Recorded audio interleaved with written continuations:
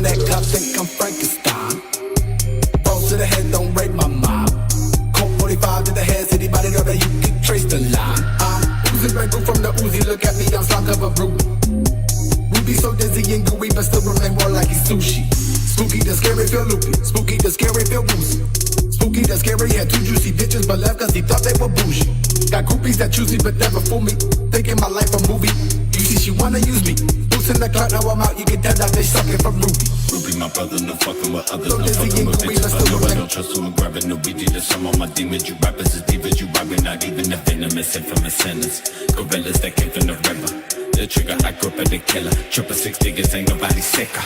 You call the cops, I call the block. Full of them kids that be rolling with chops. Product of what? Product of life. Vested for bars, suit with the stripes, and just in the bars. Not to get high, just to get known, just to get by. G-R-E-Y, at 59, cause you know the...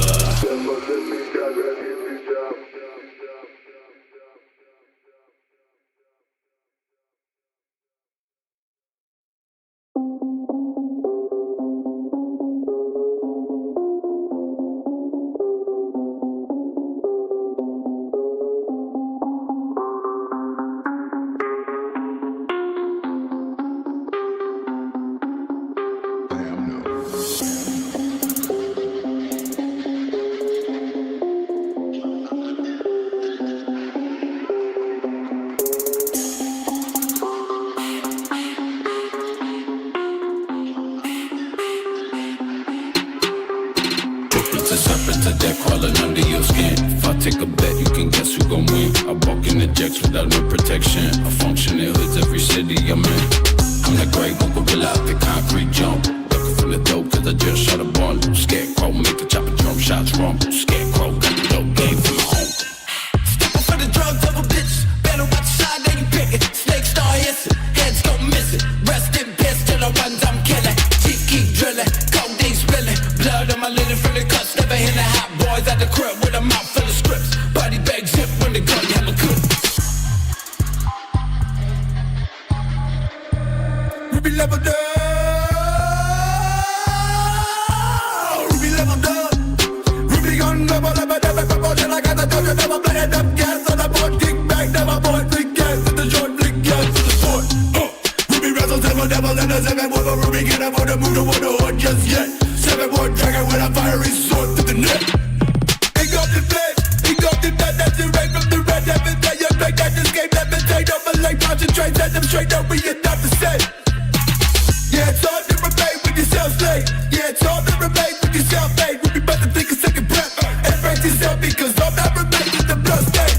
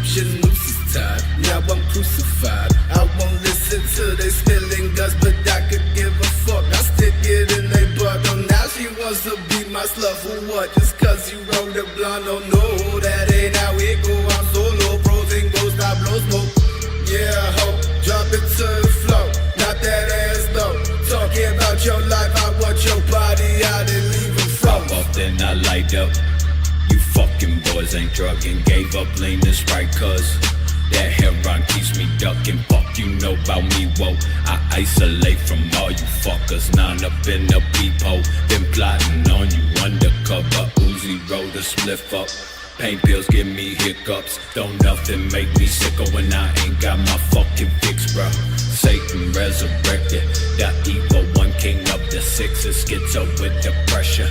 PCP laced on my swisher.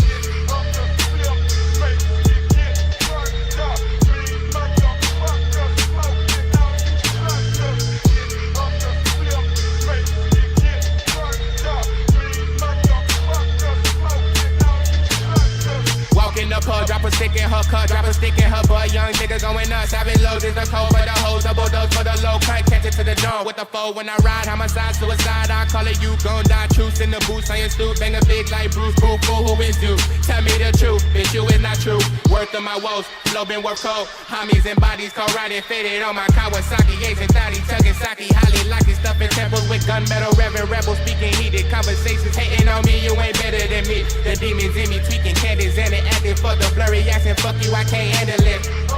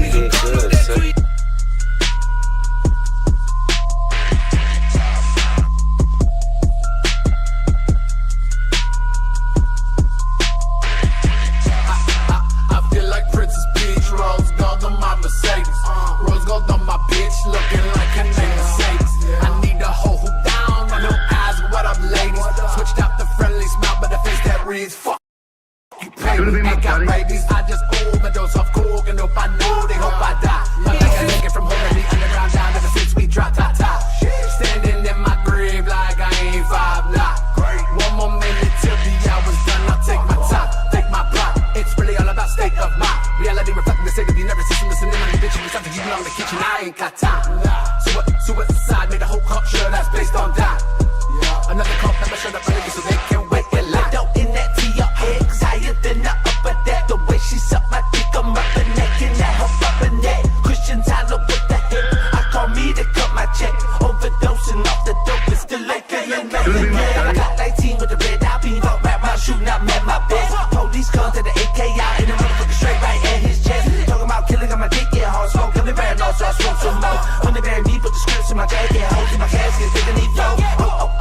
This beat, basically like ain't nothing I see. Dogs in my lungs every time that I breathe. On my feet to the wall, my feet they can be. Say what I mean, loud when I speak. Even I'll die before we can meet. I'll catch them in hell and I sit in the heaven. I need in the sky. Give up the breath and got bitches that love me that I don't remember. My game members run me in every direction. It's true.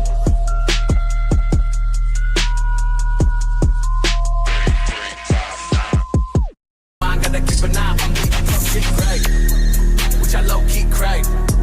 You don't know me, only show me love and I've been chugging pussy to the homie. You did good, say it good, say it good, say it good.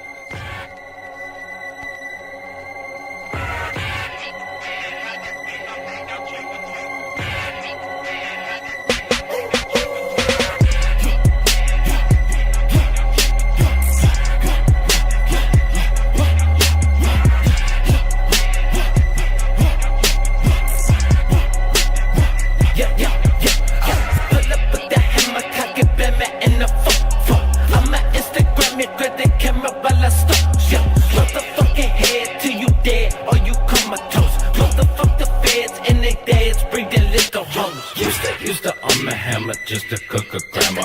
Now wake up in the morning by the 100K. It came a long way from Jefferson Drive, trying to stay alive. Now they screaming suicide, down the ride, down the dive. Just to keep on it, throw the side, straight in the side. Fuck the other side, no matter who it because I go my motherfucking dick. Or to spit unless you is a bitch. Hoes give me dick while I'm dead. Yeah, outcast downs, we out here. Skeletor the God, Lucifer, yeah, 24, and many more. Bitch, we don't play no shit, and I'm toxic. Heart full of pain, I was made by the nonsense. No cops, ain't nobody finna stop shit. Welcome to the land, motherfucker, we obnoxious. We don't play no shit, and I'm toxic. Heart full of pain, I was made by the nonsense. No cops, ain't nobody finna stop shit. Welcome to the land, motherfucker, we obnoxious. It's like I'm waking up from a bad dream. Negative thoughts flow, it's a bad stream. I'm anticipating the day when revenge comes to fruition. I'm still stuck in my ways. You were lame if you ain't fucking with Zay. I'll drop an EP just to keep all my haters at bay. If you sleeping, I ain't sorry that I'm not your cup of tea. Outcast owls watching, don't you ever come for me. Skeletor 24, Lucifer is with me. Put a hater on blast that they acting shifty. 100 in the chat, yeah, it's humbling. All up in your biz like a bumblebee. Your career tumbling. I'm passing the ball and they started fumbling. I'm passing the mic and they started mumbling. You want it done right, do it yourself, or you can meet me by the lake. Snake River is hell, let's go. We don't play no shit, and I'm toxic. Heart full of pain, I was made by the nonsense. No cops, ain't nobody finna stop shit. Welcome to the land, motherfucker, we obnoxious. We don't play no shit, and I'm toxic. Heart full of pain, I was made by the nonsense. No cops, ain't nobody finna stop shit. Welcome to the land, motherfucker, we obnoxious.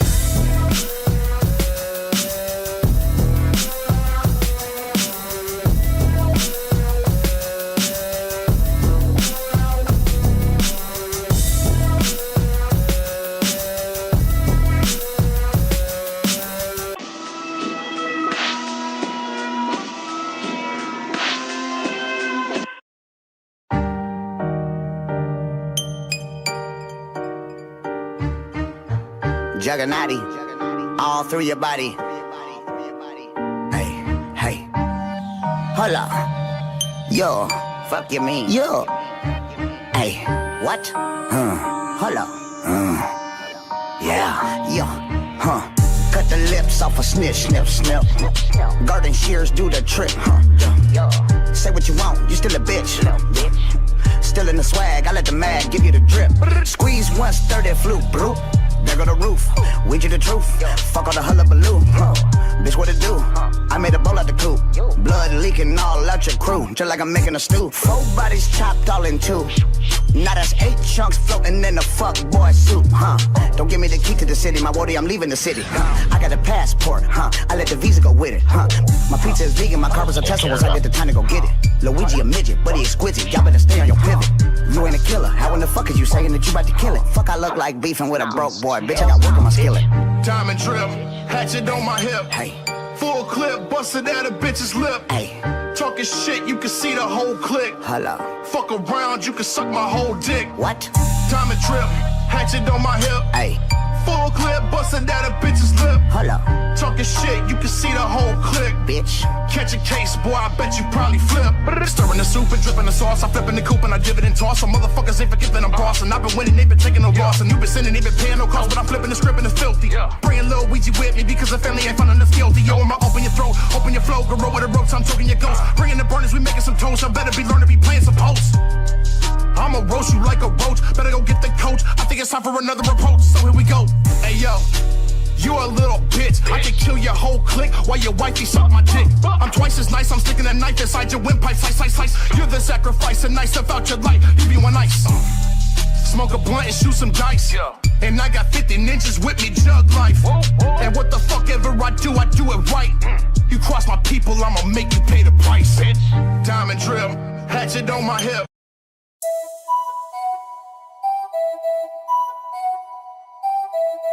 When my fuck pussy third red. Reggae selector UK, Emda. You know I think fully active, my father. Yo. One leap of blood clot smoking out the air. Fucking out the kitchen, she was fucking out the chair. Fucking out the bathroom, cock it up upon the stairs. And when me step in out the club, every gal a draw near. Every gal a go on bad. Me have the style and pattern to make the gal and go on bad. Pussy off it. What's cracking, everybody? Good morning, good morning. Pussy off it, climax type, pussy you fi have. Shiggy wicked Islam. Look up at me talawat and body long. If you're looking for your 1 minute, man. They need to get this guy to play together. Man. Big bomber class before busting on me head. A sexy gal say she want to give me head. When me fuck pussy turn red. Gymnastic, now the pussy dead. When me day port more down on I go Z. West Cumberland, Waterford, 3 West. Wake up in the morning, you know so that me bless. Smoke so much weed, them think I naughty dread. Come me no give a fuck, me no give a rascal. Bedroom bully, make the pussy talk. Big dirty bass, that one you fully dark. How the pussy blood clot, you know we fully dark. Stepping out the dance, laugh and a braff. They bread on me money, run my money fast. Run my money fast, meaning in a funny talk. Chick Glock there, everybody gone. I miss a listen to me clear. Hey, I miss a listen to me clear.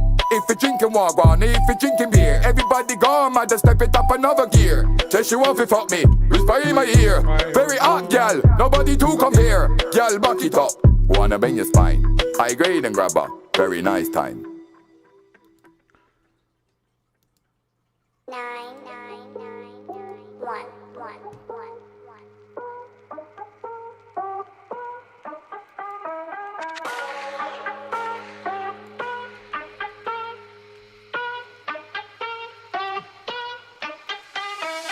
Banging on the chick 'cause I'm a gangster bitch. I'm gang banging on the strippers. What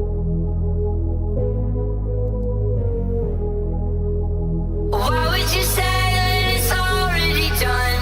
The truth is that it has barely begun. Shout out to everybody in the chat. This is your boy Skelly. Welcome to We Out Here. Drop some motherfucking owl emojis in the chat. Let me see them hooters. Good morning. Let's get the show started. Episode 5. Here we go.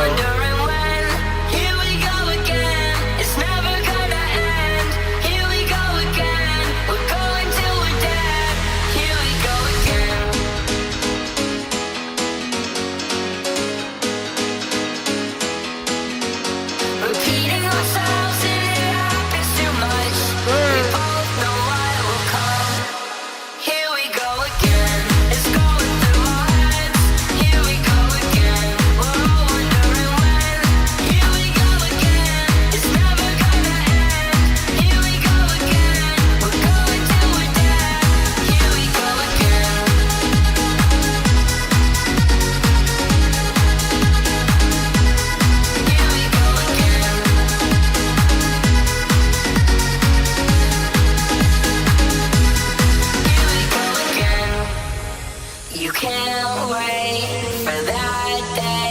You think it's coming soon. You're dead wrong. It won't stop. There's nothing you can do.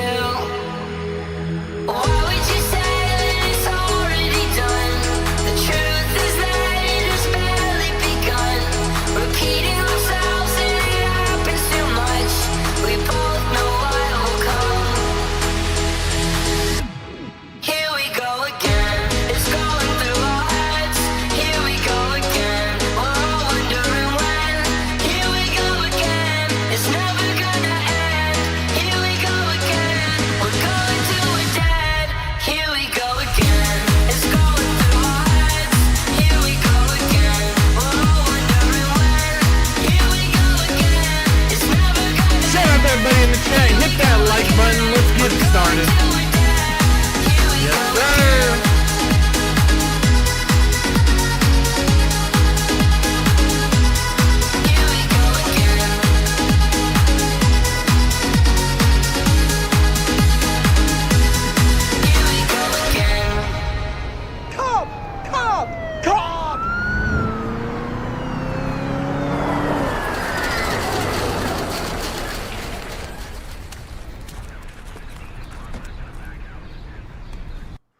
What's cracking, everybody? This is your boy Skeletor the God, and we are live on We Out Here TV. Good morning, good morning. What up, that Melissa? What up, Cult Official? What up, Pac-Man? What up, Chris Hansen? What up, Iron Sam?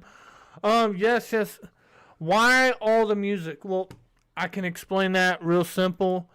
I don't warn anybody when I'm going live. I just randomly go live, and not everybody can just hit fucking play and just watch right away. So with the music, it gives people a little bit of time to know that I'm starting, because it's always been a tradition around here. I've thought about going back and cutting out the music once I'm done, so for people that replay, they some people jam out to it. Hey, it is what it is, but it gives people time to get in here and everything. But with that being said, we're on the 5th installment. Yesterday we watched the chokeout, but I had a bunch of questions. I've been getting a shitload of comments over the last couple of days since I reopened up the lore and I've been talking about it. A lot of people want to know about the relationships. A lot of people are also bringing up other battles that CPN had, but those are so small that nobody would care. I know that they mean something to the lore, but they're just so small. And when I'm day 5, fucking 10 hours into this, it's hard to bring all that shit in. What was it? They wanted me to bring in the Yaya the Gremlin beef. They wanted me to bring in the Frankie Grudge beef at the fucking Comic-Con.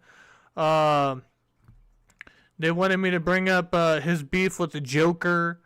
They wanted me to talk more about his baby mamas and all that. They wanted to talk about his family. I'm like, I don't want to bring his family into it. We can leave it with what we have now, because that's already good enough. And now we're at the saga where he's just been arrested. He's in jail. Now we're getting the phone calls, the crazy people fucking defending him online. And right now it's in that weird, I would say love phase or honeymoon phase or whatever you call it, where we do not have any more of these videos because they got deleted on my channel and they're not archived anywhere else. But Chuck and Roxy came on and did a couple of interviews. After the court where they did the interview, and they were sitting there talking about how they were going to wear matching costumes to whatever. And then they ended up getting in a fight. She said that Chuck was coming on too strong, something, whatever. She ended up talking to Mac. She ended up hooking up with one of the Bender boys. It broke Chuck's heart. It turned into a disaster. It was wild for a while, things thinned out after a while, but let's get into the jail saga. Shout out to everybody that's here. Yes, greetings all. Okay, this is what we're going to do. We're going to refresh this. And we're going to go back this way, because this will be the easiest way to do it.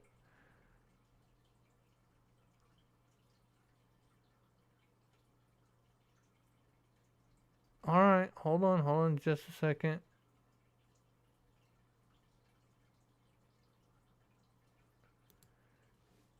All right, here we go. And I had to line it up, Pimpin'. I got it. Should I do it that way? Fuck it. Let's do it. Fuck it. We'll take one for the team.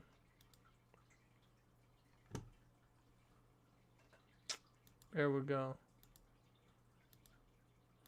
No, all these are recorded, so it's like it's hard to play a bunch of them because Odyssey's like always acting weird. But here we go. What the fuck is up, y'all? Crazy McCormick up in this motherfucking bitch, alongside Snaps. So this is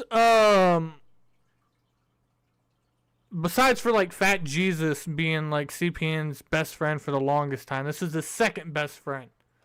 Crazy McCormick, and then Madness came in, and then it was Max. I don't know. The best friend situation with CPN always like went all around, you know? I keep it simple. My best friend is my wife. So I've had the same best friend for 15 years, so I'm good. Like, you know, I have acquaintances. I have my boys I hang out with. I have, you know, the occasional, hey, let's hit the bar dude. But besides that, man, I just don't be calling everybody best friend. That gets kind of weird. So, what the fuck is up, y'all? Crazy McCormick up in this motherfucking bitch. And that. Oh, complain. There's actual. We have our. With nobody. Mental. Half about that works. He told me that. So, all right, they're not numbered. So this is the pre-show. This is where they were going live to tell everybody that he's going to call, and these are all the rules that they have set up for the situation. So pretty much he's going to call. He has 15 minutes at a time to talk, and I believe he's on a tablet. He's in his jail cell. So he starts breaking down. I believe I have the first day of jail video right here. Okay.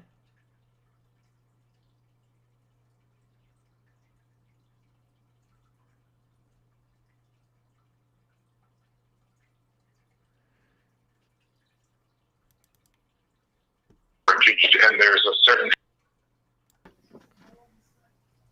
Creator. Look in the description. definitely made it easier for me. So we'll see. If you don't claim it, I'm keeping it. Yes. Keeping that and the money to give to CPN. Thank you. Mm-hmm. Yeah.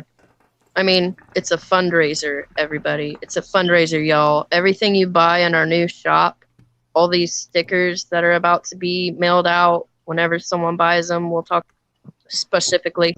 Seeing where our loyalty lies and all that other shit. Hold on.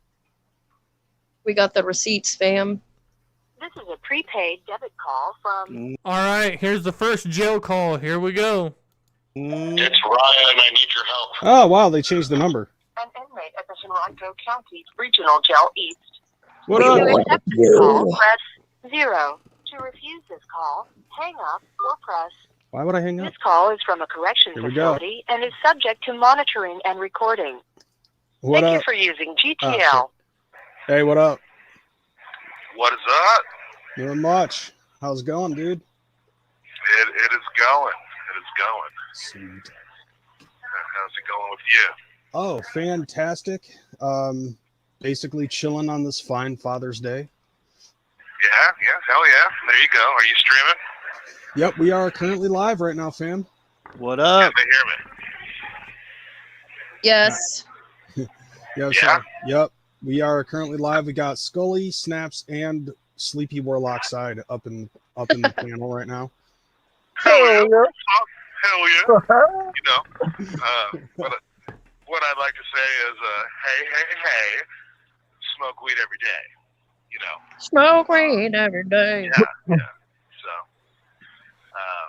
once again, anyone out there watching,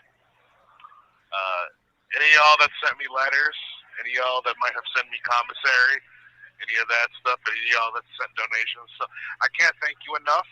You know, you have definitely made it easier for me up in here. But I gotta tell you, listen, about a week and a half ago, this epitome came to me. place is dope. It's like, Mecca, this is where I'm supposed to be. The last part I'm lying about. It sucks. It's fucking jail. You know? It's not designed to be fun.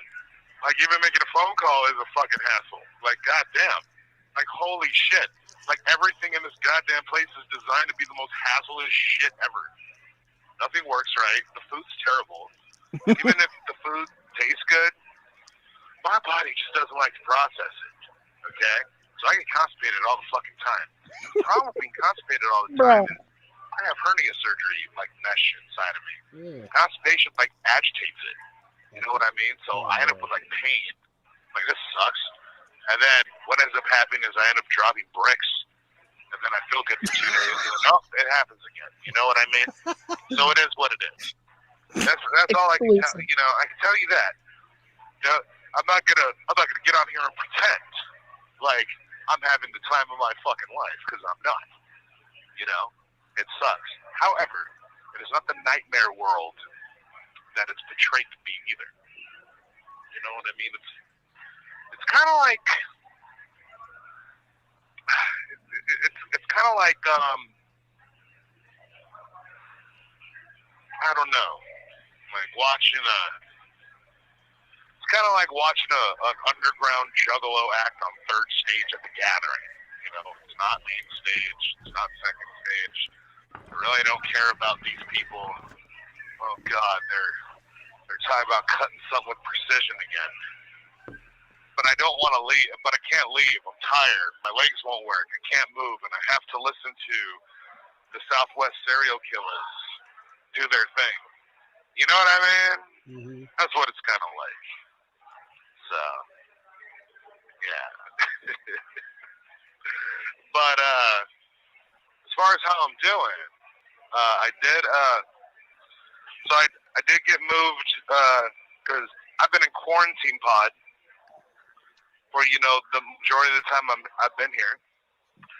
I finally got moved to a general pod, which is a lot better. You know, cleaner. We have access to a lot of things. We have washers and dryers in here. The shower situation's better. It's all around better.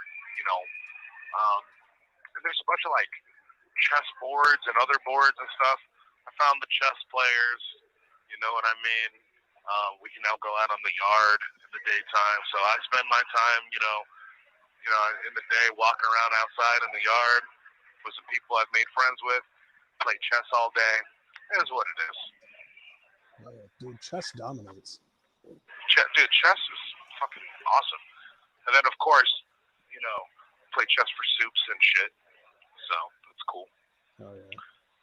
Yeah, you know, and I will say I now understand. Like all those things I've always heard about, put money on a homie's books and all that other stuff. I now understand. What up, Chris Hansen? What up, Willow? What up, Molly? You know what I mean? Like, holy shit. What up, Blue Bayou? Just wow. So, yeah. So, as far as my case goes, I've been advised very sternly a few days ago to stop calling and doing live streams talking about my case. So, yeah. My attorney is not a fan of it, so we won't be talking about any of that. The only thing I could possibly say is feeling really good now, you know, about the outcome here. That's all I can tell you. Oh, man. My last visit, ooh, buddy. You know, let me tell you something. Y'all are going to turn around eventually and be like, God damn it. That's why he's CPN. That's why he stands alone. You know what I mean? Mm-hmm. Like, and I mean stand alone as in like, you know, like there's only one of me. Never replace me. You know what I mean? I'm CPN for a reason. It's going to be figured out when it comes to the conclusion of all of this. But we still still have a lot more Lifetime movie ahead of us. But I'm just saying. Oh, buddy. Oh, buddy. Buddy. Buddy. Buddy. You know. But anyway. So what you been up to, crazy? Nothing much. Just, general shit. Been working my ass off Monday to Saturday, and then Sunday, my only day off, I went shopping. Ended up getting a bunch of groceries. Then, I ended up buying a new video game. That shouldn't surprise you or anybody that's watching. Right. Dragon Quest 11. Ooh, Dragon Quest 11. Wait, that's the one I was showing you, right? It's the one it's the newer one that you can change into 2D mode. Yeah, remember I was playing it on Discord and you were watching and shit? Mm-hmm. And hell yeah. Yeah, I'm telling you what. If you invest your money in a higher end gaming PC, you know what I mean? You get an Xbox Game Pass Ultimate subscription. Mm-hmm. Dude, you have games for days. Hell yeah. Huh? Hell yeah. That's what's up. Dude, I'm telling you. I miss me some games. Some games, bro. Oh, I want to tell you something else. So, a couple things have happened also. The other day, we're walking to Chow for lunch, and the way they do it is, like, we walk through, and then, like, another pod comes through as we're going back, and all this other stuff. Well, this other pod's coming through, and we're going back, and guess what I hear? Hey, is that CPN? Oh my god! And I go, what the hell? And I turn around and go, what's up? He's like, oh shit, yo, what the fuck are you doing here? And you know, so that happened. Yeah, that's funny, dude. Somebody in the chat ended up asking if you bumped into another juggalo while you were I have. He's not in my pod. He's in another pod, but as the pods were crossing, you know, like, yo, is that? Bro, that is the biggest bullshit lie. He is in a Virginia jail and ain't nobody, like 85% of all like huge celebrities out there can just walk through. Like nobody knows anybody like that. Fucking CPN. I was like, yo, what up? Oh damn, dude. So that's dope. Another thing happened. So like right before I got moved to Gem Pop, like quarantine pop was still like taking some like new inmates. Mm-hmm. This dude comes in. He's there for a little bit, you know, and I'm walking around and he's like staring me down. And so like I'm like, okay, what the hell? I'm like, you good, bro? And he's like, oh, I saw you. I go, what do you mean? Apparently, videos of both incidents have been like smushed together and put on some like Virginia like wall of shame thing, like this person went to jail, like on Instagram or something. Mm-hmm. He tells me he saw me, and he's like, yo, you that nigga with a hammer. I went, yep, that's me. And somebody like, what do you mean with a hammer? This dude told the whole pod what I did. And then he even tells him, and then he goes back. The motherfucker goes back, goes up in the door, what's up, bitch? Beats this nigga's ass. Blah, blah. So now people have me telling the story up in here, and I got a little bit of respect, I guess. I don't know. Well, I mean, shit, dude. The fucking story's gangster as fuck. Yeah, that's what they've been saying. They're like, yo, dude, that's the realest cheese shit I've ever heard in my fucking life. I'm like, okay. Like, most people are in here for, like, some drug shit. So, there's actually not a lot of violent people in here. But you know what's crazy? I'm actually getting, like, treated with less security than, like, a lot of people with the drug shit. Like, so, for instance, when we had to be moved, like, a specific type of move they did with us, they had to shackle all of us, right?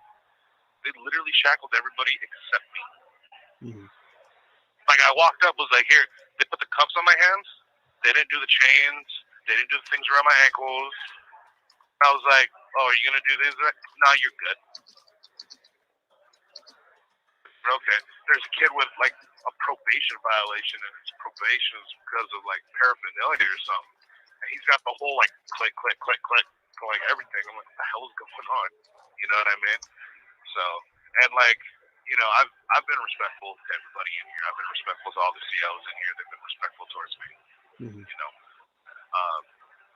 so it is what it is. I just got done today mailing out a 14-page letter.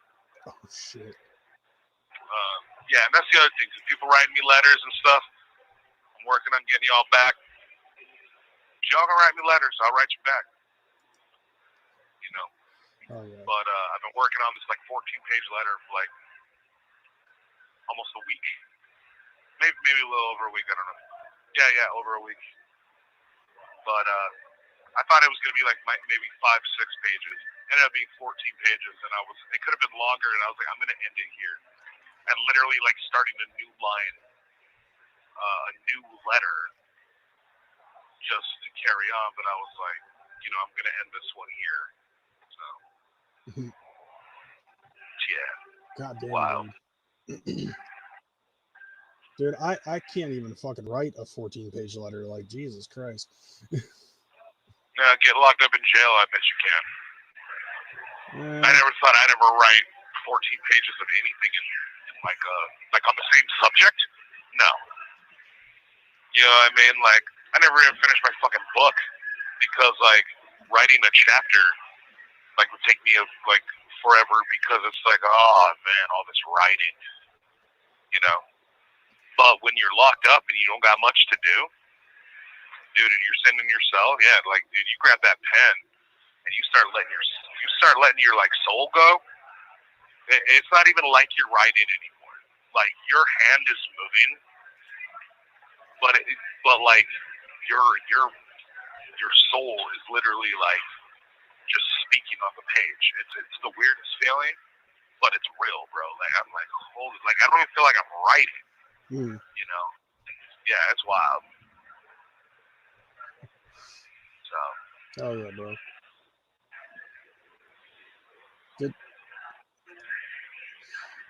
I'm looking at the time and I'm like, did it pass 15 minutes? Did they like give you extra privilege?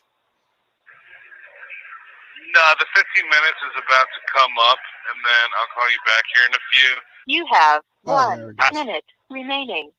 There it goes. Aha, there it was. Yeah. So I'm gonna when this cuts, I'm gonna go grab me some water. I'm gonna take a walk around the pod, and then I'm gonna call you back so you guys can talk, do what you need to do. If anyone has any questions for me or anything, you know, do the little intermission or whatever to collect them, if that's the case. Yeah. You know, but obviously I'm not talking about the case. There's 2 people I will not speak of. So yeah, filter those out. But you know. All right, we'll do. You know what I mean? Mm-hmm. You know, I haven't sucked any dicks, unfortunately. Or like Donkey Kong when he picks them up. You know. Mm-hmm. You know. I do want to tell y'all this. I've had, like, I'm getting like the full jail experience other than the man-on-man action. You know what I mean? Mm-hmm. You know, I haven't sucked any dicks, unfortunately, or fortunately. I don't know. I'm trying to have the whole experience here, but I haven't sucked any dicks. No one sucks mine. There's been no anal action, nothing. You know. So what you're telling me is that technically you're still a virgin. It's super weird that he can be in jail, and even if you're not homophobic, you know, nobody wants to be, you know, shitting 5 feet away from a man, fucking smell raw ass, and it's just a lot of shit going on. Everybody's having a bad day because they're in fucking jail. Nobody wants to be in jail. And then you got some fat, tubby motherfucker in there laying in the bed with the tablet. I'm a Juggalo superstar, and I haven't sucked any dicks in here. technically I'm still a virgin. However, well, no, it's like, obviously when I was a kid, the men wanted me from the stories you've heard. Why don't they want me here, fam? It's jail. What the fuck? Nonetheless, I guess when I was a kid, I was just more attractive. Nonetheless. But, I've been playing spades for soup. No shit. Bro. Dude, I've won honey buns, bro. He's been playing spades for soups, and he won honey buns. These are life accomplishments at this point. In cards. Bro. I'm like, honey buns, bro. I've been excited for commissary day. But I've always showered alone, and I'm not used to that. I'm waiting for some big dudes to come in the shower with swastika tattoos, and say the words. You want to be a nigga, sweet boy? We don't treat you like one. He's saying this on a jail-recorded phone call. How fucking insane is that? Dropping the hard R and just fucking... Wow. Yeah, we got inmate 26 over here reenacting rape and saying a lot of weird shit, and he's live streaming it. How long was he in there? A little over a year in total, I believe. I believe he did a little over a year because he got to go home to Arizona for a little bit, and then he came back and he got rearrested because he didn't agree to the terms that they had. Alright, so Siznak, you're here, so I think this is I wasn't going to show this video, but I think I'm going to show it. Alright? There you go. So, I don't know if I can find it, because this may be a lot of like me looking around just to prove a point, but I want to show you guys something. So, I think I might have it over here. Let me look. So you guys remember about the day before yesterday we covered the wedding, right? And right after CPN got married, of course they're on social media, they're posting their pictures, they're reading comments. They see that Jamie Nicole and Music's Biz Marty are live talking about them getting married, making fun of them for getting married on a street corner. So the first thing that goes to CPN's mind is he needs to jump on there and defend himself. As you guys saw, he's on there arguing with them. But on the very end of it, he screams, I'm going to go do some fucking acid and fuck my wife for hours. Let me see if I can find that part real quick. Let me see if I can find that part. That's not my baby. That's Cherry's baby crying for her dad. It's great to see you guys honeymoon. All this talk about take care. That's so obsessive. Retard, not acid. My marriage, bitch. Nice. So I'll talk to you later. All right, here it is. Hey, look, if you guys clip this all together, it would be fucking hilarious. I might have to do it because there's going to be a little bit of spacing in between. But this all proves a point. I'm going there. Look, see? I'm putting in extra credit right now. All right?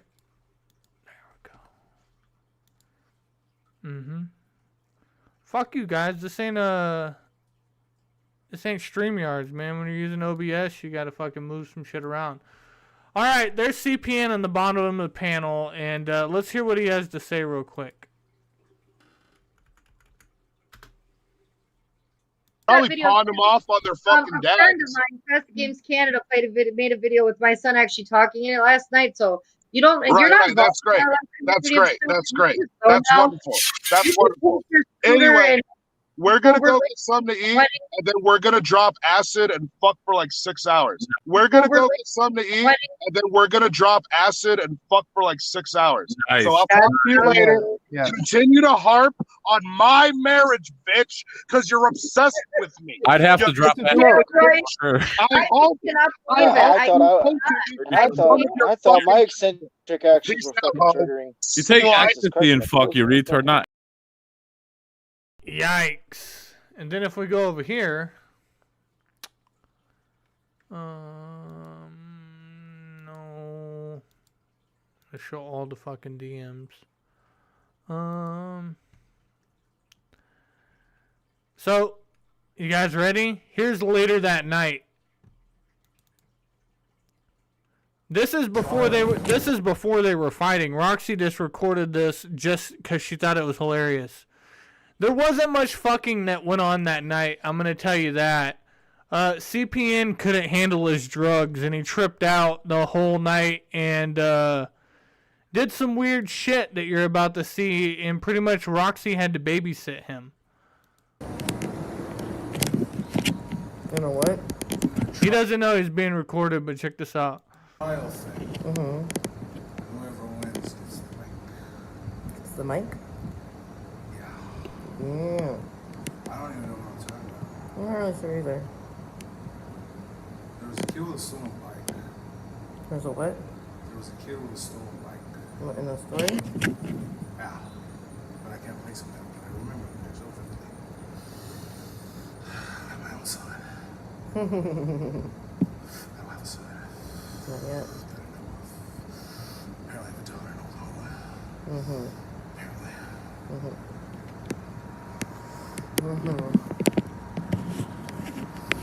Motherfucker, when we're going.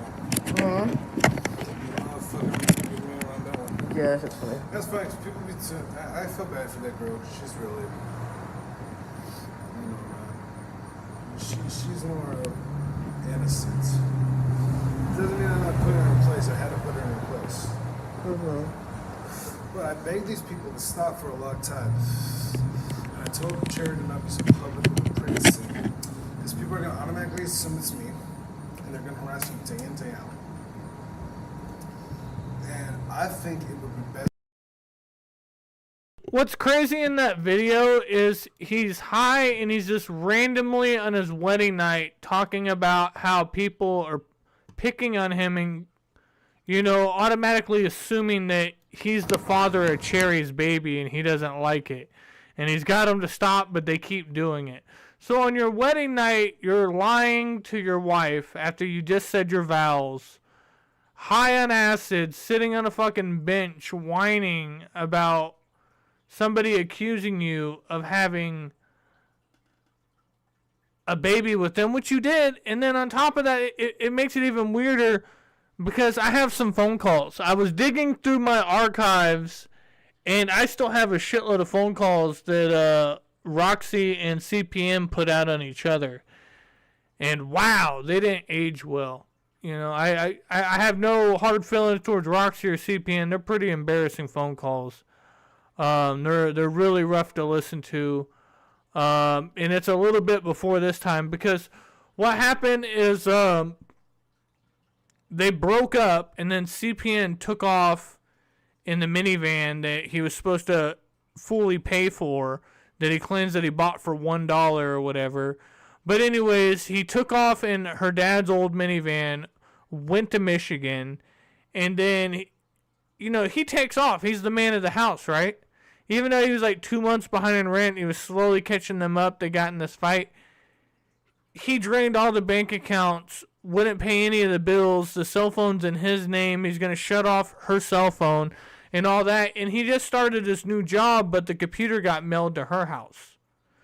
And he starts screaming at her that she did this and she did this, and he's going to get her locked up for fraud, and that he's going to shut off her cell phone, and he's not going to send her any money to pay any bills unless she drives his new computer over to Saginaw. Now, I was confused by this because, hold on, isn't this like over 1,000-mile trip? How far is Washington, D.C. from Saginaw, Michigan? That's a 9-hour drive that he made her do in a snowstorm. And I'm confused because the whole reason that they originally got in this huge fight and, he called the cops on his wife and everything is because she doesn't have a driver's license and she can't drive.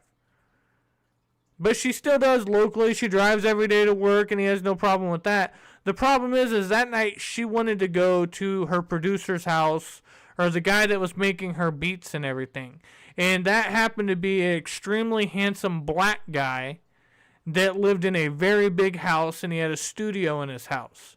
And he used to date Roxy Red. So immediately, CPN didn't want his wife going over there to her ex-boyfriend's house.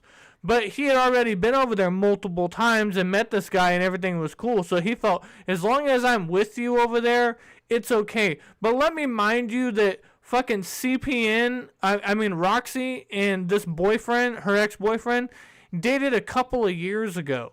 And they remain friends. And since then, he got married. He had a pregnant wife upstairs, right? In this big-ass house. And you have to think, he got remarried, he has a pregnant wife upstairs, and she's allowing his ex-girlfriend to come downstairs. Because obviously his pregnant wife upstairs in that nice-ass house trusts her husband to have his ex-girlfriend over just to do music. And CPN, for some reason, thinks that they're fucking.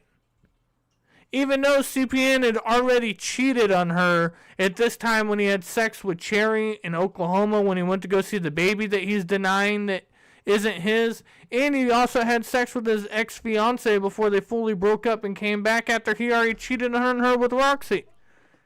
So, like, CPN is fucking anything that's available at any given time as long as he can give a long-ass fucking Romeo story to it, right? But, he made Roxy drive all the way over there to Saginaw, Michigan. And then when she's driving back, he made her stay on the phone with him for 9 hours talking to him. And she had to like sleep at a truck stop because she was too tired and she didn't want to get a hotel room. And she had to drive all the way back and then still have to continue to go to work. Because previously up into this, CPN wasn't working for quite a while. He didn't have no money coming in. But fucking Roxy's working at the restaurant she's worked at forever, waiting tables and doing all that, and then trying to hustle a music career. You know, I'm not saying she used CPN because obviously there was love there somewhere, but she definitely thought she could get more clout in the music stuff, which didn't help her at all because like once he got arrested and they separated, that's where she like got better with Blase and they were able to like do their thing and open up for ICP and shit. But yes, I do have those phone calls. But let's finish watching this acid trip video, and then we'll go over the phone calls. And remember, this is 5 minutes, and he doesn't find out that he's being recorded into the last 2 minutes, and you can watch how he changes his behavior. So this is him just being normal, wife and husband, wedding night, fucked up. You're supposed to be fucking for hours on acid, bud. Like, ecstasy's a good one. Cocaine's a good one if you can, like, you know, do a reasonable amount. You know, you don't want to be humping for hours, dripping sweat. Like, cocaine can go totally wrong in the bedroom. Nobody really likes to smoke weed, and it's just too much. Any other drug? I don't know. I never really, like, sex is pretty good sober. You know, sex is good all the time. So, like, I don't know why you would want to, like, fucking, I'm going to do all this shit and then, like, you know. Maybe, I mean, I don't know. I don't do Viagra or Blue Chew, you know. Maybe when I get in my fucking 50s or something and I start having issues, maybe I'll try it out. That's just, like, a lot of boner at one time, guys, you know. It's like you're supposed to get a boner for like 30 minutes. Like I may only want to have sex for like 6 minutes. It might be a quickie, and then I gotta walk around with a fucking mini baseball bat, fucking banging off my thighs. Like I don't want all that, dude. Like I got shit to do. I don't know. That's a scary thing, man. Yeah. Yeah, I have no idea. We've been talking about Sherry for a while. Oh, because you were saying that something, some kid on a bike, you remember. She's so, like, manipulative. I want to say she's manipulative. She is a whip. She what? I was going to say, I want to say she's manipulative, but she has a way with all everything. You know, Gwen is from Amazing Spider-Man. But, What about the Amazing Spider-Man? Huh? What about the Amazing Spider-Man? What about what? You said something about the Amazing Spider-Man. Yeah, I don't know. That's a lie. You know, there's responsible cocaine people. There's responsible people where they have an 8-ball and they look at that 8-ball and they're like, you know what? I'm going to split this into 3 Fridays. You know, it just gives me enough to pick me up and all that. You know, there's the good old people that are about to go hit the bar and then they scoop a little bit so when they get home they have something to wake them up in the morning, you know. All these are cocaine jokes. Nobody does drugs. Don't take any of this serious. Drugs are bad, kids. Don't do them. Spider-Man's dope. Spider-Man's pretty dope. I like the Amazing Spider-Man. The Amazing Spider-Man. Oh yeah, I was talking about Gwen, or Gwen, whatever her name is. Cherry? No, his love interest. Gwen Stacy. Oh yeah. I like Gwen Stacy better than I like Mary Jane. Yeah, me too. I'm not gonna lie. I mean, I'm not firing shots at CPN, but the way that he has his shorts rolled up, the way that he smokes his cigarettes in between his 2 long fingers, and he's just real limp-wristed and rolled around and everything. He does give off a flamboyant vibe. You know what I'm saying? Like, if I put this on mute and you said, and you made the title, "My Gay Friend Can't Handle Acid," a lot of people would believe it. A lot of people would believe it. Gwen Stacy knows what she wants. I said responsible people, says Knack. Yeah, I'm not talking about you're about to hit the bar at fucking 10 o'clock. You get an 8-ball at fucking 7. By 9:30, you're fucking out of the 8-ball, so you have to call your homie to go get another 8-ball before you hit the fucking bar. Then you're all fucking spun the fuck out, having a good-ass time drinking. And then you fucking, you know, you need something, and then something, and then it all leads to something, and the next day you need something to recover from that. That's a process. That's layers. It's like that's the onion effect. Gwen Stacy had much more personality. Yeah.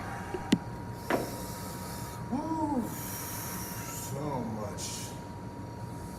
Just so much wow right now. You're right, I'm totally gonna use this video against you later. Oh, you fucking recording me. That's okay. I have been for about 5 minutes.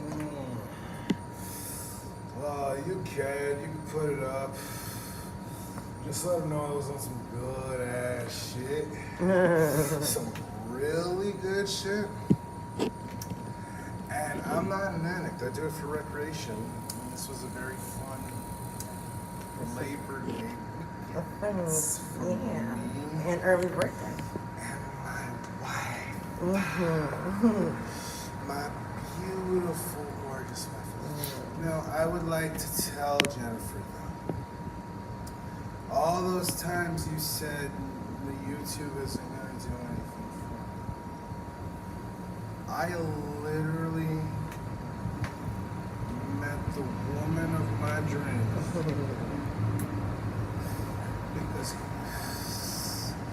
Because a dude got kicked out of the army.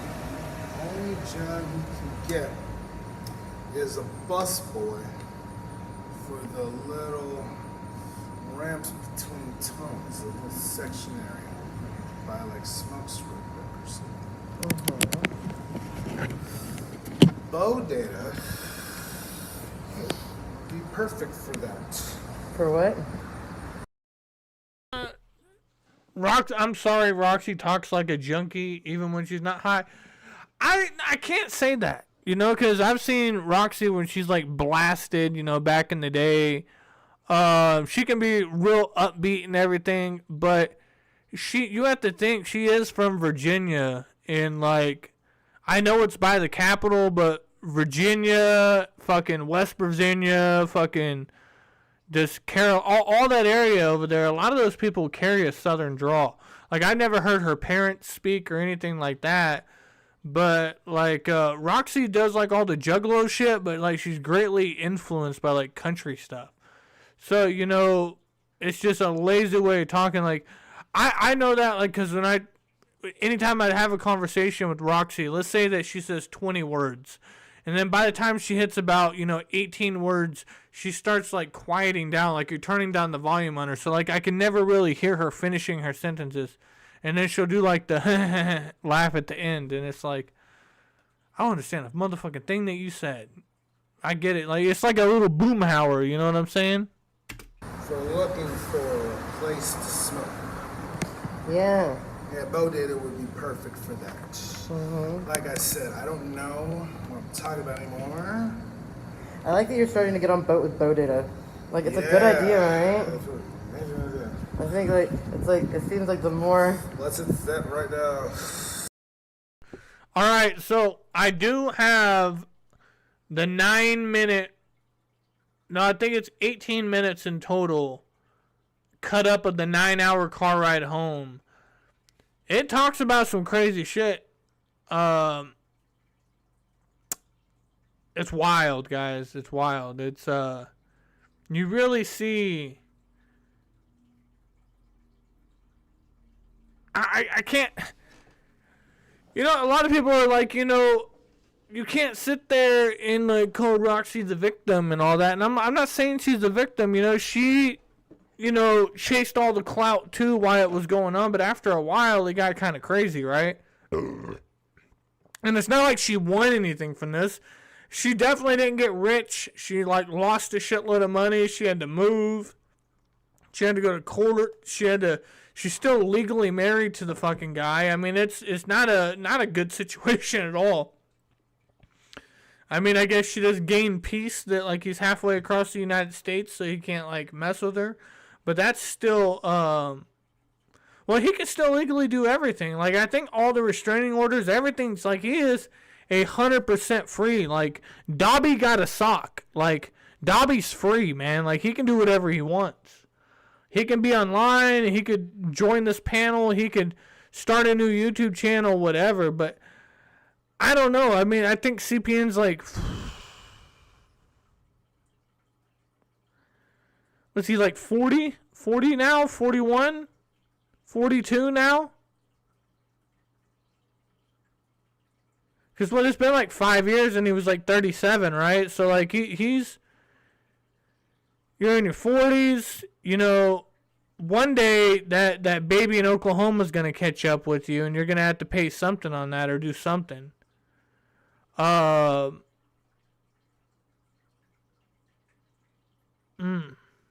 don't know.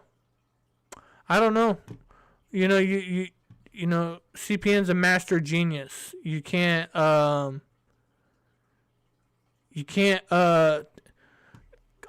says Knack, that's not fair, because like look, me and you both got a shitload of tattoos all over our body. I don't even think we could fucking name most of them, but we got some weird ones. Don't you got some Twizzler tattoos? Like we got some shit that we don't like. Let me get ones in the chat if you guys want. They're black. You can't see nothing. There's no screen. It's just them talking, but it's some crazy shit. But I will play the phone calls right after this 2 minutes if I get a good amount of fucking ones in the chat. If not, we're going to skip back to the jail phone calls. So pretty much if I get enough ones in the chat, we'll do this bonus footage. And it's weird. Or we can get back to jail phone calls. It's up to you guys. Let's invent right now. Just kidding. Right now. We don't have the capital to do investing. We don't have the capital to do that thing you say where they look and then we buy for this and sell for this. I don't have time for that, and I hate special victims unit only because of what happens to kids. Sometimes the special victims unit brings me. Yeah.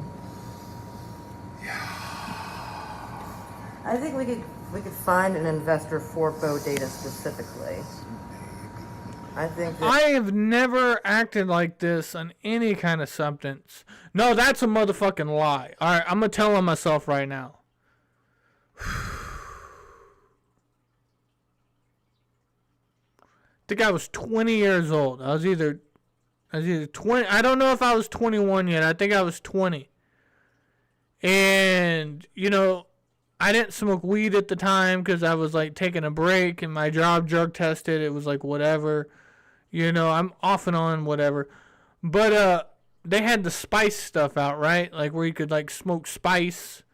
And when spice first came out, it was fine, right? You know, you got a little head change, you felt good or whatever. It was like a synthetic weed. But over time, they kept changing the chemicals in it.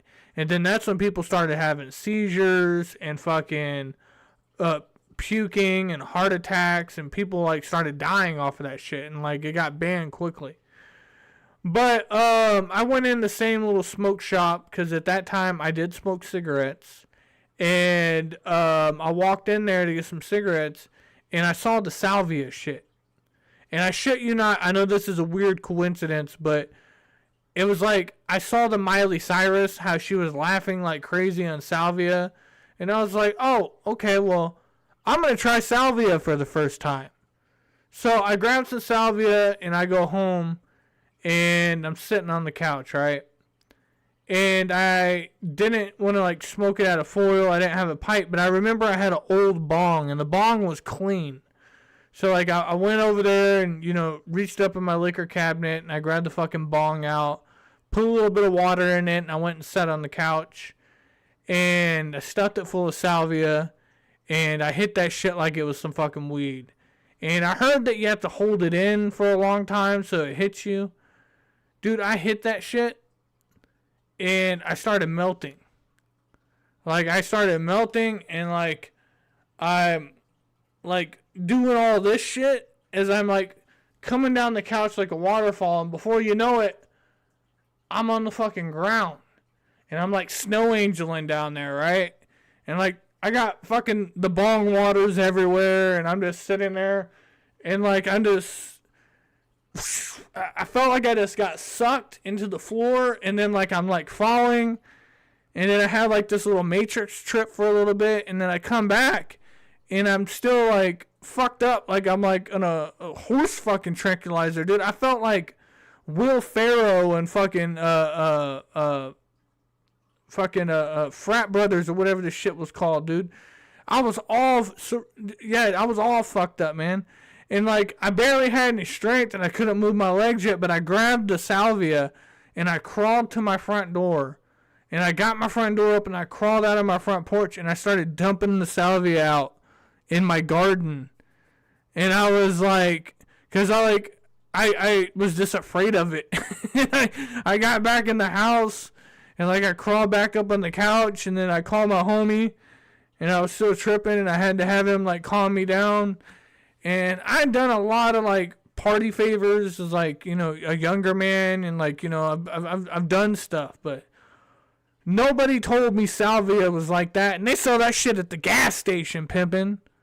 Like, and then later on that night, like once I like was like cool, I looked up salvia on YouTube. I see people like breaking shit and like punching their friends and like, you know, going into like full retard mode and shit. And I was like, this shit is not good. Like, salvia won't kill you, but like, what is the benefit of it? Like, what does it do for you that is so motherfucking exciting that you think that's cool?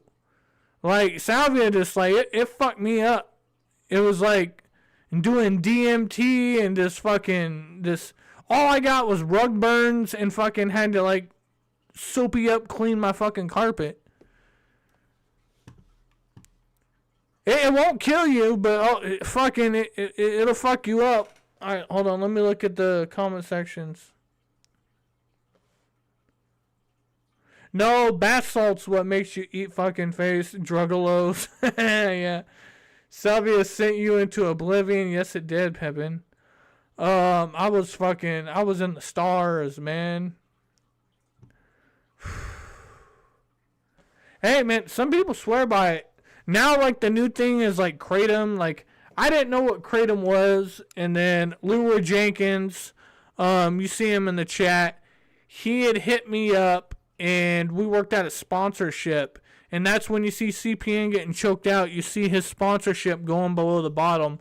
But he was sending me Kratom, like, big-ass fucking boxes of Kratom. Like, I had in Kratom teas and all kinds of crazy shit. Kratom powder and his special coffees and all that, and I was mailing them out. I was selling them to everybody, giving them away for giveaways and everything. and I would shout him out every episode. And I never done kratom before. I tried it when we did the gathering of the owls when we went out there. You know, I drank a shitload, or I took a bunch of it and I chugged some orange juice with it.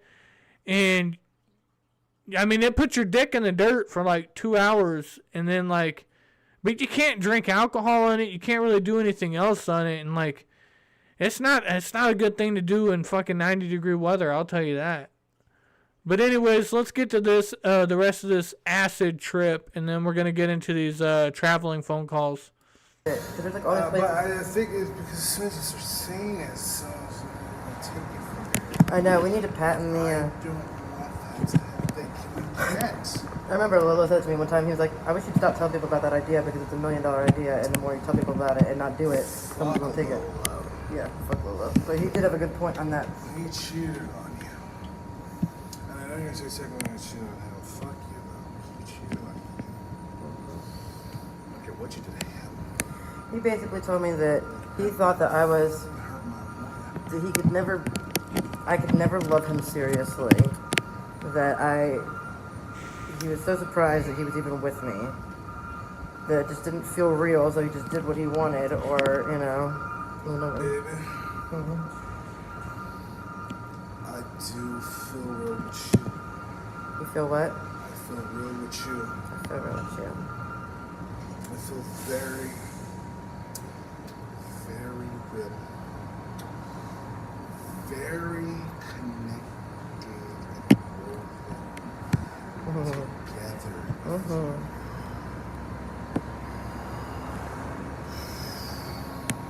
Yeah, I don't know. The newest thing is the galaxy gas. Like, I see canisters laying all fucking around, like, and then like everybody, like, you know, I went to a party the other day. They had a bunch of galaxy gas. They're all hitting it over there, and I'm like, fucking man, I watched kids sit there and do fucking nangs with balloons and shit like that stuff. I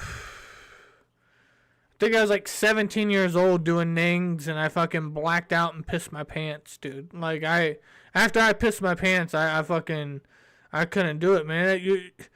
Nangs, you're literally like fucking like glitching out your brain. It's some fucked up shit, dude. Nangs are not where they're at. Yeah, I pissed my pants in the back of my buddy's new fucking was it like fucking Z70, like Chevy, whatever fucking pickup truck he had. So I reached over when I woke up, and nobody really noticed. So I fucking took my drink and poured my whole drink in my lap to let it blend with the piss. Because I was like, man. But then I know when he took it to the car wash and he's sitting there washing that shit out. That's what I feel, though. I love you. Thank God they weren't leather seats. Oh, I got to sleep. Whoa, that was crazy. Like, I just looked up real fast and saw that, and it looked like, I was like, where am I for a second? I didn't know where I was. Thought I was trapped in a tunnel. Nope, you're at our beach condo that my sister got us for your birthday. So they are at a beach condo that Roxy's sister purchased them for his birthday.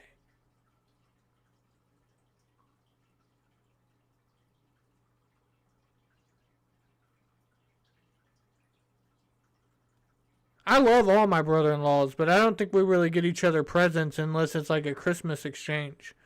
Like when we do have birthday parties, like we'll come over and like eat food and shit. Like, I don't know. I just, you know, like, of course the kids get presents, moms get presents. I'm not saying I'm spoiled, but like as a dad, like if you want something, you're just gonna go fucking get it. Cause like you already like, you're holding down the fort, like you're dealing with everything. You go to work all day, then have to come home and deal with everybody else's shit, and just like make sure everything's cool all the time. You deserve that little extra.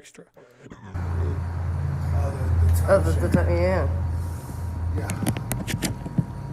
Yeah, I feel bad because No, I've never done mushrooms. I've done ecstasy, acid, weed.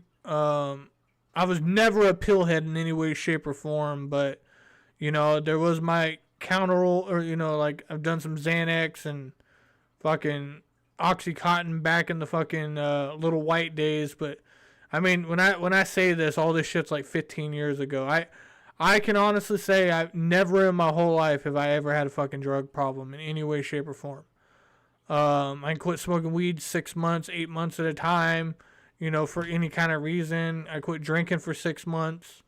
And I don't even have a drinking problem. What pisses me off about drinking is since I got over the age of 30, now if, like, I'm drinking casually, and, you know, a man casually, like, get off work, have some beers, live stream, you know, do whatever you're doing, I get up to, like, 230 pounds. But if I'm not drinking alcohol, not even one fucking sip, I drop down to 195, 185. I swear to you. Like, if I quit drinking tomorrow and then I waited 5 months, I would drastically lose weight. But also, I don't like, everybody gives me shit about how tall and skinny I am. They're like, it's just, I don't know. You feel comfortable, a little bit filled, but like, it's like I can see my dick. I don't have a big belly. I can run. I can do everything. It's just, I don't know. I wish I really had a gay friend like CPN to tell me how I feel right now. Skelly, we don't care about all your bullshit. Play the fucking car videos. We want to hear CPN say some really creepy shit. Okay, pimpin', calm down. Don't yell at me. Don't yell at me, alright?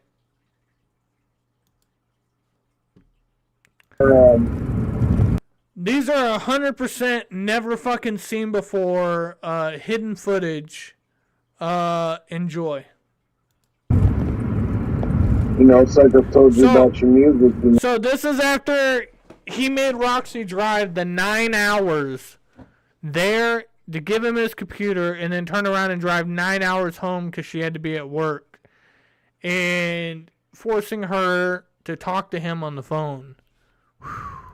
You know, you have, you know, there's all these, like, female rappers out here, but you have a very different style that puts you apart from them.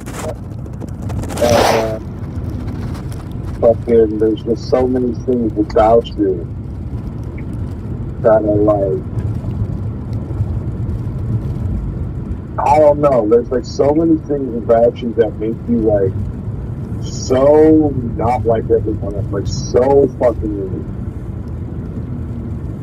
And so goddamn like just I don't know. Now, I know this is weird and I know it's starting off slow, but everybody please trust me for a second. What you're getting is he recorded her just as much as she recorded him. CPN was the king of recording people's conversations. He was a piece of shit, right? But I don't get it. But anyways, when you're listening to this, I want you to remember this is a married couple. You're going to hear them talk about, you know, their happy times, their sad times. CPN does some creepy shit in one of these clips. I don't know exactly which one it is. And I kind of want to break it down, but I don't want to get all into it before it actually you hear it. But it gets fucking weird. And I understand, like, just play it when we get to it. I'll talk to you about it. Oh, like one of those like unique fucking diamonds or something where there's only one of them. Alexandrite. I mean, we make the fucking joke, like we make the basic bitch joke all the time. You know, like, oh yeah, you basic as fuck, but like, I mean, literally, like, I don't believe it. I believe like there's absolutely nobody in this world like you, and that's a good thing. It's like you're like very positively, not like you're very positively like.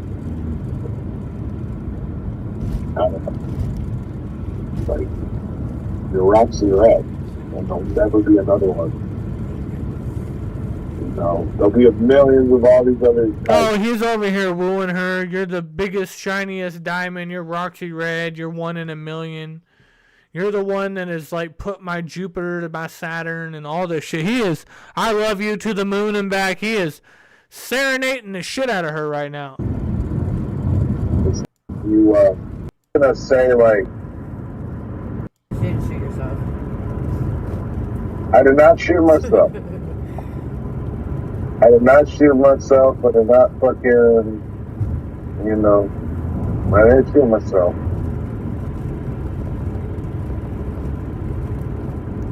Oh, he's talking about all this. I didn't want to talk about it because, like, it was weird, but he did have 2 separate streams where he went live for like 45 minutes at a time sitting in the bed, and he got some wellness calls. Because I think it was at that time where, like, he's at Madness's house. He realized Chuck Reef is still fucking his wife. You know, he snitched on Blase Rose that fucked over his relationship with the ICP. Everybody fucking turned on him. He's completely humiliated from the whole internet. And now he's living in Madness's house. And he just had some fucking boo-hoo all ended all streams. He got some wellness checks. It was sad. It was sad. But you know, it was self-inflicted though. You know, you did it to yourself, buddy. Yeah, at least it wasn't a bloody grand. Nick, like, but although like every. All right, we'll get out of this one. I think there's 6 videos, you know, so that's the first one that starts off kind of slow. Here's the second one. Right. Why is there honor in anything else? And you know that. You're operating around people like that, so you don't like what your wife is doing. Oh, there isn't. I'm not telling you there isn't. I'm literally like not justifying anything. When I like trying to justify your actions is trying to imply that what you did was either, you know, it is absolvable or like there was a real good reason for it. Only a really high amount of them wheresoever, oh, we all hate this motherfucker now, and we're gonna go say the worst shit about him and try to like fuck him over. So animate about like it's not a fucking character. That's me when I'm mad. And that's the other thing. I'm sorry, I'm doing this right now because it's saving you guys time. I don't want to sit here and just play shit just to play it. There's 2 moments in this shit that'll just rock your fucking world, and that's what I want to get to. A lot of shit. It's like in it, and the minute they leave your life will be that much sadder.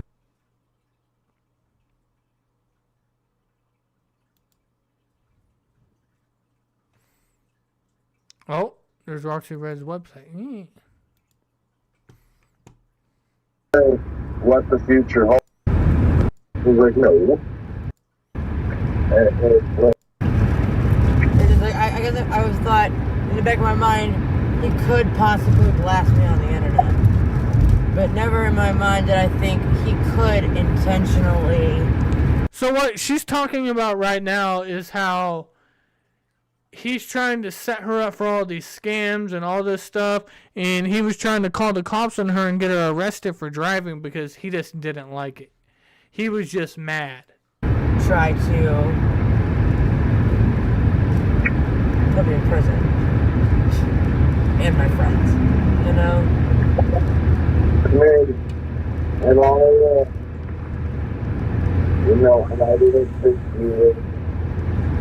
Oh, there's a lot of things I was confused with. Right, but, I mean, but, okay, but shut up, everybody in the chat. Hit that like button. I'm gonna fuck up Hameen's life.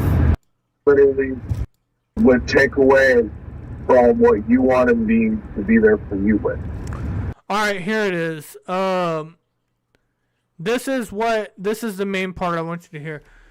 Because he's over here, like, saying, like she's like, hey, you know, I learned how to cook, and because Roxy never cooked, right? She never cooked. She always got fast food, ate snack food, whatever. And then when she got in a relationship with CPN, she gained a little bit of weight because she didn't cook, so he would just bring home fast food every single day.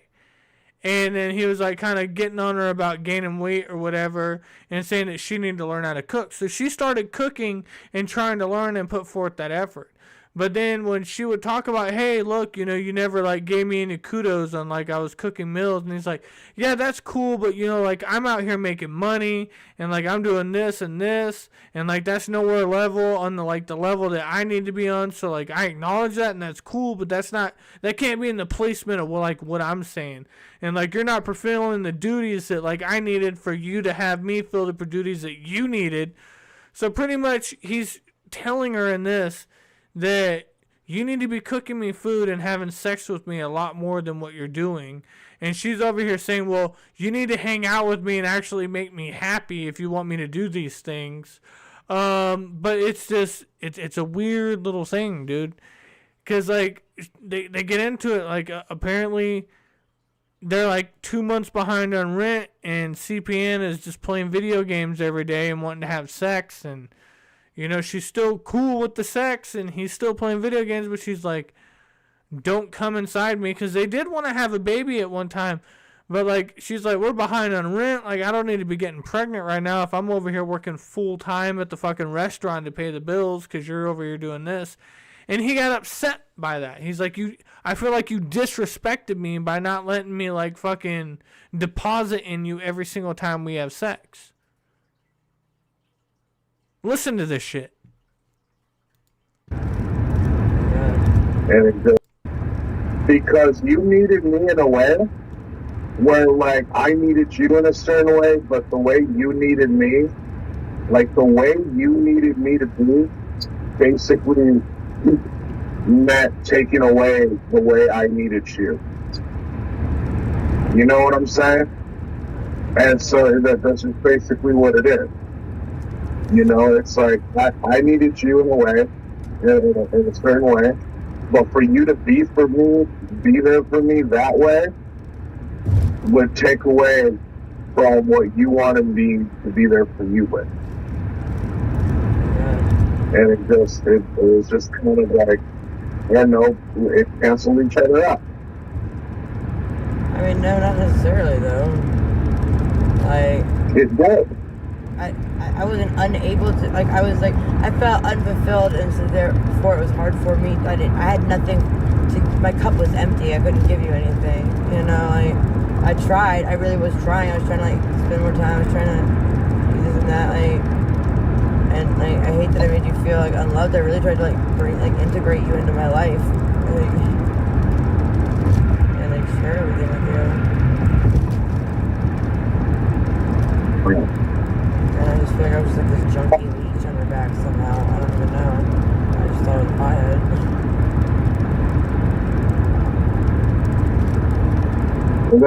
That's what I'm saying.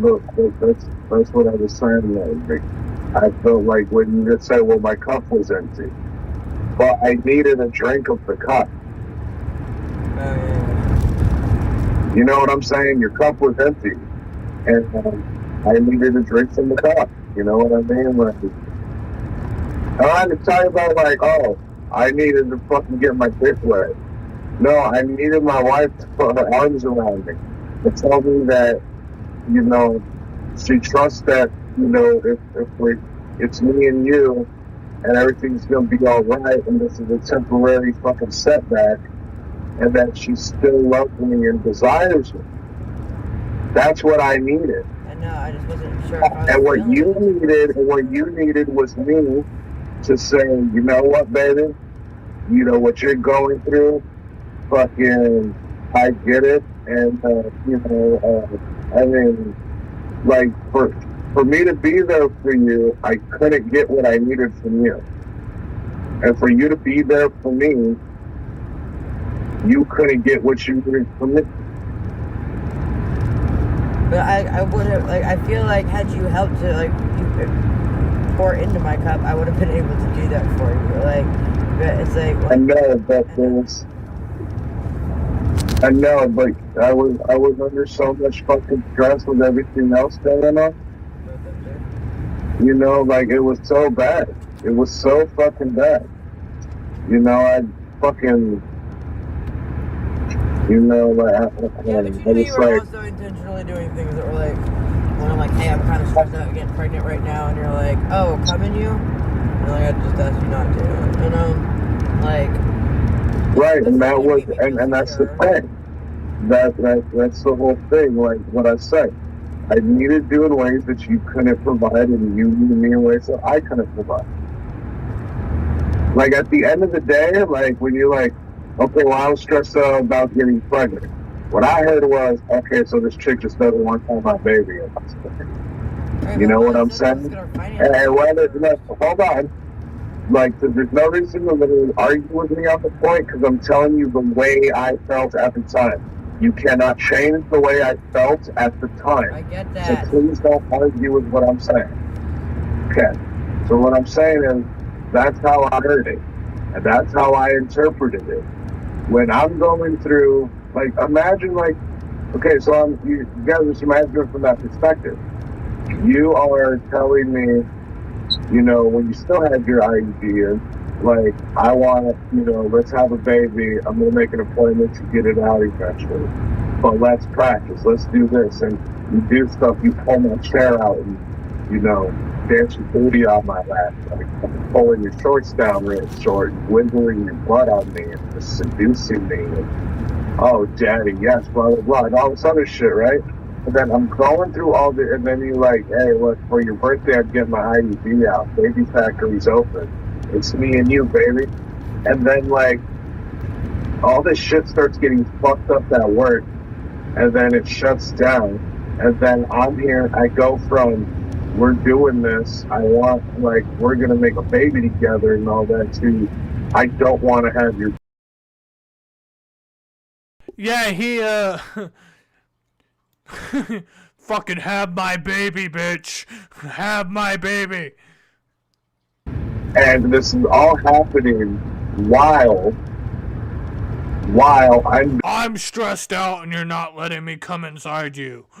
being royally, like, wow, me and a bunch of other people are being royally fucked up at work, and I'm stressing so bad about it to the point where, like, I don't know. I'm stressing. I got headaches. I got stress headaches every day. It's like that's where I was at. I go fucking, you know, went crazy. Like, she just don't want nothing no more. You know what I mean? Because and also the other way I looked at it was, if any issues ever happen, I'm just gonna be like punished for it. Like, everything has to be perfect all the time, or like I get not punished. at all the case though. Like, I literally I tried to be so careful when I came to you, because I was like, because I knew that I didn't want you to interpret it that way. So I was like, hey, how about until we get the bills caught up, because like right now, because we were like 2 months behind on the rent. And I was like, until we get the bills caught up, why don't you practice coming on my face a little bit more? Like, I was trying to, like. Right, but then when you're not in the mood ever, and the only time it's going to be like, okay, let's do this real quick, then it's all quickies and all this.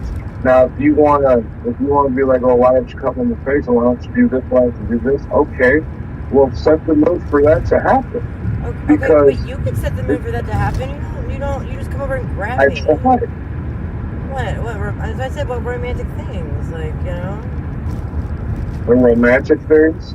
I mean, like, if you want, like, I'm just saying, like, coming over and just grabbing my ass every 5 seconds is not, like, what is the mood? Like, you know, I'm just. I don't know. I just. Because the first time you pulled out, and then the second time I didn't say anything and you didn't, and then I think you did, and then I asked you to pull out and you straight up didn't, and then I was like, at that point, it was like, I was already starting, like, and I was just like generally fucking depressed. I get it the right way. Oh shit! God damn it! Put the wrong fucking belt there.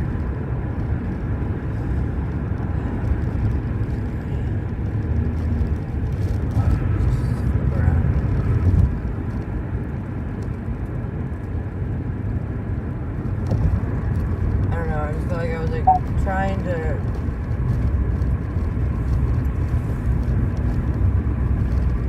I remember I said something to you, like, I think it was like one of the first times it was going to be late, and I was just like, hey, don't stress it, I'll just do this, and you were like, thank you for, you know, being like that, not, you know, I'm saying, like, you know, we'll get through it, whatever.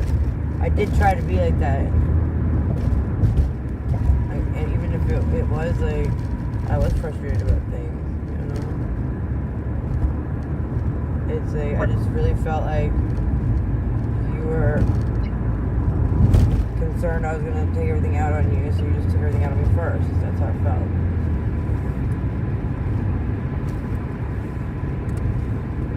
Yeah. I mean, yeah. I'm not going to say no to that. So then it was like, well, I don't want to take this shit out on you, but since we're doing this, you know.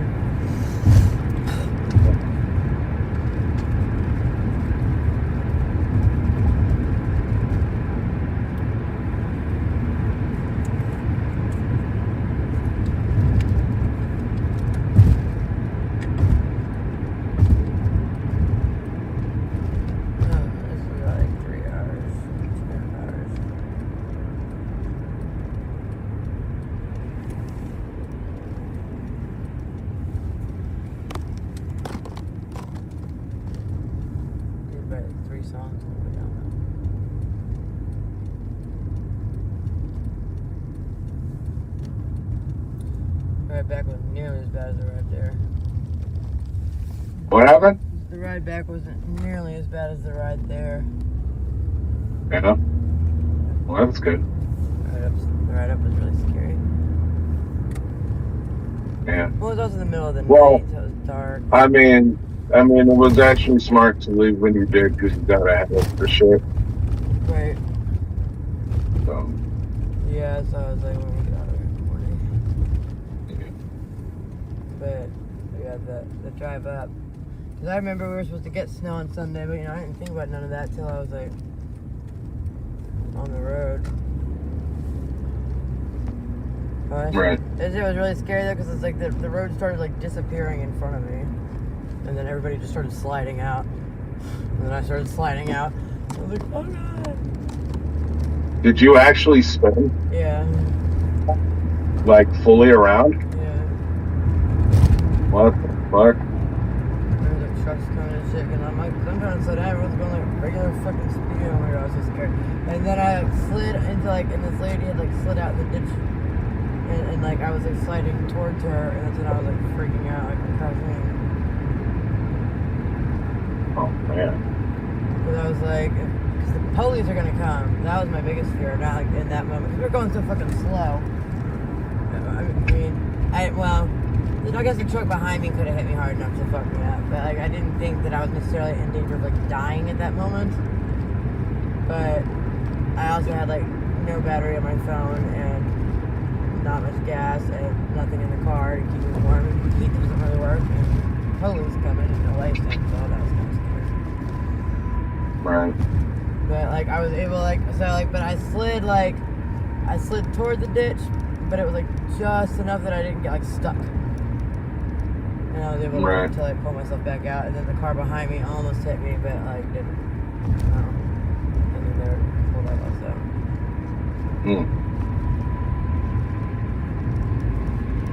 Yo, I'm glad the roads, at least where I was at, weren't icy when I almost fucking left on the way down there. Because that was, oh my god. That shit was fucking scary. But I did that shit like a G though. Like, I actually kind of felt like a fucking badass the way I got out of that. So I was driving on the highway. I was in Ohio. It's like fucking like I was like 10 something, I think. But it was like, when you're between towns or any type of anything, there's like no street. All right. think there's like 2 more phone calls. If you guys are liking them, I will continue. It just gives you 150. This like you're not gonna get more behind the scenes than just them chilling and privately talking. It's weird. Well, I was 3 friends, but it was like 2 of them died together. They were dead in Black Ice. But but it was like, I don't know. And so then like when I went to like, I was like, and then it was like fucked up because I was like falling asleep. And like I was like tried to like stop and sleep in that rest area for like an hour, but I was like, fuck, this is just getting worse. And like, I don't leave my car running. I woke up and I was so cold.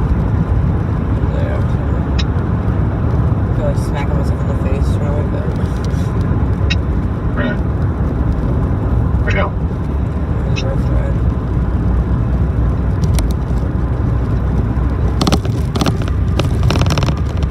That was my biggest fear, was like getting stuck somewhere in the snow and like no one knowing where I was at. Right.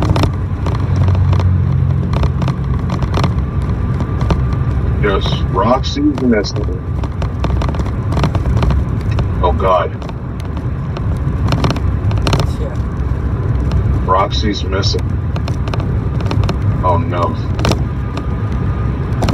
Ricky was about to call my job last night. National Go Police down. Department is everyone. You know what the fuck would be there. Yeah. Yeah. It'll be half right. And just a reminder, just as a reminder, this is before the choke out. It'll be half right. Huh? It would be half right. Half right, okay. You want to kill me, but if you would like force me on a drive, I wish I died. Half. That's true. Yeah, you're right. Fine. I'll let you have it. Thank you. You're welcome.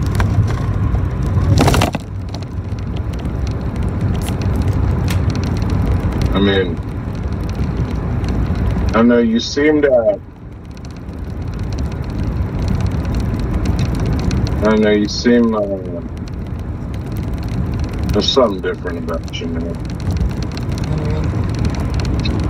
I don't know. You just seem very different. You have seemed like you see. I don't know. You just seem very different. When was the last time you saw me, or? Yeah, just in general.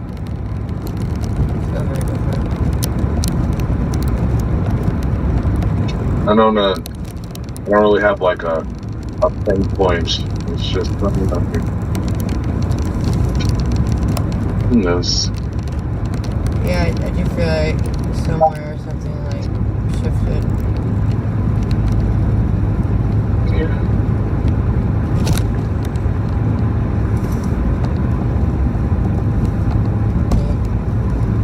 I mean, I guess like. Oh shit.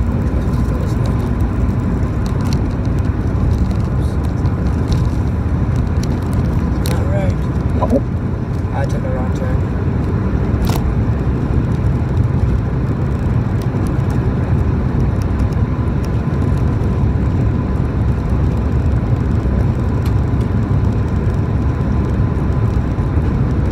I have a feeling I had a couple speed traps coming through. Yeah. Man, it's just sitting in the room and talking to pros out there now. I can hear them on the speakers. Now, one of Manus' friends passed away the other day. It's somebody like they all grew up with and we're all close with. Yeah. So they've all been like, you know, whatever. That's what Tony was saying. You like hit up Prozac. Hey, did you get the person died? Prozac's like, oh, blah blah blah. So he's like, I'm gonna call you when I can, you know, filming right now. It's on the phone. Yeah, Tony was saying something like that.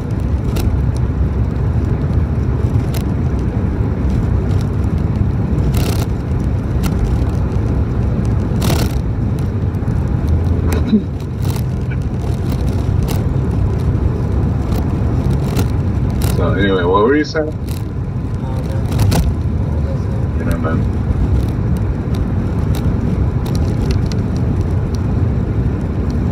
No, I don't know. I think, you know how I always tell you, you know, I don't feel like cause to change, but I feel I'm like the sign of it or whatever. You know, the whole thing about things. I mean, I can't really. I only can really express myself on how I feel. I don't really force anything, you know. I mean, technically you can force things, but it's not like you can't force the thing you want fully. You can only force a partial outcome of it.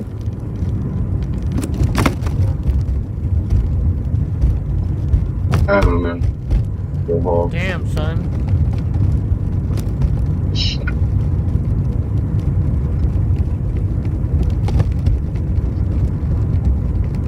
I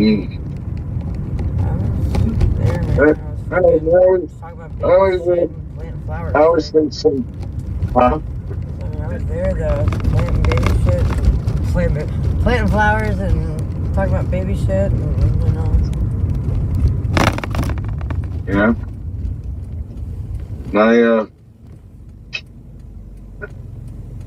I just hope one day.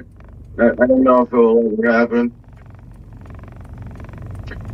Who knows? Maybe I'll go another 8 years.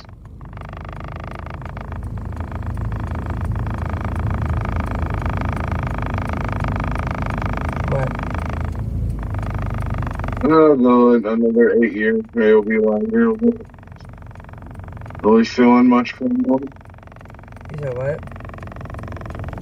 Maybe I'll go another 8 years. Maybe it'll take a little longer without feeling much for anybody. And come to the realization that I'm not the type of person that gets loved like that. I like loved the fuck out of you though. That's the fucked up part. Right. I mean, maybe you did.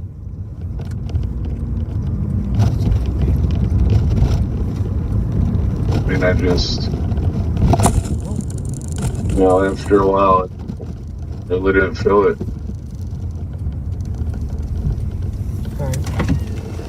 I just. Hold on. I'm sorry, I'm trying to get on the highway. I went the wrong. Thanks. I'm going into some Navy research center. That way. Yeah, it's super weird because, you know, he came in, you know, that fun time guy, that big time loudmouth. She only knew him for the character. She didn't know him for Raya. Then he portrayed the sweet side outside of the character. She just went along for the flow. I don't know why. She did it. And I'll tell you what, Roxy has a huge group of friends. Like, she has so many people that love her. Like, Roxy has a huge group of friends. Like, she didn't need CPN and the music stuff. She didn't need him to, like, keep her company. When she moved over there, you know, she ended up gaining a bunch of weight. He kept her isolated. She wasn't allowed to hang out with her friends. She was having to work crazy amount of hours at the restaurant to pay the bills because he wasn't paying them. He borrowed $1,000 from her parents and her best friend without even telling anybody. Like, he had this triangle of begging for money from people in the family. Meanwhile, you have, like, her sisters buying them fucking, you know, condos and shit on the beaches and shit.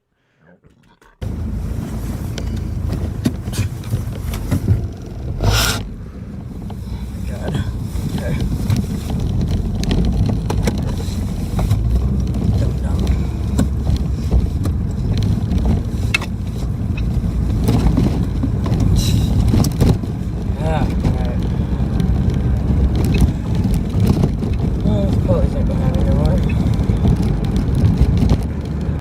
Oh man, I know I've been reminiscing over the last couple days, but man, it would This is the type of stream where I'd have Music Biz Marty out there, you know, just fucking just ripping comments. And he always had some good zingers. And I know his relationship with Raya, man.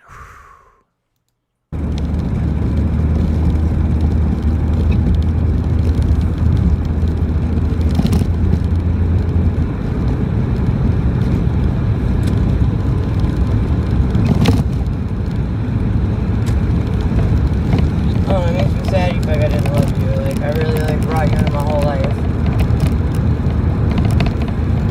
Like, more so than I ever did with anybody ever in my life.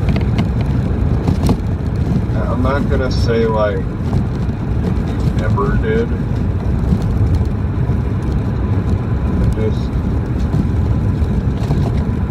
I just didn't feel, after a while, I just kind of didn't feel like it anymore. I just felt more like, I don't know, as strong as it was, like, as exciting as excited as you were about me, you quickly grew just as apathetic about me. Just what? Just as apathetic. I wouldn't say quickly. Huh? I wouldn't say quickly.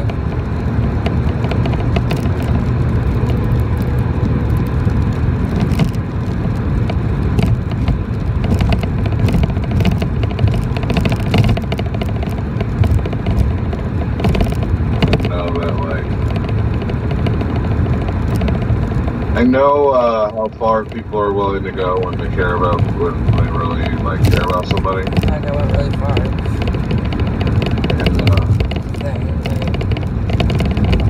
And I know that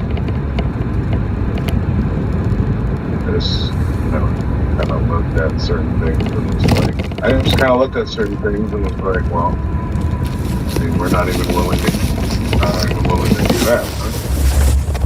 And from my perspective, I felt like I had been bending over backwards since we got into the relationship. I really felt like I had been consistently giving a lot, and I felt like I hadn't seen that as much effort from you. And like, there was times for sure, but like for a large portion, that's how I felt. Like I was putting in way more effort than you were, and I was. Yeah, I knew Marty for what? 6 years, 7 years, almost.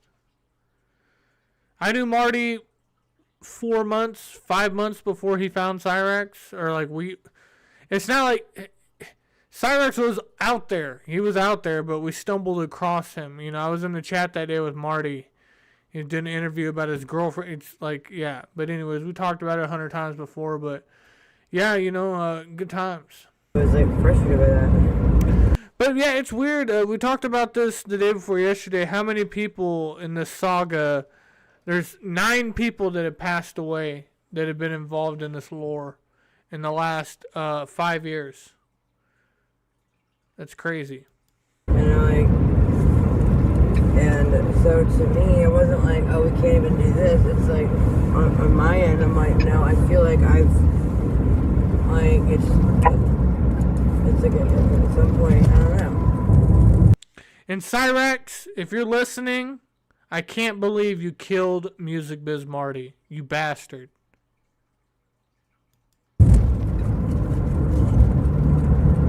I wanted like a show of dedication, a show of trust, you know? I mean, and I guess that's where we both kind of, you know, because I think we both felt we were at least trying to do something there, you know, in that case, you know, at least that's, you know, from what I'm gathering, that's what we're both feeling at least, you know, that we were both really trying to be there for each other. We were really trying to show the other one, like, hey, listen, it's just, like I said, it's very,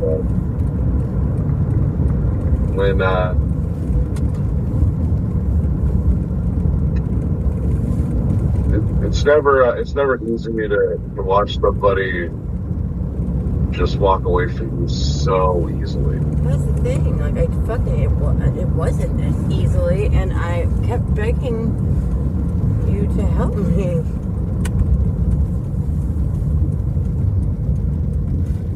What do you mean? Like, I wasn't walking away. Like, that's, I hate that you keep saying I was walking away. Like,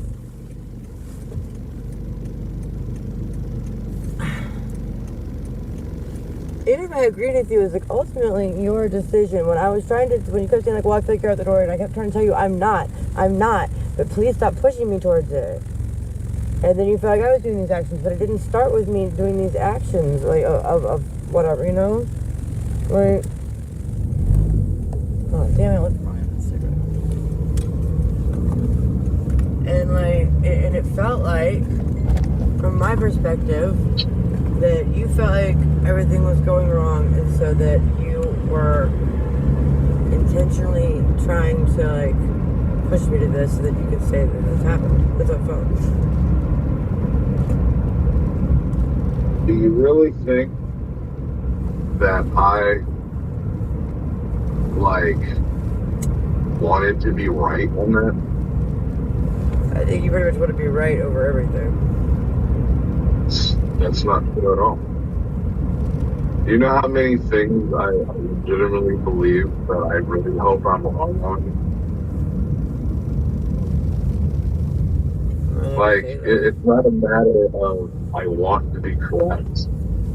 It's a matter of there's things that I'm looking at, and this is what it's pointing to me.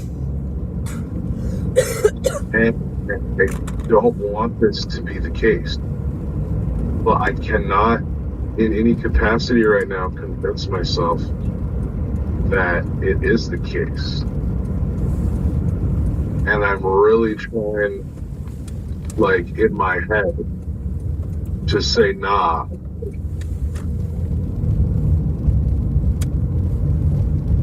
But it's like hard when I also have to acknowledge that, you know, there's all of these things happening. And there's all this, like, you know, whatever, fucking,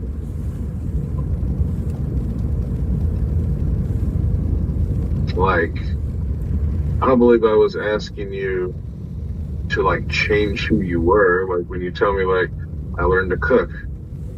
I mean, and I definitely see, like, okay, she learned to cook. Okay? You know, and that's dope. You know, and that does show, definitely shows, like, hey, make you a know, home she and a learned to family cook. for us. Right. So was I. You know, it's like, you're like, I learned to cook. And I'm like, yes, you did. And that's a big thing. I'm not saying it's not. But, like, what I am saying is, like, I learned a whole new industry, you know, just so, like, there's Yeah, and I never thought that was a good choice, though, like, because it was, like, several months of no pay when you were learning, and then it was, I mean, but I supported that that's what you felt like you should do, but I did not think it was a good decision from the get-go. I was like, but, you know, it's still commission work. Right.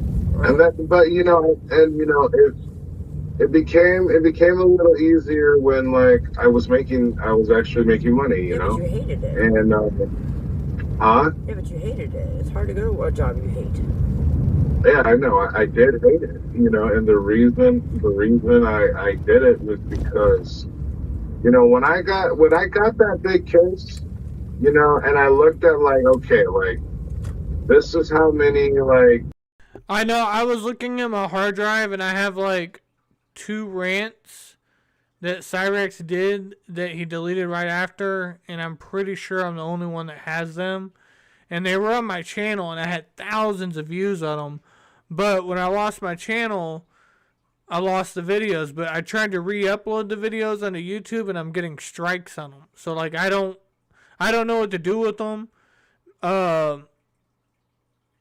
I'll reach out to some people and see if they want them, and maybe they can put them on, like, the Rumbles or whatever. Just keep it in the archive. but it's good. It's the one where we got him screaming, Ed's not dead, dude. Yeah. People we've talked to. Actually, is my hard drive plugged in right now? No, I don't want to do it during the stream. This is how many doors I've knocked on, you know, and like I got this one big case. No, yeah, dude. Yeah, Tyler did. No, Tyler's a G. I mean, nobody has an issue with Tyler over here. At first that always questioned it. I was like, Marty, why do you always have a young kid on panel with you? And Marty's response was like, why are you sexualizing him? And I was like, I'm not. And he's like, that's the only way you would think it would be wrong. Like, and you know, Marty would like trolling shit. But he always liked Tyler. And, you know, from the moment they faked Tyler's death to, you know, all the Bender Boys records, all that shit. Smeckle Cat, all that good stuff, dude. I remember Smeckle Cat and fucking Marty trolling Tonic in the halfway house. That shit was fucking epic. That's when Courtney was still around and fucking, yeah, that shit was good, man. That shit was good. But anyways. Now, I'm not saying if I do that exact mini, I'm going to always get big cases like that. But, like, I mean, I don't know why they split. The fucking Smeckle Cat versus Marty, that shit happened on my show. Like, I re-uploaded it, but it happened on my show. Like, them breaking up over the $30. Like, that shit happened. As far as him and Tyler, I'm not part of the Cyrex lore. I mean, I have, like, an occasional video, or if it's, like, a huge moment, I'll fucking, like, cover it, but, like, I'm not in that game. And I think that's why Marty always appreciate that, and that's why me and him would get along behind the scenes. Because at that time, he was covering Cyrex 24/7. I was covering Controlla 24/7. But me and him could sit there and talk about other small locales that nobody even cared about, but we treasured them so much. And it was always a fun thing. Marty was the king of, like, trolling, dude. I'm telling you, like, if we had to put this in Pokemon terms and, like, we go locales, like, his Pokedex was, like, maxed out of all kinds of shit like we never even knew. Yeah, Marty's fire, bro. You know, it was kind of, you know, I go to work and everyone's calling me Money Man Raya. I mean, hell, I mean, I got a certificate. Whoa. He's talking about, look, she said you wouldn't even congratulate me when I was, like, cooking you meals. Like, you weren't even thankful. And he's like, well, like, that's, like, stuff, like, you know, everybody should know how to do, but, like, I was at work and, like, I was doing bigger things, bigger accomplishments. So I just thought that should be respected more. Like, I'm at work and everybody's calling me Money Man Raya. Did you guys hear that shit? Listen. Man, like, I got this one big case. Now, I'm not saying if I do that exact mini, I'm going to always get big cases like that. But, like, I mean, you know, it was kind of, you know, I go to work and everyone's calling me Money Man Raya. I mean, hell, I mean, I got a certificate. Everybody's calling him Money Man Raya. This is at the same time he was about to go to the Gathering of the Juggalos. He was getting stimulus packages. He worked at this insurance job and he got one good job. And he got paid a couple of grand for it. He spent that money on an Airbnb where he bragged about having a whole ass house. He paid a bunch of people to be like his goons so he could walk around the Gathering fucking with people. And then, like, he was bragging about all his company cars. Like, I have 4 or 3 different rental cars. But then we caught him doing Uber Eats on accident, and he fucking forgot that he was doing it. Being like the top rookie. You know what I mean? Like, I literally got, I was literally recognized by bankers. That was like, you know, during this part of the year, you perform better than any other new person this year. Yeah. So, like, this is a thing with CPN that's crazy. Oh, shit, let me turn on my camera. I'm sitting over here chilling. I mean, it's about the content. It's never been about me, but, you know, if you want to see me, here I am. CPN is the worst. Like, the crazy-ass clip of... Shout out to everybody. Hit that fucking like button. I see you guys chilling out in the chat. Hit that like button. It is absolutely free. Don't be a fucking coward. It's greatly appreciated. So, like, when this clip happened right here, and I'll explain the context behind it.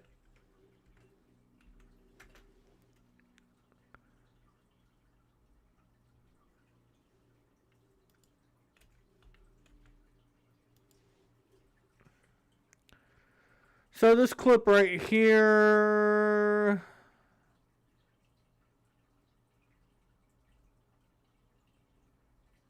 Right here.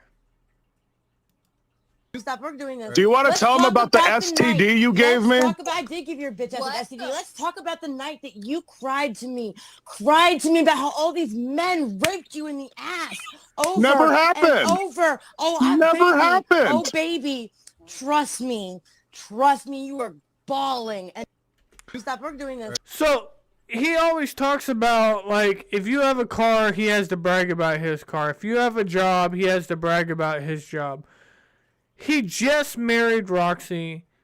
They're laying in bed, and she is talking about how she was sexually assaulted and how it greatly affected her life and how she was in an abusive relationship and how it altered the way that she moves and her trust issues and how she's more liberal and she believes in women's rights and all this. Just for CPN to look her in the eyes and goes, well, that's cool, but when I was a child, I got raped by... He goes into this fucking story about getting raped by all these guys and getting passed around and molested, and he was also raped by an older woman. And, like, he becomes the bigger victim in the situation. I try not to have those conversations. I know most guys have ran into a girlfriend or some type of situation where they're talking about previous abuse, and you just kind of like nod your head and go, yeah, that sucks. No, I feel for you. That sucks. You never come with a counter story, pimpin'. Like what is this? Like, oh, I'll raise you 5 and I'll give you my fucking sexual assault story. Like, no, it doesn't work that way. You know what I'm saying? Fire that one quarter. I guess you never happened. Well, what I'm saying is, hold on. Because what I'm saying is, so like, I saw that money, and all I thought about, like, I'm sitting there and I'm like, I fucking hate this job. Well, here's this money, and here's the fucking cash, and this will be fucking, you know, this is going to make my wife happy. You know, because we're going to be able to live this lifestyle. You know, we're going to be able to, like, get this house. We're talking about, like, you know, having kids. We're talking about doing all this, you know, and to do all this, fucking, I want to be able to make these high dollar, you know. Wow, well, like, we had a guy one time, like, you know, and I guess you could say there's something that we should have seen past, because I've read, like, a bunch of reviews and stuff, and everybody always talks about, like people who've had their experience with bankers, and they always talk about how they always seem to have some guy somewhere that made, and it's always the same number. It's like that made over 200 grand. You know, and he's telling us about how you just got to come out there and work hard and all this other stuff. But they never, like, really give you the what did he do to make it, just that he worked hard. And I literally was hearing the same speeches. It was funny. But, like, it's like, well, I just worked hard. okay, you just worked hard. What does that mean? Like, what did you do? What did you, like, just describe your actions, please? You know, but when I got that big case, and I saw that money happening, I thought to myself, you know, I'm gonna fucking grit my teeth and I'm gonna power through this. Because by powering through this, if I can bring this amount of money in, or if I could at the very least get to a point where we have a budget of this, you know, and I worked out numbers and everything, that's going to be really good for us. Because Roxy... Why do you think money is everything, bro? Like, bro, you know, there's guys out there with fine-ass females that just... Everybody wants to go to the stereotype. They can lay down some dick. No, it's just conversation. It's your best friend. That's why you married them. It's somebody that fucking, they're going to wash your skid mark undies. You're going to fucking see their bloody panties. You're going to fucking be there in their worst days. They're going to fucking be there. This everything. You're going to create children together every single day. Inside and out, you're going to fucking see them. And there's somebody that you can just 100% just fucking chill with. Till death do you part. Like, that's your motherfucking day one right there. Like, that's always number one pick. Like, I just, it confuses me. Like, you support each other no matter what. Bro, like, I think I was 20, and I broke my leg. I shattered it in 2 places. And my insurance was all funky and shit. My wife was working doubles for 6 months to, like, fucking help. Like, and it's like, it's just, you gotta do what you gotta do. You're a team. This, like, I gotta provide, I gotta stack this, I gotta stack that. It's like, you're pretty much saying that I just gotta buy the pussy a bunch of fucking presents to keep it happy so I can hit it whenever I want and play video games. Like, that's all you're saying, Pimpin'. Everything. That's going to be really good for us. Because Roxy deserves the best. You know, Roxy deserves to live in a nice sizable house that she's proud to call, like, look, we're homeowners. This is what she deserves. And so that's why I tried at that, and I actually did, like, really fucking grind in there. The only time I was like, you know, when Andrew was like, well, you haven't been consistent, it's like, he's referring to when we went on vacation, and then I came back for a couple of weeks, and then we went to the gathering, and then we got sick. You know what I mean? That's what he's talking about. Yeah. But even during that time, like the gathering time, that's what something I'm trying to tell you is, well, we're going to be out of work for All right. I think we're about to get back to the Joe phone calls. Hold on, let me go over here. Yeah, that's it. That's it on, this is a song that Roxy Red wrote. I think it has Blase in it. We can check it out for a second. We'll listen to it just for a second while I change over some stuff.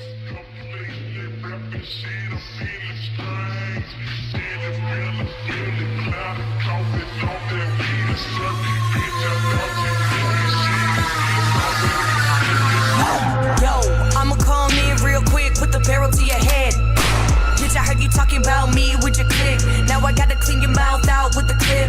All these emotions, I feel them, they're building. I am so high, I could jump off a building. I'm on the ceiling, I'm on your ceiling. I have a demon inside, I can feel him. Fuck Hollywood, I don't need him. I made a deal with the devil myself when I seen him. Now I am back from the dead. Revenant, you are just mad cause your music irrelevant. How should we settle it? Bitch, I'm the queen, they voted me delegate. I spit on all of my enemies. Fuck them, they peasants and killing's my specialty. Here I am, take note. I got the recipe, you should take notes. You a dead bitch if I say so. Just the murder I wrote, coming for you fake hoes. If you got the banknotes, know that I'ma have to take those. You been talking at your neck, G. Now the one of y'all's finna check me. Run your mouth, but always indirectly. You don't wanna see me, I'm a threat. And you think that I'm gonna get you, yeah, I'm on some devil shit. Please text, fuck good time, bitch, I'm a 666. And fuck whoever got a problem with anyone in my clique. Tell me who's next. Step right up and we can handle it.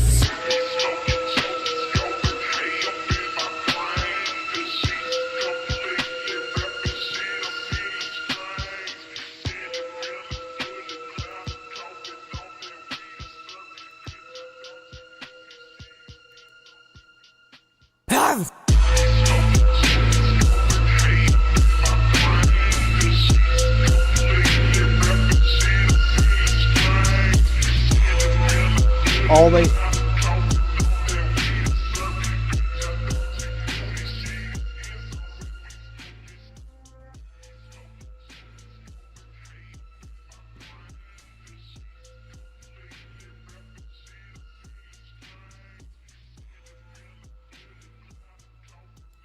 like there are like some of these groups that's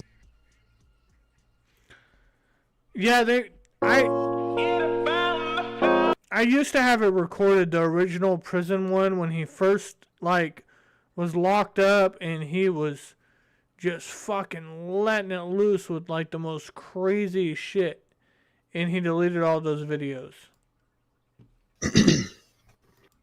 specifically. Food sucks. It's jail food. It is what it is.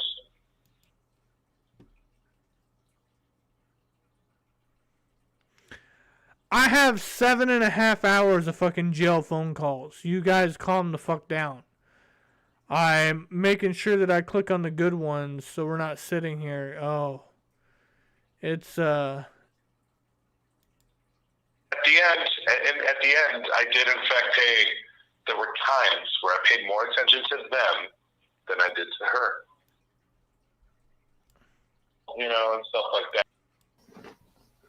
Okay, we're my god, basically my I put in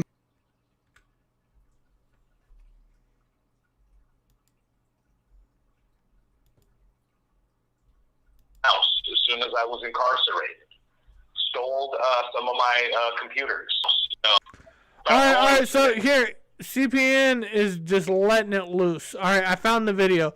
So this is before his lawyer told him to shut up.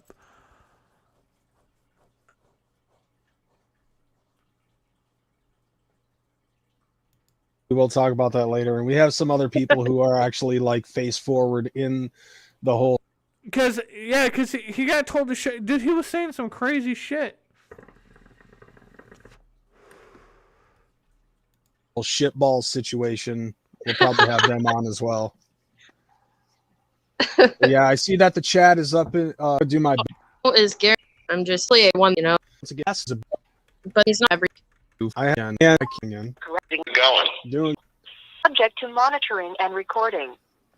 Thank you for using GTL. All right, what's up?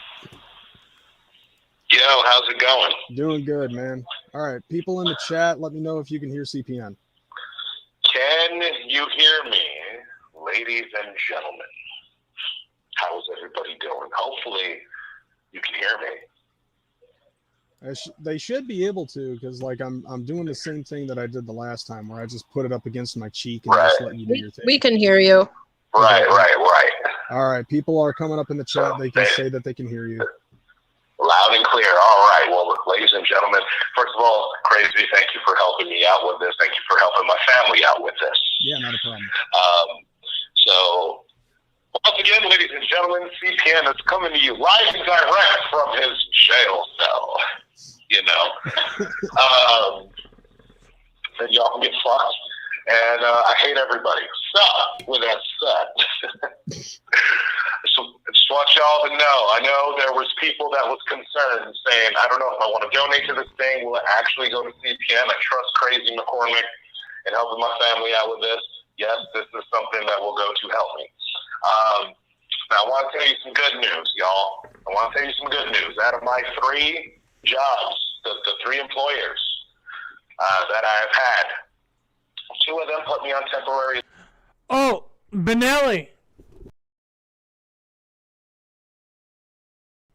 Leave. Yo. Meaning, once my So, once my Benelli, legal check stuff this is out, done, Pimpin'.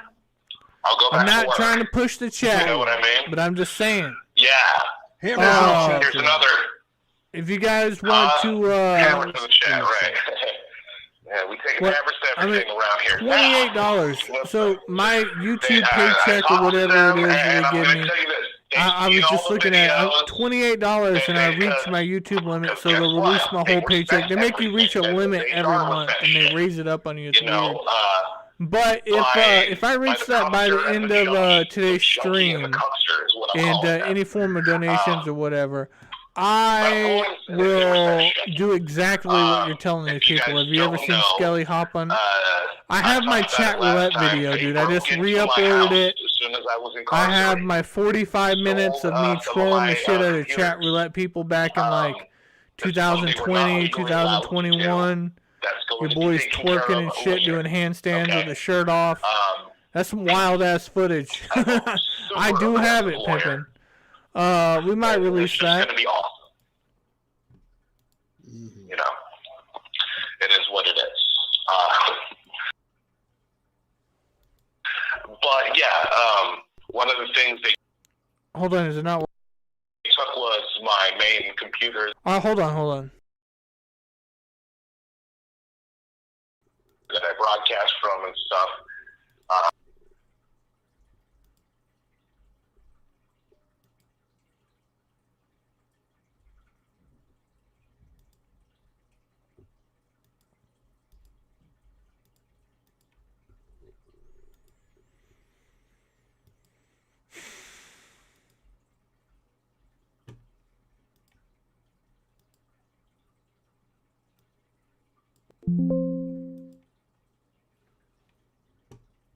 We're good?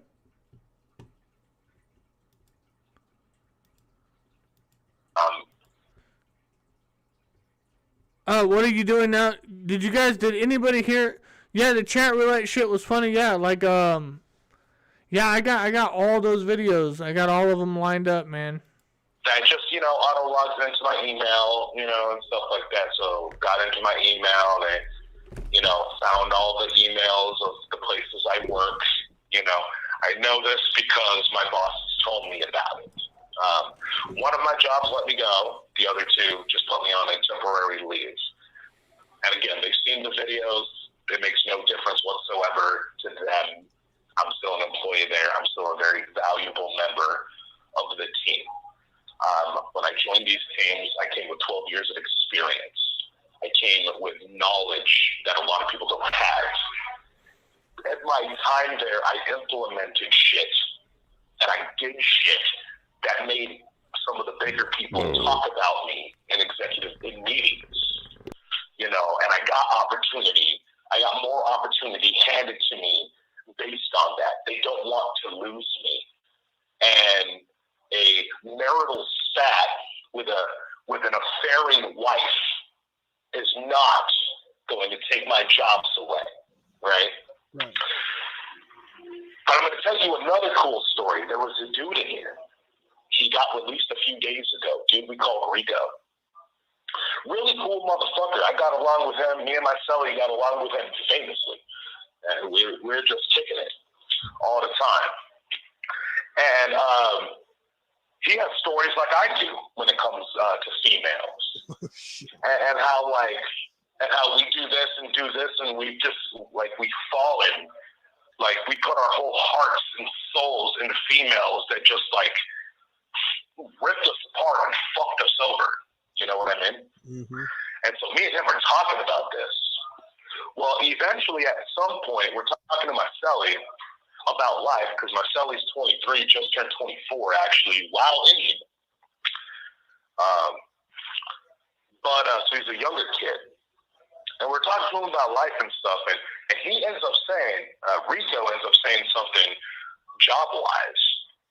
And he mentions a very specific thing that I recognize. And I go, bro, what do you do? And he told me what he does. He does exactly what I do. Exactly. To the T. He's been doing it for 10 years. Mm-hmm. He works for this one company, and it's remote. He's also the manager. He hires. They need people. Okay? I told him, dude, this is what I do. It's the same thing.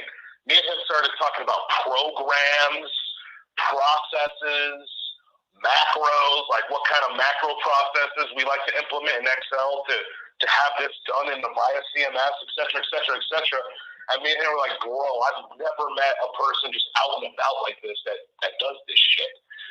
And well, basically, I got all his contact information. As soon as all this legal shit is over, I have a job there. Your boy will, in fact, be 3 jobs once all this fucking, you know what I mean? Fuck yeah. Yeah. So nothing has, in that respect, ladies and gentlemen, we're good. Okay? In that respect, we're good. I'm just in a pit. I'm in a hole right now. Okay? I'm confined to this small cell, to this pod. I'm not allowed to leave. You know, there's a lot of things I can't take care of. There's a lawyer. Shout out to Katie for that $10 cash app for the cause. Okay. All right, we're almost there. Almost there. Another $20 and I will release the IRL chat roulette video. Yikes. That needs to be paid fully. He's been retained. He just needs to be repaid. He just needs to be paid fully for his services. I don't have any access to my money right now. As a matter of fact, my bank is monitoring my account for any activity, because any activity that happens on my bank account, starting from the morning I was incarcerated up until I get out, will be considered fraudulent. You know? What do you mean it's considered fraudulent? Like, because I've learned a lot of shit. I've learned a lot of shit over the last 2 days. Ohio, if you're not married, you have no rights to your child if you're a man. And in Virginia, you practically own your wife. And then what was the one in Indiana that was a crazy ass one? What the fuck was it? Damn it. What's the law in Indiana? Like here in Washington, we have like mutual combat, and we have no such thing as public intoxication, no curfew. What was the law in Indiana that was just fucking crazy? Oh, I'll think of it later. No. My bank is monitoring that, making sure, I'm just letting that be out there. But I have no access to a lot of things right now. Unfortunately, there's a lot of things that need to be taken care of. And I know, and I've heard from quite a few people that I talk to, that there's been a lot of support from you guys out there. A lot of support. Yeah. And as time goes on, more people were making videos. And shout out to Kyle Driver in the chat. What up, Kyle? And there's been some hater shit too, but there's been a lot of support. A lot of people know. They understand. They saw what happened. And they know I was set up. I told you I was being set up. Before I was arrested, I told you I was being set up. That this is what they were trying to do. So I want you to know that, crazy helping with this situation, and working to help my family with this situation is highly appreciated. Each and every one of you out there who want to support, who have, you have the Cash App links and the PayPal links and all that other stuff. I greatly appreciate any and all support you guys can offer me. No, stop. It's some weird marriage law. I was listening to like some true crime shit, and they just said, I'll think of it later, and then it won't be relevant. It's not something I demand. But it is something I ask. In this situation. Mm-hmm. I hope that y'all are out there and y'all want to. That's what I hope. So that is what I wanted to say for my first call. I'll be calling crazy a couple times. Our calls are limited to 15 minutes, and it's a process to actually make an outgoing phone call. So once the 15 minutes is up, I'm going to drink some water. I'm going to pace a little bit. Then I'm going to make another call, and we're going to talk about something else. I have other things to talk about per interval of when I call it. Oh, yeah. So, yeah. And I see people in the chat, they are showing love, you know, hashtag free the hammer. That was put up in there. Hashtag free the hammer, free the hammer. And I will say this too. I am going to say this too. Like, I know you're probably going to leave this stream up, you know, after the fact.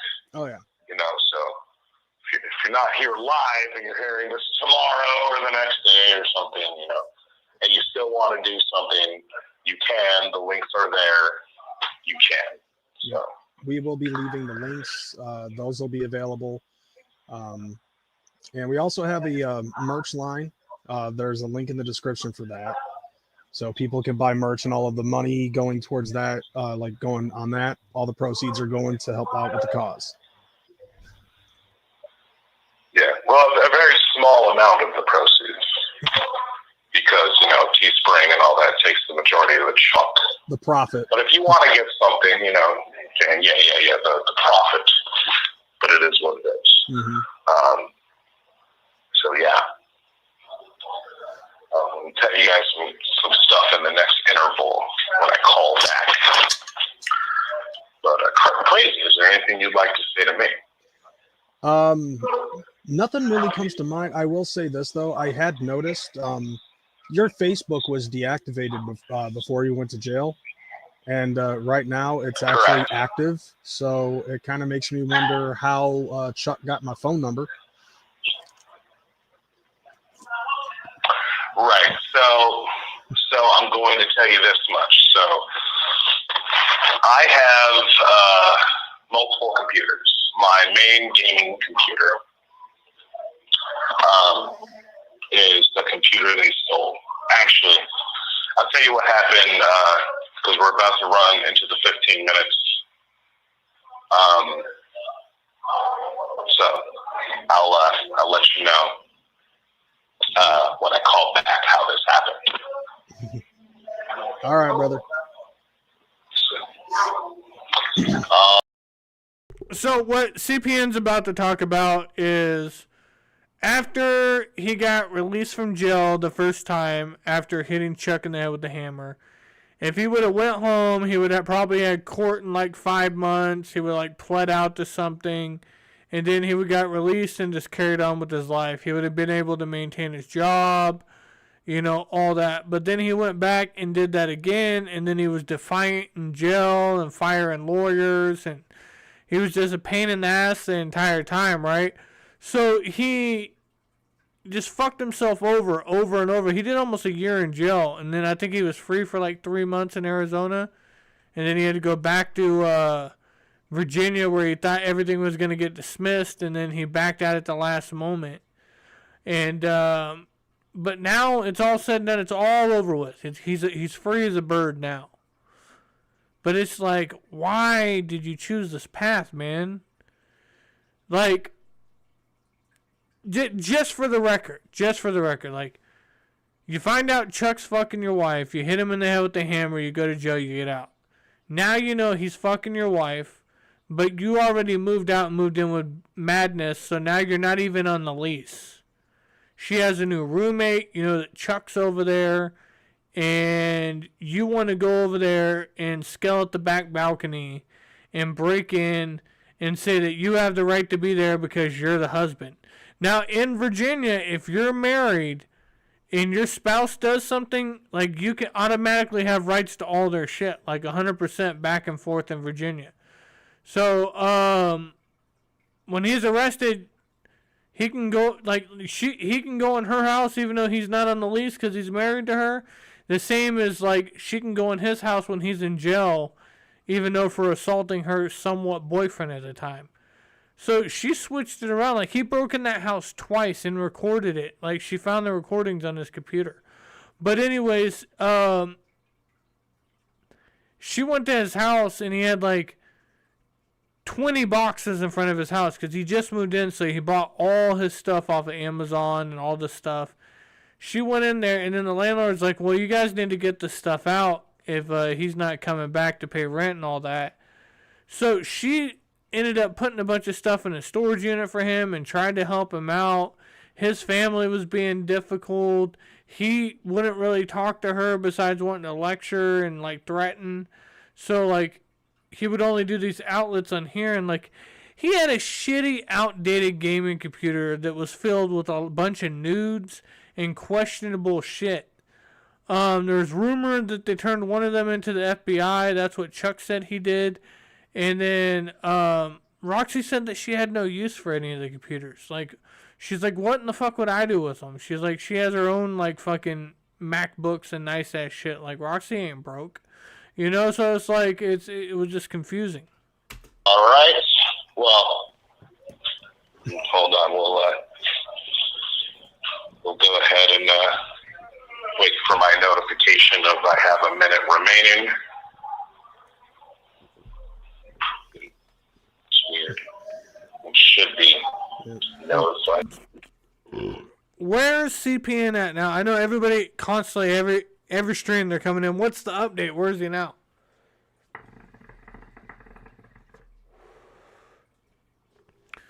Well, he's in Arizona. I'm not going to tell you where exactly he's at, but he's in Arizona. He's working a job.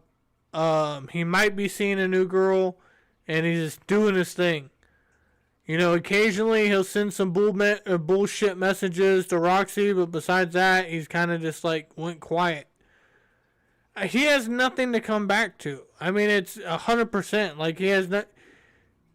The most fucked up thing he did is, like, even if he was embarrassed by the Roxy thing, and somehow his ego, like, you know, went over that, but he would have to come back and do a show and just hang with his core audience for a while and then build it back up, right? But man, Chuck Reeves fucked your wife. Like, you built most of your channel off the beef with Chuck Reeves, and then after he fucked your wife, like, that's hard to come back from.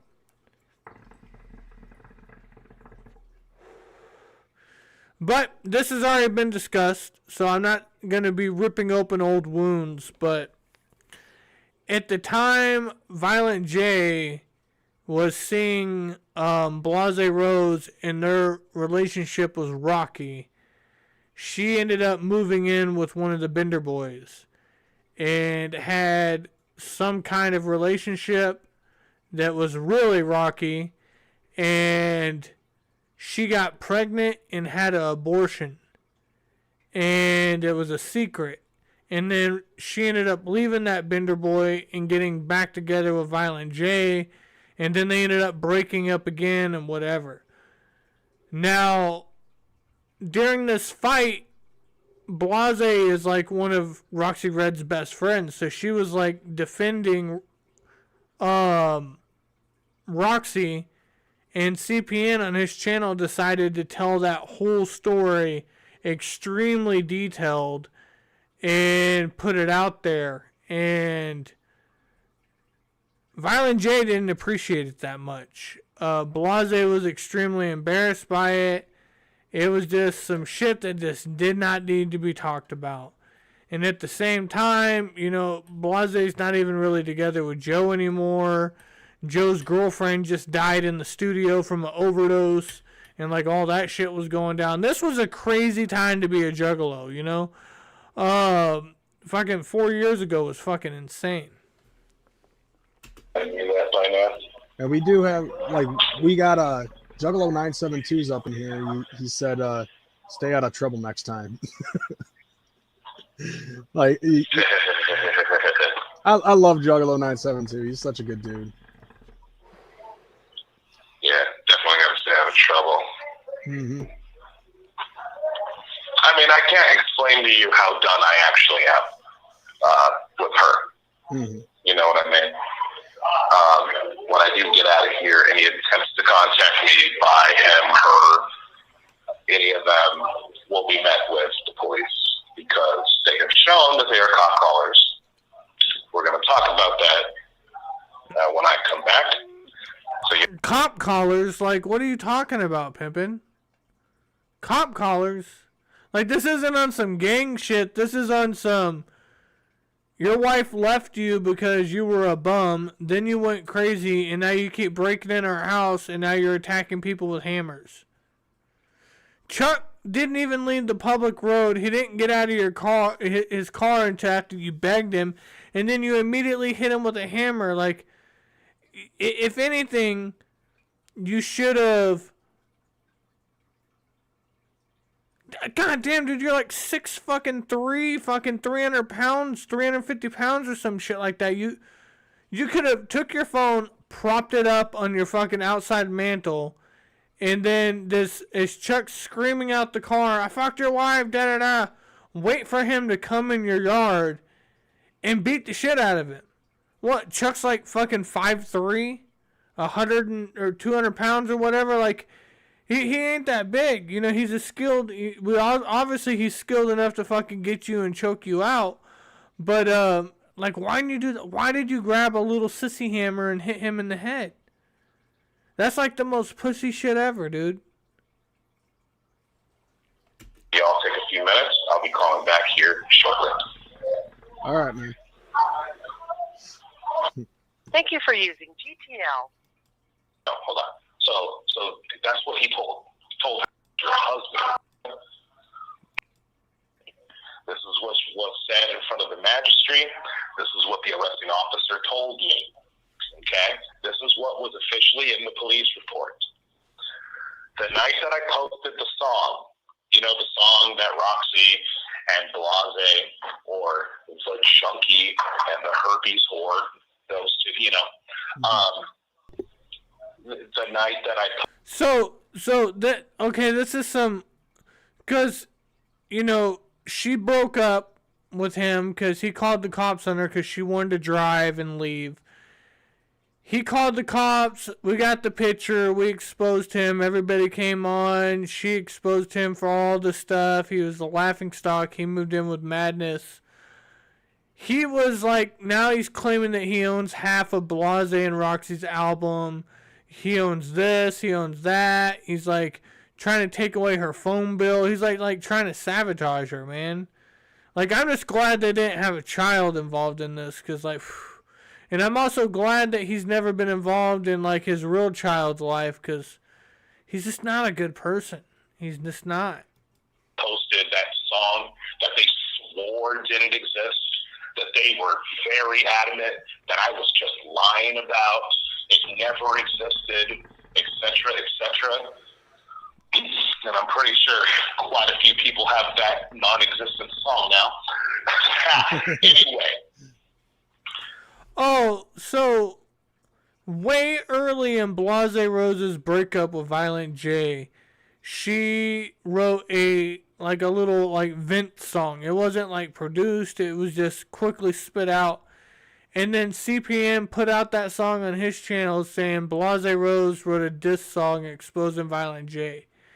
And that was like a fucked up move.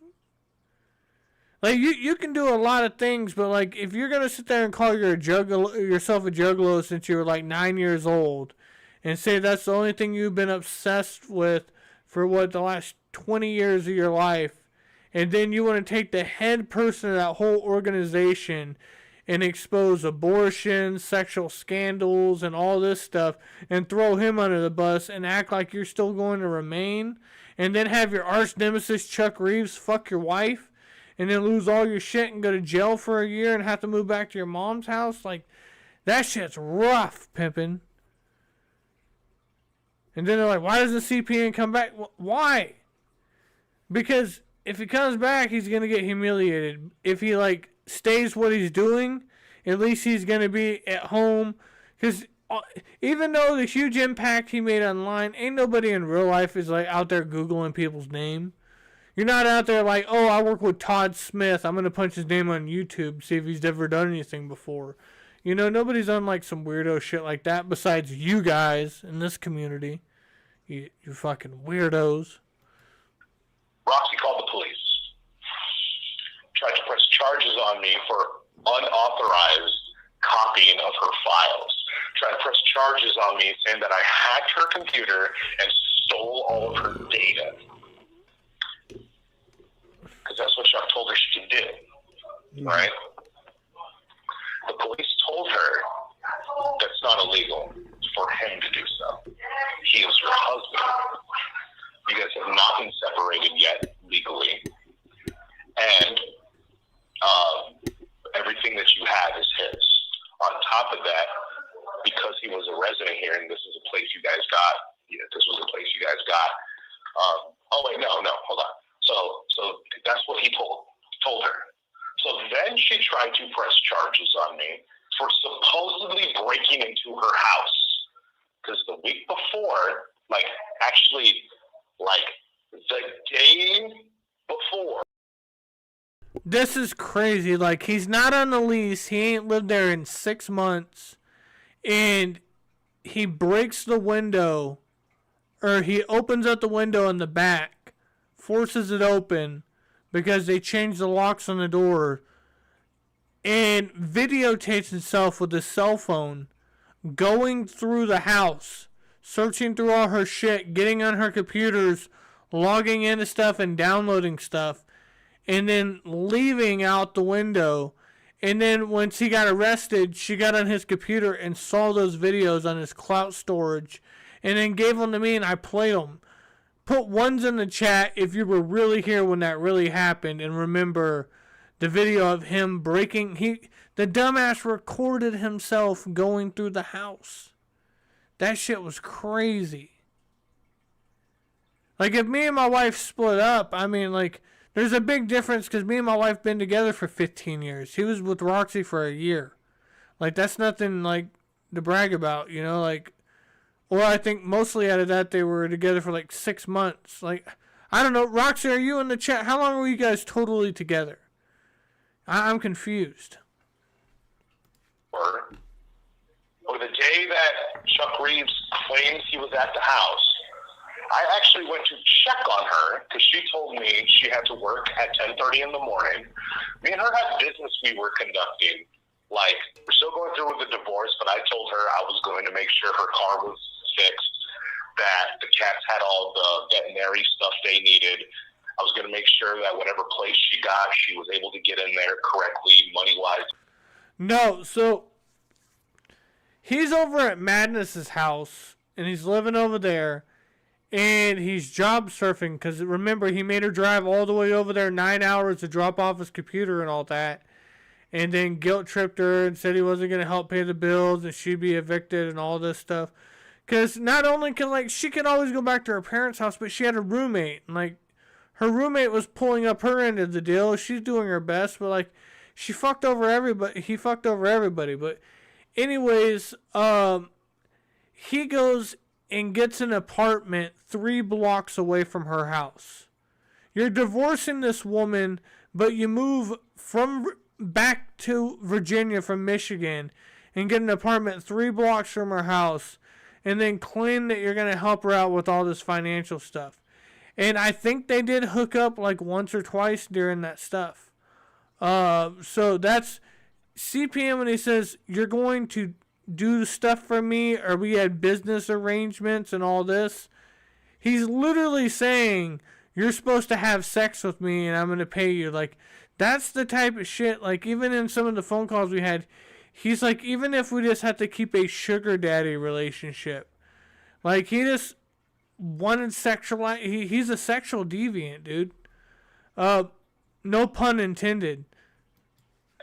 And send her on her way in a better position than when I found her. Well, now she's telling me this story that she had to be at work at 10:30 in the morning to work. She told me that the night before. She wants to come over to my house, but she can't because it's late. She has to be at work at 10:30 in the morning. So the next day, I called her to... So you're getting divorced, and you want her to come over to your house at 2:30 in the morning for what? Because you want to have sex with her. Because that's what his whole plan. His whole plan was, I'm going to move back to Virginia, even though we're going through this divorce. I'm going to get a house 3 blocks away from her. I'm going to get this new job making a bunch of money. And then I'm going to get her to kick out her roommate, close out that fucking lease over there, and then move in with me, and we're going to restart our relationship. And then it'll be the most amazing comeback ever. He was willing to take her back, even though Chuck was banging her. To make sure she wakes up in time. I did that from time to time, even when we were, you know, even when I was living in Saginaw, I did that from time to time for her. Like, hey, you got to be at work at 10:30, wake up. Oh, thank you so much. So I called her, her phone's dead. Okay, that's odd. Call her again, and her phone's dead. It's approaching 10:30. And I'm like, oh, shit. So I go to the house, because it's 12 minutes away. I drive to the house. Her car is there. I go downstairs, bang on the door, because I'm thinking, like, she's oversleeping. I don't want her to be late, lose her job. She might be sick. I don't know what the fuck. So I go banging on the door. Nobody answers. I check the door. The door opens. It's unlocked. I walk in. I yell, hey. I'm, like, yelling for her. I don't hear anything. The cat's... That's a fucking lie. That's a lie. So, he had took the keys, and he had a key, and he broke into her house with the key, right? I can't remember if it was a spare key. Somehow he got a key, and he got into the house. And then she noticed that he was in the house, so Chuck Reeves went and took her to the hardware store, and they bought locks, and they replaced the locks on the house. And then he came and he tried to break in again, realized his key didn't work, so he went through the back window, like I previously said earlier. Come out. I go in, I pet the cats, I look around, there's no one in the fucking house. I go, okay. So I go to leave. She comes running down the stairs, like, what the fuck are you doing here? And I'm like, well, I came to check on you. This is what you told me. That she was acting very suspect. She had her purse with her. You can tell, like, I was like, okay, you're on some bullshit. You know what I mean? Whatever. Me and her argued. I left. I told her, I ended up telling her because she was supposed to take the cat to the vet that Friday. That's the day Chuck was with his bullshit. So anyway, so the night she called the cops, okay, so the whole computer thing didn't work. So then she tried to press charges on me for the day I just told you about, saying that I broke into her house. The cops again told her he can't break into this house legally because he's an established resident here. You guys got this together. You guys got this together married. He wasn't on the lease anymore. 2 years with you. This is his house as much as it is yours. In order for him to not have rights here, you have to get an order of protection against him or have the property owner evict him from the property. Okay? So when that didn't work, then the customer went, well, can I press charges on him for this? Look at what he did to my head a few hours ago. And then they said, what did he do? He said, I went to his house to talk to him, and he just came out and attacked me with a hammer. And then showed the officer the clip of me swinging at him. Okay?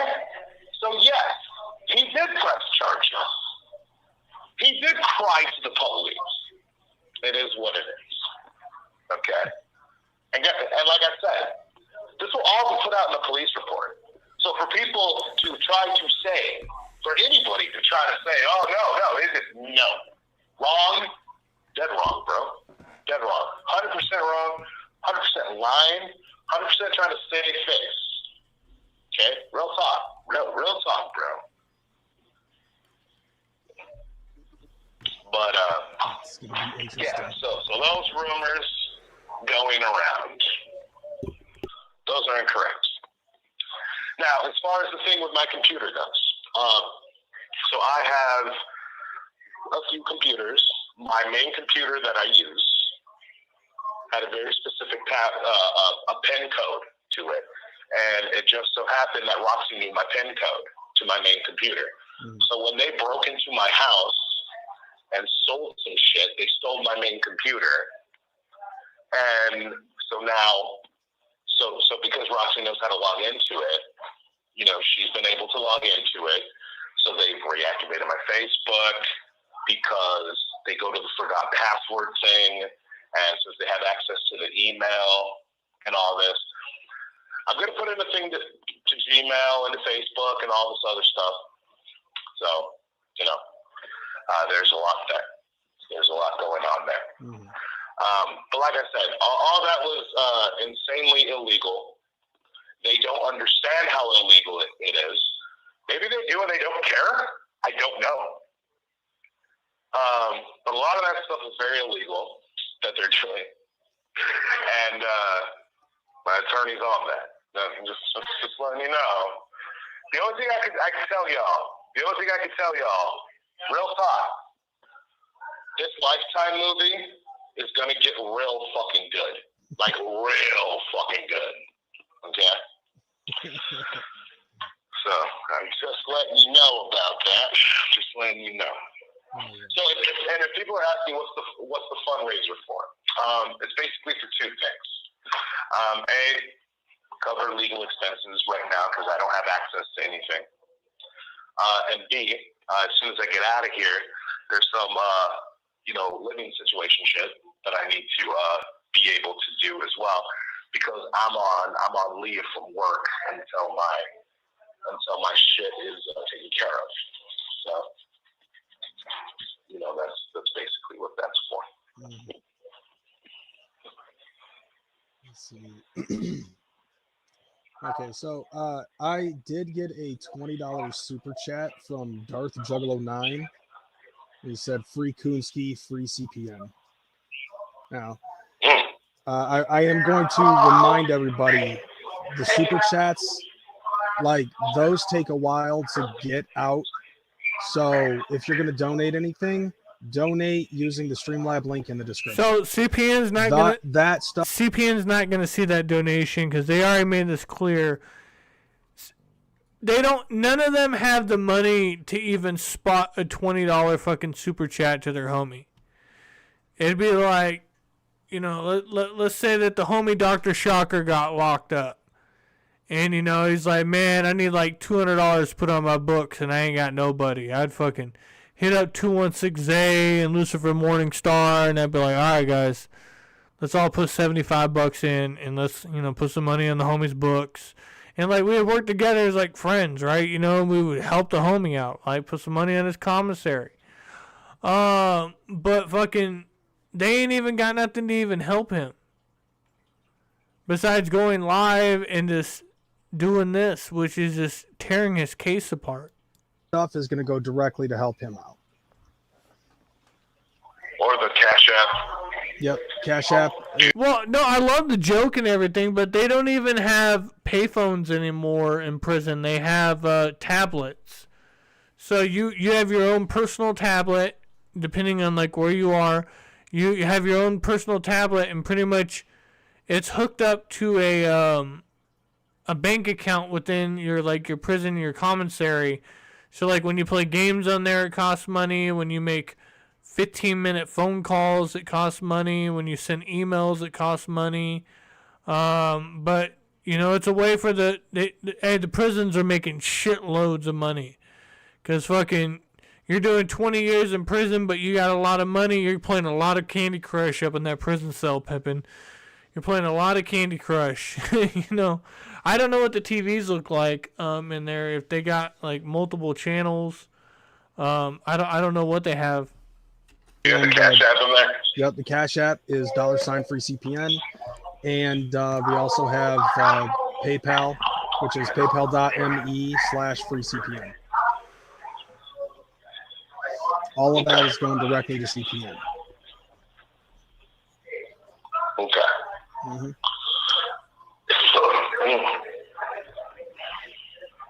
Yeah, I would have turned the super chat part off for this stream. I didn't know how to do I forgot that you had that. I totally forgot how to do that. I've never had a reason to turn it off, so I didn't know. Can't you just transfer it once you get it though? Yeah, I can do that too. Like I'll keep tabs on whatever amount comes in and I'll transfer it over myself. I got a little bit of extra money, so I can do just that. Okay. That works out. So I guess Can you tell CPN Ghost said hi? Oh yeah, that's right. Ghost wanted me to tell you what up. I think there was a message that he said. What up, Ghost? Yep. Let's see. Yeah, don't forget to tell Raya I said hello and what's up when he calls on stream. Okay, so he said what up, and yep, there's that. Also, shout out to my homie Grind. Shout out to my homie Grind. He sent me my first care package up in here. Yeah. You have 1 minute remaining. There we go. 1 minute remaining. But I ended up with got a razor, so I can shave. I got good body wash, some good. Do you got any Sasquatch soap? Huh? You got any Sasquatch soap? Deodorant, good toothpaste and a toothbrush. I got pens, paper, a deck of cards, which has saved my sanity. A deck of cards, man. Oh yeah. So yeah, bunch of ramen soups, which I don't eat, but I trade for stuff I do eat. So yeah. Oh, yeah. It's been dope, Fuck yeah. But that's the next thing I'll talk about when I call back in a few minutes. How I've been getting along up in here. All right, cool. Sounds good. All right. Thank you for using. Fucking. Hold on, I need to look up something real quick. We need to look up something.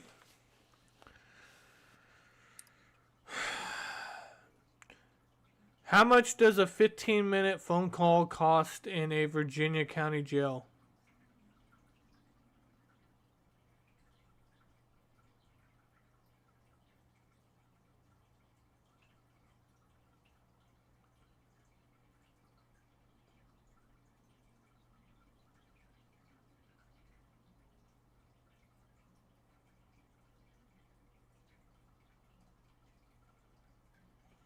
Oh, that's not bad. So it's so in Virginia County Jail, a 15-minute phone call cost the use of high, but now dropping due to more available tablets and other da-da-da. So it's costing 15 minutes would cost them $3 plus $14 a minute, 14 cents a minute. It's breaking down all the fucking data. So pretty much it's about $6 for each phone call. $6 after tax and everything for each phone call. That's not bad. I was thinking it was like $25. Because like back in the day, like when you wanted to do virtual things, you had to download emails and do Skype and everything. It was a pain in the ass to talk to homies in jail. Super secret shit. I just can't tell you how disgusted, like words cannot describe. Like I was hurt at first. I'm just grossed out and disgusted. You know what I mean? Yeah. The way that scene was described to me, like it literally reminded me of our fake beef. Because I remember a video that you made where you were in your bathroom and you had your camera up overhead, and it was a completely different camera angle and room and everything, totally out of the norm, and it made it look like you were, when you shot it, the way that everything was, it just made it look like you lost your shit and you were going out of your way to fuck with me. Now, CPN spent years, almost a decade, online making clips and he would be the equivalent of doing Vine and TikTok and all that shit before it actually ever started. he would do short clips on YouTube and all that, and that's how he became famous, because there were just short clips that got shared around on like MySpace and stuff. But like, I don't know, ICP's not relevant anymore. ICP is dying. You know, the whole culture is dying. Like, all us juggalos are like in our 30s and 40s now. It's like it's coming to an end. You know what I'm saying? And so like, I'm thinking to myself, the way that CPN was acting in that video almost mirrors exactly how Chuck is doing shit right now. Well, you got to think about it like this. This is just proven that Chuck just wants to be everywhere that I am. Whoa, what the fuck, dude? How does Chuck pop in the chat and then fucking CPN starts talking about Chuck? Alright, now what I'm going to do right here is I'm going to go to my Discord. I'm going to go to invites, invite the server, copy. Now, if you want to jump on for a little bit and bullshit, you can go click on this right here, live on the show, in Discord. And once you get in the Discord, just go into the chat room that says live on the show, and I can just add you on through Discord. I haven't logged into my StreamYard's link in fucking years, so I know it's still valid, but it would take me a minute to get into it, because I'd have like confirm passwords and shit. But let me go ahead and post a link to the Discord out there. Everybody's welcome.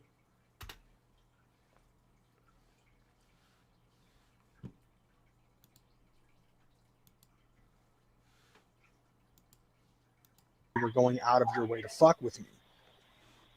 And so like, I'm thinking to myself, the way that CPN was acting in that video almost mirrors exactly how Chuck is doing shit right now. Well, you got to think about it like this. This is just proven that Chuck just wants to be everywhere that I am. You know, I was doing good on YouTube. Here comes Chuck. I'm going to do YouTube things because of CPN. I did a show. Chuck started doing a show. Okay. I did a lot of things. Chuck started doing it, right? You know, it turns out that even where I ejaculate, Chuck wants to be there. You know what I mean? He really just wants to be where every part of me is. You know what I mean?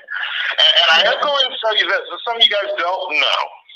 So, from the time frame that he says he got there, and him and Roxy, you know, whatever, if that's true, he's actually tasted my dick hairs. And the reason I'm saying this is because literally right before that, like, okay, look, if you knew what me and Roxy did, you wouldn't kiss her. You wouldn't go near her. You know what I mean? Like, you have no idea how much of every... So, this is a weird flex. Like, so he's trying to say he tasted my dick hairs because I had fucked her the night before she fucked him, right? But he's already fucking your wife, so of course you fucked her, right? But you're wanting to take her back after the fact. So, like, you would have to deal with that. Like, come on, Pippin. Like, you're trying to make a diss out of something that's not fucking relevant, bro. Like, it doesn't work that way. Like, he's fucking your wife. Now, you know how many people that their wives are cheating on them, or their husbands are cheating on them, or they're fucking the person they're cheating with, and then coming home and fucking their wife, too. Shit happens all the time. They're out there fucking their girlfriend all night, and then they come home, and then the next night they're fucking their wife at the house, and then they got their kids and all that, dude. It's called an affair. It's some greasy ass shit, dude. I'm not down with it. Part of my body is in her body, or around her body, or on her lips, teeth, tongue. I'm just saying, like, me and her have gotten downright fucking disgusting. You know, they make snuff films out of what me and her do. and quite literally hours before that, like quite literally less than 12 hours before, like, Chuck's like, oh, this is when I got here and me and her started blah, blah, blah. Me and Roxy got very snuff filmy at my house. You know what I mean?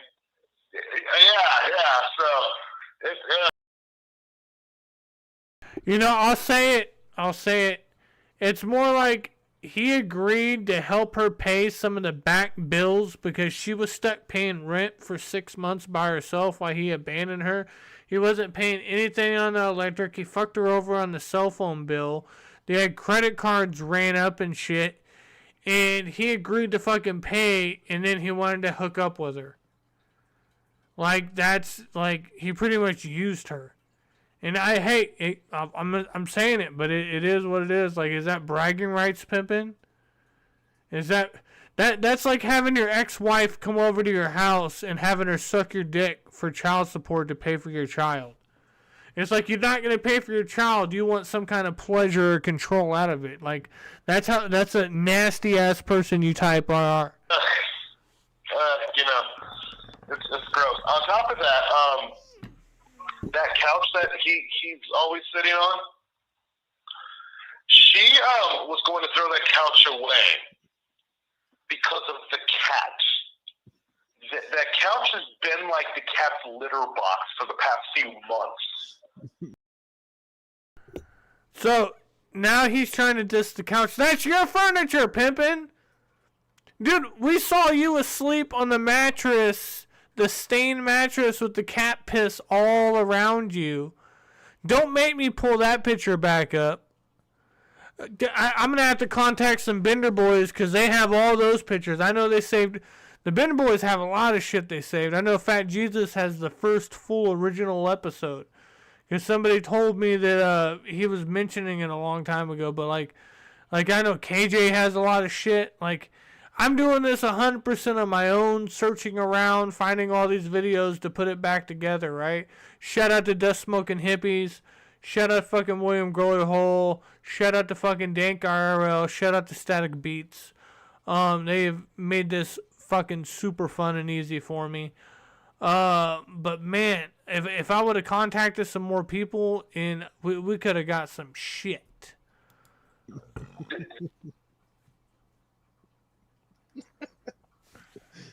I can't help it. It's funny. Oh shit. I think he might have muted himself on accident. I don't know.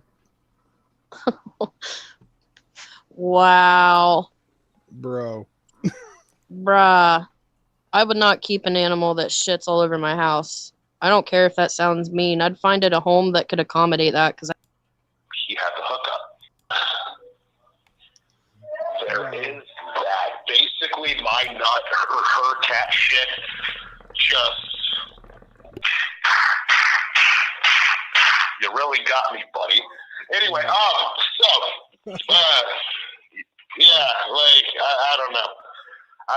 But this is what drug addicts do, right? Like, This is what I understand. Like, you having sex with a woman every other day, you in love with her, you're fucking rubbing her feet, you're doing all this stuff, and then you guys break up, and then a week later, your pussy stinks, your fucking titties are saggy, you got stretch marks, you're all this, like, you're saying the worst of the worst of the worst, like, you're just assassinating what you were with. Like, I don't believe, like, even, like, you know, previous relationships that haven't worked out with, like, male friends or women, I've always left it cordial. Like, you were a part of my life.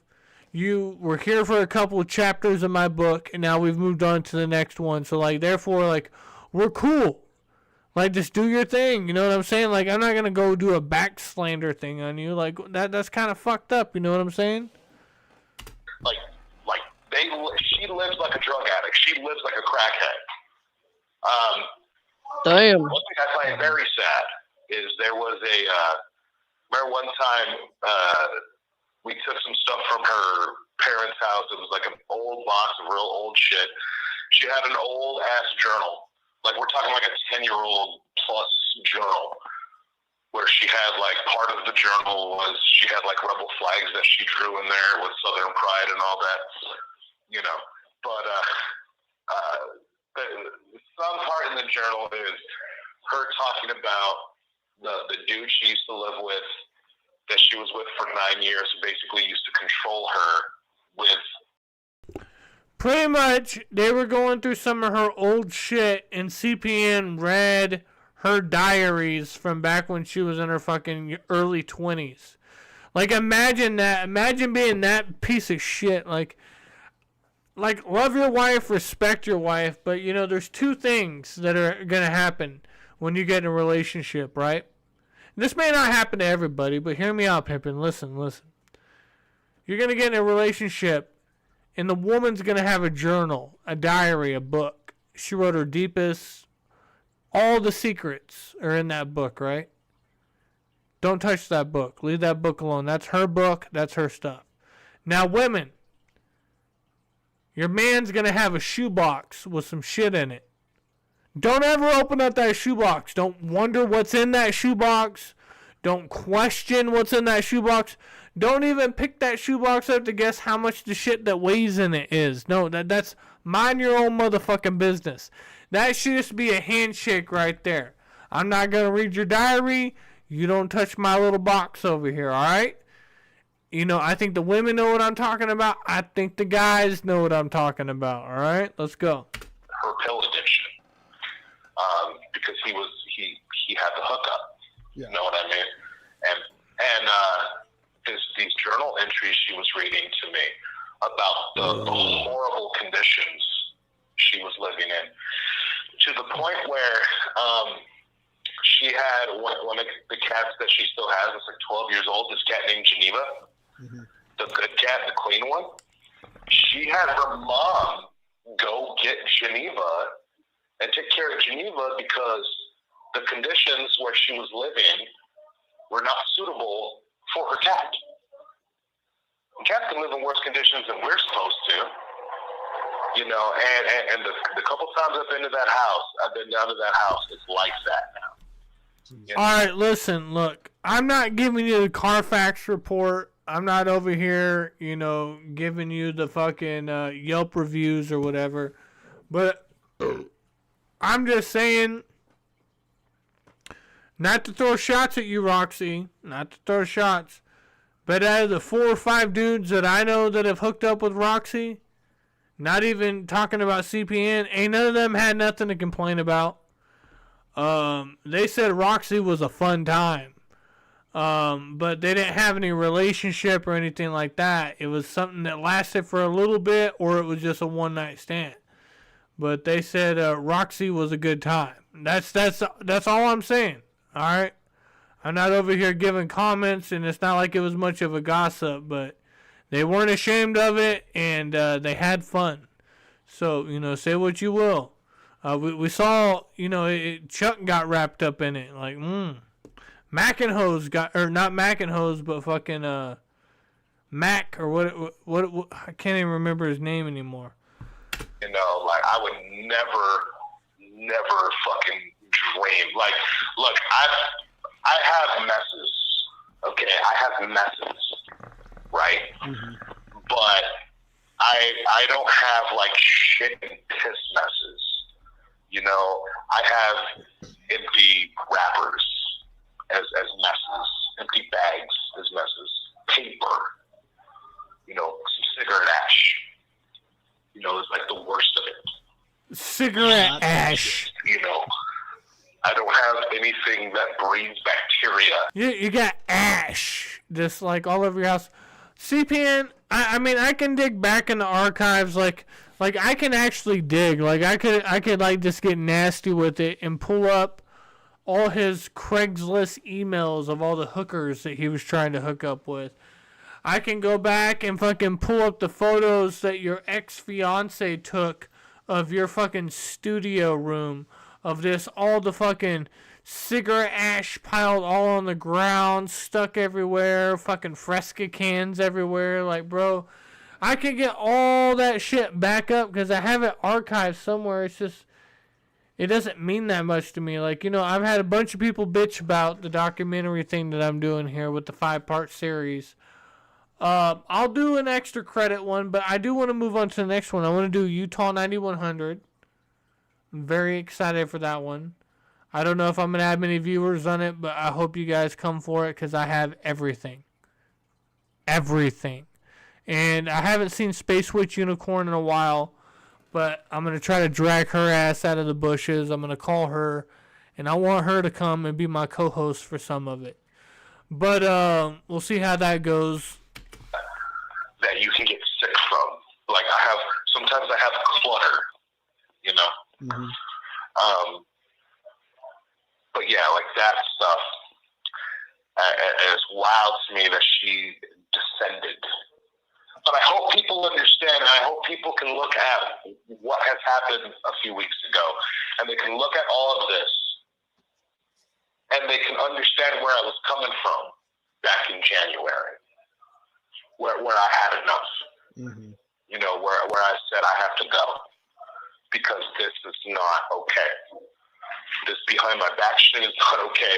This dirty ass shit is not okay. This wasting money just for the purpose of wasting money is not okay. None of this is okay. I'm trying to get a hold on all of this. I'm not being allowed to do my thing, you know. Mm-hmm. And I think that's why she set me up. I think she was so upset by seeing how well I was doing without her. Like, here's the example of what I do without her influence. There were without some her being people able to control shit. Mm-hmm. There were some people who did say that in comments, basically that Roxy's just upset that she lost her meal ticket. Right. Like, you guys, like, I compared the shit to The Mist, the movie The Mist, where at the end, you know, he thinks the monster's coming, so there's only 3 bullets in the gun, and there's 4 people in the car, his son and the 2 people that are riding in the back. And so he says, fuck it. He puts a bullet in his son's head. He puts a bullet in each of the 2 people's heads in the back so they don't have to suffer with one of those big creatures just ripping them apart. Mm-hmm. They're going to die anyway. Then he gets out of the car and goes, come get me. And what's coming up? A fucking army truck, and the mist dissipates. And it's like, what the fuck? Like, if he just would have waited. And literally, when it was, blah, blah, blah, and the money issues here, and this here, and this here, and this here, and this here. When I was packing, the day I was packing, and it was, okay, you want to act this way, you want to be this way, fine. The day I was packing, my phone rang. We'd like to offer you this job. The day I was packing and we were fighting, I found out I make $93 a year now. I'm going to start making $93 a year. You know what I mean? Right. Yeah. So her anger there of, I endured like some of the struggle, and when I finally stopped enduring the struggle, that's when he gets paid? Yes. You know what I mean? And she saw my townhouse and was like, this is nice. And she saw the fact that like I was paying the rent over there, and I'm paying the rent where I live, and I still have money, and I can still, hey, you want to go out? I can take you out to eat. I can do this. Still paying for the cabs. Still, like I'm making this money now, so I'm able to do this, and I'm able to do this, and I'm able to do this. Mm-hmm. You know what I mean? And she saw that and went, what the fuck? Like, how the fuck are you doing so good, and I'm not? She can't manage money. She cannot. She's about to be 36 years old. She doesn't know how to manage money. She's never lived on her own. And what I mean by living on her own, she's never just had her own place that didn't depend on anybody else paying the fucking bills. Like, just here's my place, I pay the bills, this is what I do. Right. You know what I mean? It's sad. And I think what happened is once I left, this is what I think happened. I think once I left, and like I'm not dealing with this abuse anymore, because she's very abusive towards me. She's abusive? I'm gonna say I didn't know that there was another camera on me when Chuck was getting his head rocked by my fist You know when she jumped in. Lucky she was there. Like Chuck and Big Will have the same. They need to thank Roxy the same. Like, oh, lucky Roxy came in and pulled CPN off because, you would have been in really bad shape had she not saved your life. But anyway, when Chuck was getting his head rocked, you know what I mean? So not only did you hit Chuck with a hammer, now you're saying that you could have potentially killed him if Roxy wouldn't have separated you guys and he would have choked you out? If you notice, she's attacking me. Mm-hmm. And I still won't put my hands on her. Even in that state of anger, I would not put my hands on her. And I've never put my hands on her. Yeah, she actually verified that to me too in a phone call. Yeah, except for when we were naked, she gets the hands then, but she wants them then. Mm-hmm. You know what I mean? Being slapped around and pulled around by her hair and getting drooled on, like, shut up, you fucking whore, you know what I mean? Like, she's into that. It's one of the reasons I married her. I was like, wait, I get to have rough, like, fuck you whore sex with my wife? That's awesome. One of the many reasons. But yeah, like, I've never put my hands on her. She's put her hands on me. Oh, yeah, she's put her hands on me on multiple occasions. She didn't like something I said, she starts swinging. She's put her fucking hands on me on multiple fucking occasions, and I have never put my hands on her. And do you know why? Because I'm a man, and she's weaker than I am. Mm-hmm. People don't like to think that. She is weaker than I am. I can knock her out in one hit. As far as physically goes, she's not necessarily a danger to me. I'm like Clifford. It doesn't hurt me. It just breaks my heart. It just breaks old Clifford's heart. When she's being aggressive like that towards me. Right.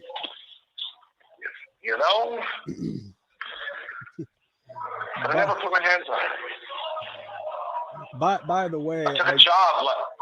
I do gotta let you know this. People in the chat right now have been comparing this to the Johnny Depp Amber Heard situation.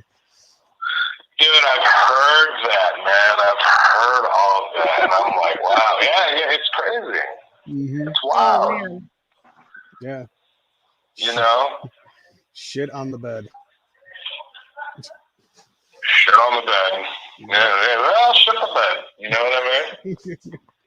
For real. But yeah, so continue. Go ahead if you got more. It just broke my heart, every time she physically assaulted me. It didn't hurt me. Mm-hmm.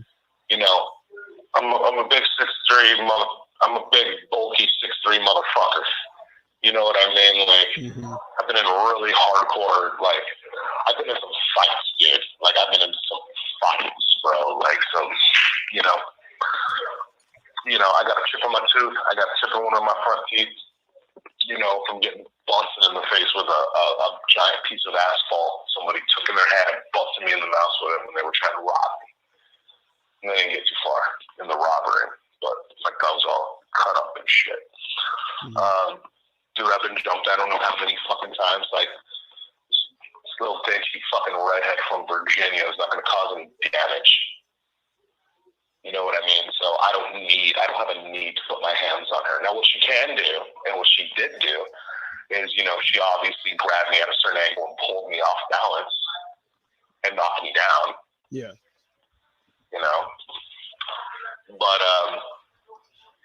But yeah, that's just wild, But yeah, it just broke my heart. Just really broke my heart, every time she physically assaulted me. Mm-hmm. So I don't know.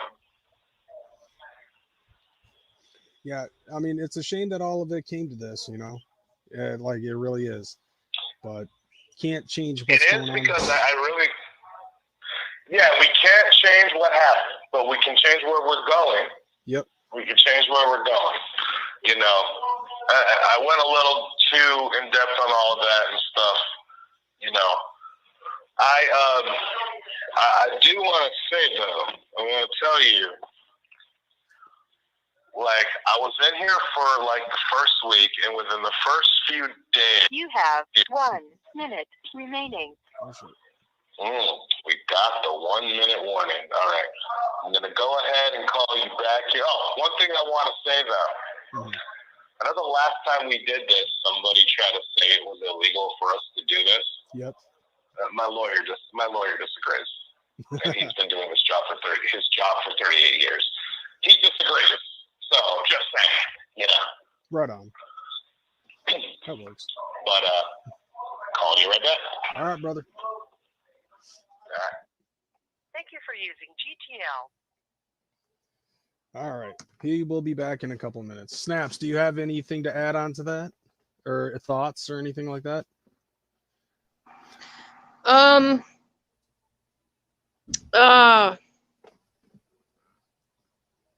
I was just kind of chilling, letting him talk and say his piece because he hasn't really had many opportunities to do so.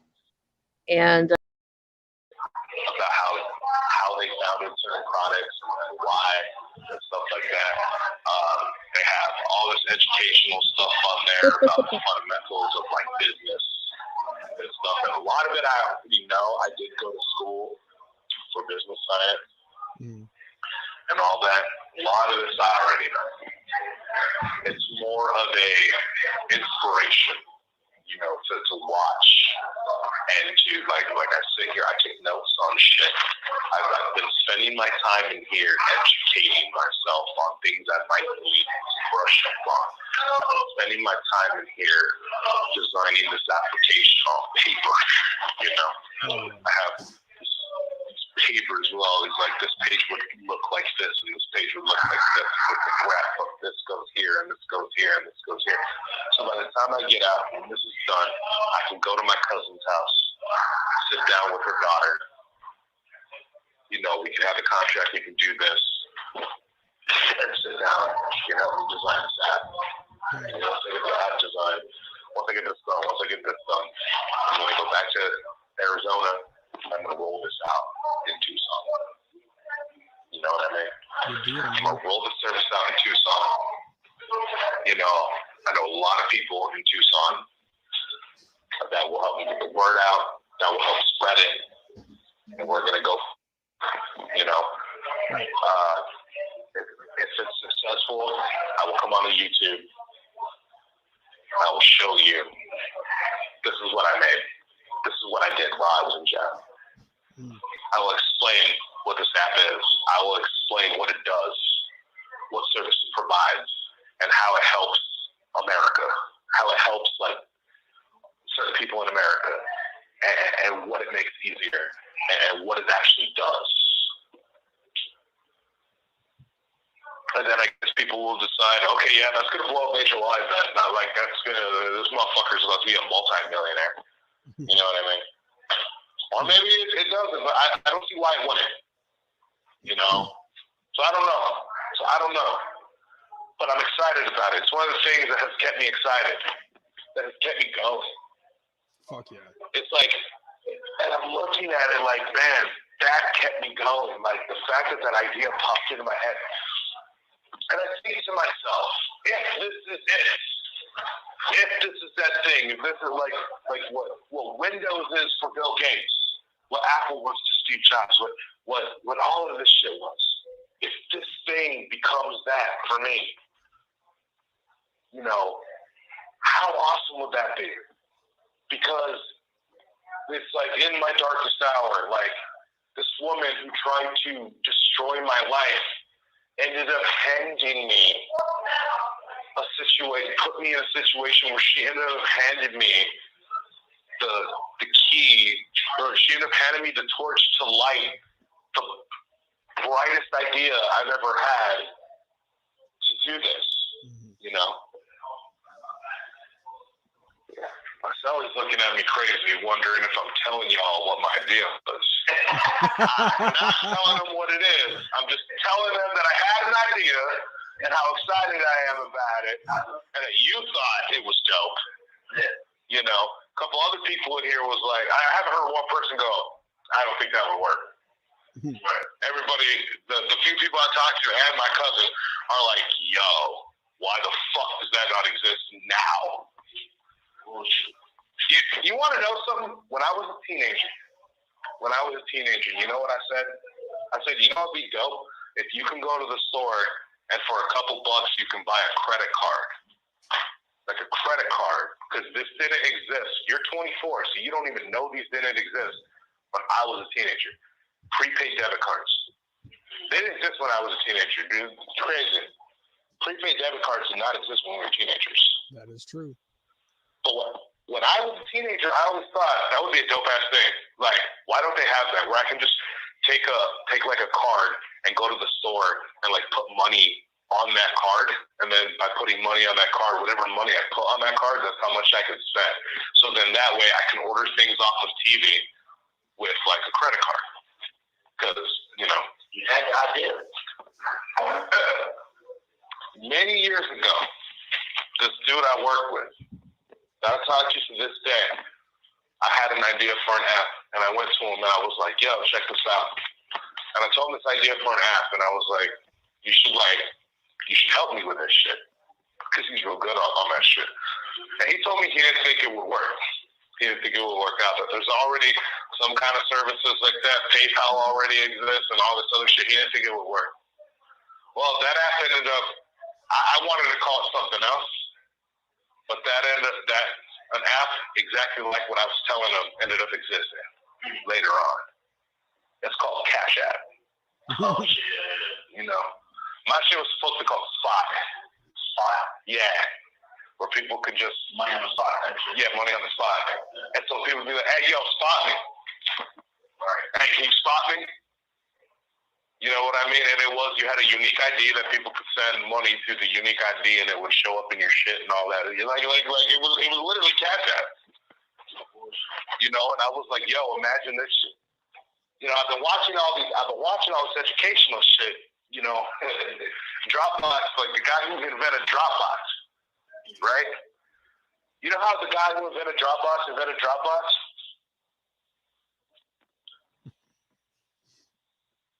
Crazy. What? No. You know what Dropbox is, right? Yeah, I know about Dropbox. What? Okay. So I watched an interview with the guy who invented that. It founded Dropbox. Oh shit. You know you know why he invented it? You know how he invented it? No, I don't.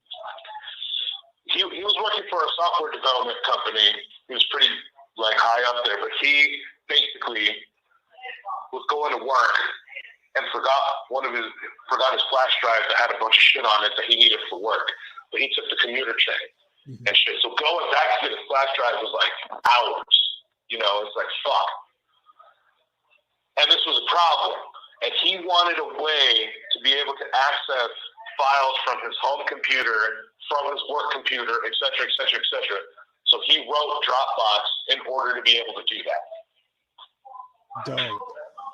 He literally invented a little software tool at work that helped him do his current job easier that ended up becoming this, you know what I mean? Mm-hmm. The guy who founded Intuit literally wrote a program so his wife can balance their checkbook at home easier.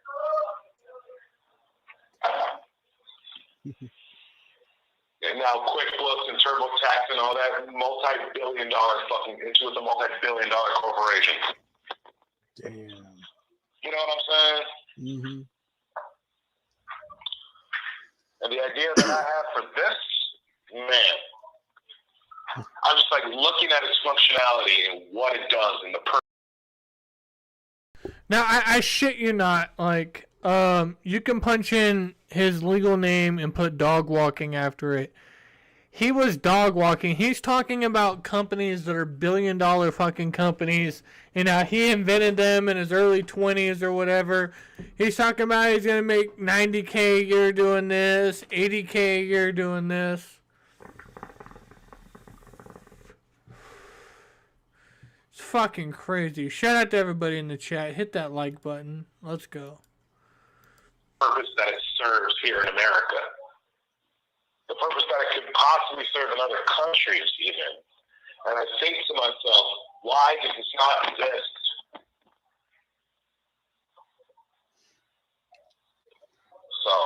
Yeah. Well, as long as the way I see it, man, you're keeping busy. And that's keeping you staying positive. Which Stonehenge ended up shouting you out, saying "Stay positive, CPN." Now, one thing I will say though is like this is something that Isham talked about, where it's like the worst thing that you can do to a motherfucker is take away their time and make it meaningless. But if a motherfucker has that happen to them, and they're still able to do something with that time while they're in jail, that's a smart motherfucker. Let me tell you something. If this idea works out for me, and what I'm telling you about this idea, like understand. You have 1 minute remaining. The 1 minute warning. Understand that when I ran this across my cousin, she's so excited about this that we're founding a company. I am helping found a company from a fucking jail cell. Right. You know what I mean? I've been spending my time here literally working. You know? Man, it's wild. Fuck yeah, dude. Are you gonna be calling back? You got more? I am gonna be calling back, yeah. Oh hell yeah. All right, cool. All right, I'll talk to you in a minute. All right, cool. Message, get out to more people. Very true. You know what I mean? All this shows, crazy. All this shows. You have to listen to what CPN says. You know what I'm saying? Whether you're a hater, whether you support what I say, doesn't fucking matter. When I speak, people listen. That's just is what it is. That is. And I know. So funny though. That there's a cuckster and there's a junkie that wish they had the reach I did. Oh shit. They wish it was there for them. I'm pretty sure there was a desire there. But like, imagine if as many people who cares about what I'm saying from a jail cell gave a fuck about trying. Mm-hmm. You know what I'm saying? Imagine. You know. Hey, tell CPN something for me. What's up, Snaps? But I tell you this, other than the legal routes, I don't really desire to take any revenge. Right. You know what I mean? Not going to nobody's house. I'm not stalking anybody. You know. Mm-hmm. I got too much to do after I get out of this. After I get out of the cell, I got too much to do. I got too many people. You know what I did? I put too much energy this year. You know what? I put too much energy in 2020. I put too much energy to people that I put too much energy to people that didn't care for me. Mm-hmm. Than the energy I should have put towards people that did. Honestly, that includes Roxy.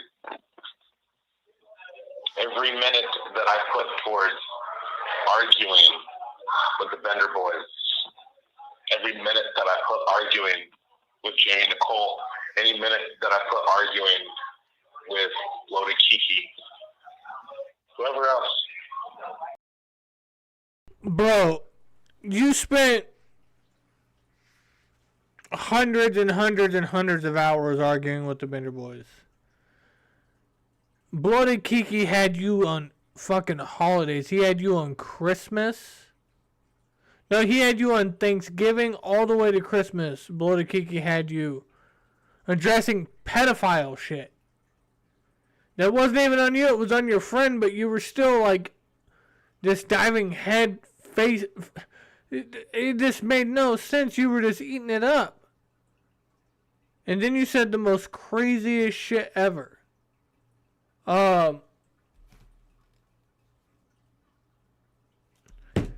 Did you drop them in my DMs, Rom? Where are they at? Hold on.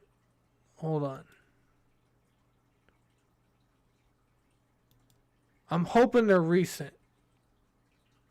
When you see something in your mind and you're like, I believe this is true. From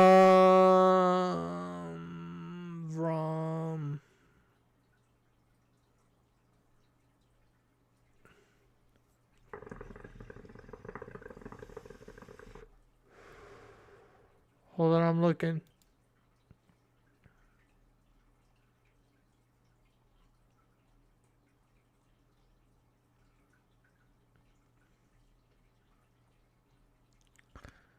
No. I think I had to download them on my phone.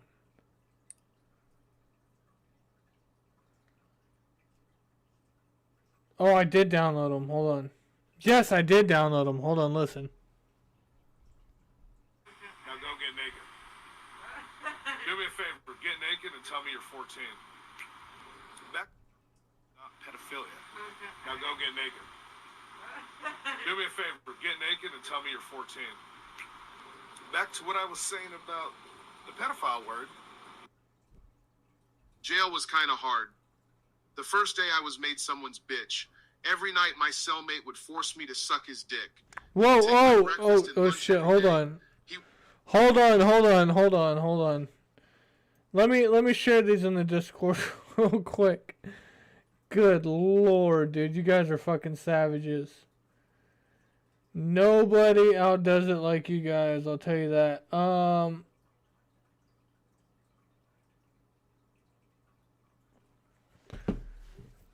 Yeah, let me pull the shit up real quick.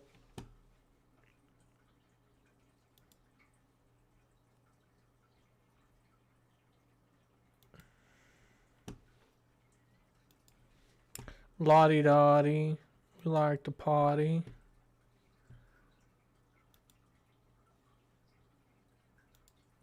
Jail was kind of hard. The first day I was made someone's bitch. Every night my cellmate would force me to suck his dick. He would take my breakfast and lunch every day. He would even take the canteen funds I had. I wasn't allowed to wear underwear either. Okay, I wasn't supposed to show that one, but anyways, shout out to you guys. Hit that like Jail button. was kind of hard. Whoa, CPN, calm down. Pedophilia. Now go get naked. Do me a favor, get naked and tell me you're 14. Back to what I was saying about... Okay, now I want you guys to put this two together. William Glory Hole, Death Smoking Hippies, fucking anybody that's out there. So, Bloated Kiki had called out CPN on the fact that CPN was defending Boy Blue or something like that. And he was telling a weird story about how he went over to his friend's house and... He went over to his friend's house, and so he had a group of friends, and he went over, I'm just going to make up names, okay? I'm making up names. So he went over to Billy's house and saw that Billy and his best friend Johnny, his little sister, was over there. And she was like 13 or 14, and like they were hooking up, and he obviously knew it. And he went home and he told the parents, but Bloody Kiki had spun the narrative like, why didn't you just call the police that like some pedophilia shit was going down? And he's like, well, I thought the parents could handle it. And then he started pulling up legal countries and age of consent and all that. And it's like, why are you even bringing that up, CPN? It's super weird. And then he made the joke of saying to Roxy, hey, you know what? Pedophilia, hey, tell me you're 14 and go put on something, whatever, right? Like you just said in this. And then fast forward 6 months later, he tells fucking Chuck Reeves that he's going to fuck his daughter, and he's like, my daughter's 14. And he's like, in 4 years, I'm going to fuck it. My daughter's 14. So this is two separate situations where he's talking about fucking a 14-year-old. The pedophile word.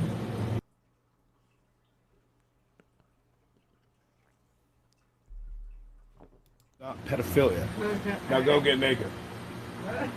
Do me a favor, get naked and tell me you're 14. Back to what I was saying about the pedophile word. That is crazy. That wasn't part of like Live with CPN or something like that, you know.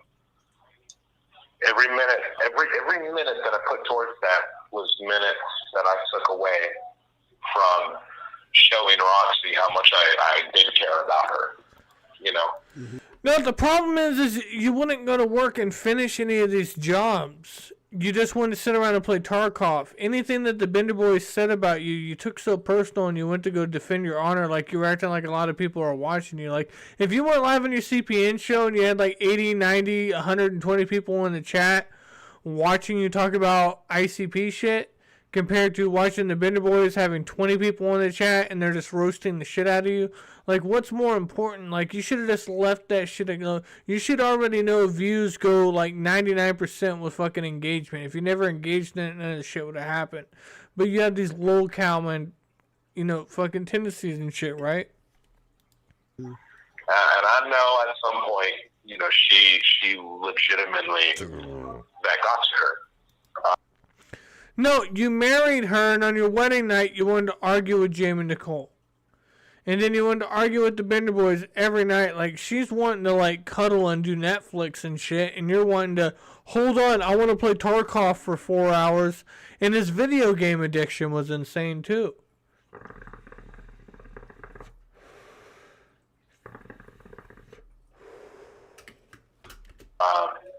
And I did stop, but, you know, the damage was done. You know, the damage was in fact done. You know, to tell you the truth, I was just doing CPN shit, you know what I mean? Because I thought that's what she liked about me. Yeah, I can see You know, that. it's just a weird thing. It's a weird thing. It's a weird thing. But at the end, I did in fact pay. There were times where I paid more attention to them than I did to her, and I shouldn't have done that. So I'm not going to be doing that anymore. You know, I need to focus on the people that care about me. I need to focus on things in my life that are going to elevate me and elevate and as a result of that, I can be in positions to help people that I care about. You know. Being locked up in here will really put things in perspective, you know. Yep, I was just thinking the same thing. It has to. And do you want to know something crazy? What's up? I had to be one of. Does he have any supporters? I'm sure there's people that like him. Because at the end of the day, what did he do bad? You know, he got proved that he, like, abandoned his child, he cheated on his wife, he put out some dirty secrets. He's very nasty with relationships. But it's not like he got hit with, like, any chomo shit. It's not like he officially murdered anybody. He just got the ultimate form of embarrassment. So, like, coming back on is like a 42-year-old man trying to, like, argue with people. It would just be rough. It would be rough for him. Like, I don't know why he'd want to do that, you know?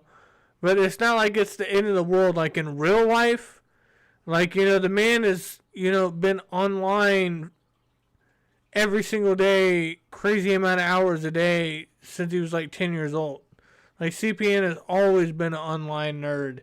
So, like, for him to finally, like, step away and experience real life, you know, who knows? Who knows? The most, like, oh, look, and it's a juggalo message coming full circle. On the religious app, they have all types of different religious stuff, and then just other types of things that's not really domination specific, inspirational shit and all this other stuff. And there's this this program called Rise from Rubble, and I turned it on. I listened to it, and it's different people. It's this group of people that talk about things, and then they do like these musical performances, like with dances and with music. And I go back and listen to it because there's a couple of them where the music is like really good, and I actually like meditate with the music. But man, I got to this one, and it's this dude. dude, and he's talking about how, you know, he'd been arrested so many times in his life and he'd been in jail for this long, and, you know, he's been left, like, emotionally destroyed, you know, because of a relationship, and this happened, and that what really put his perspective is when somebody that he was working with, that was working with him, took him to a butterfly farm. And the thing about when the caterpillar spins its cocoon, did you know caterpillars damn near liquefy inside those cocoons? No, I did not know that, dude. That's awesome. Yeah, look it up. Like, look it up. They like liquefy in the cocoon, and then all their shit starts to build different. Oh, like, Pimpin' Joe was hard on him, man. I'm not saying, like, I'm a jail soldier. Like, I'm not going in there, like, trying to fucking sell wolf tickets and shit, man. I go to jail, I'm trying to bond out, and I'm fucking sitting there in my bunk and just fucking trying to get through it, you know? I ain't out here, like, with the tablet, with the theatrics. Like, this is fucking crazy. Like, caterpillars. Who's that over there in cell 26? My life story. I'm the hammer guy. Like, dude, for him to claim that two separate people knew about him and that he went viral for, like, being, like, a G and everything, the only thing anybody ever saw was you getting choked out. Nobody even saw the hammer stuff because you put down your phone and Chuck dropped his phone after you hit him in the head with a hammer. Really transformed. Rebirth. You know, I mean, technically we do too. I mean, in our state, you know, when we're shot out of the shaft into the hole, you know, like, think about it. You've seen what a sperm cell looks like. Like, that thing burrows into this tiny egg and explodes, and it causes the growth of us. Like, there's such a transformation, man. But this dude's talking about how the butterfly, how the way the butterfly comes around and all this other stuff. Like is that message? You have to think about this. Like, CPN doesn't know 90% of the videos that are about him going on right now. He can't see the chat. He is just talking for the sake of talking. Just that thing there. I was like, wow, even in here, we're dedicating shit to the goddamn butterfly. Like, what the fuck? Right. You know, that's wow. And I'm over here like, you know, maybe this cell is my cocoon. Right. You know. You need that thinking. You know, honestly, yeah. I don't know what kind of like. Imagine somebody hitting, like, saying the most craziest shit and attacking you, because it was always CPN attacking Chuck. It was never Chuck really coming at CPN, right? Let's be real about it. But imagine you have to deal with all that. He fucks with your marriage, you know, him and Boston Girl Becky, right? He fucked with his marriage the entire time, did all that stuff, and then you fuck his wife. And then he continues to come after you. He hits you in the head with a hammer. You choke him out.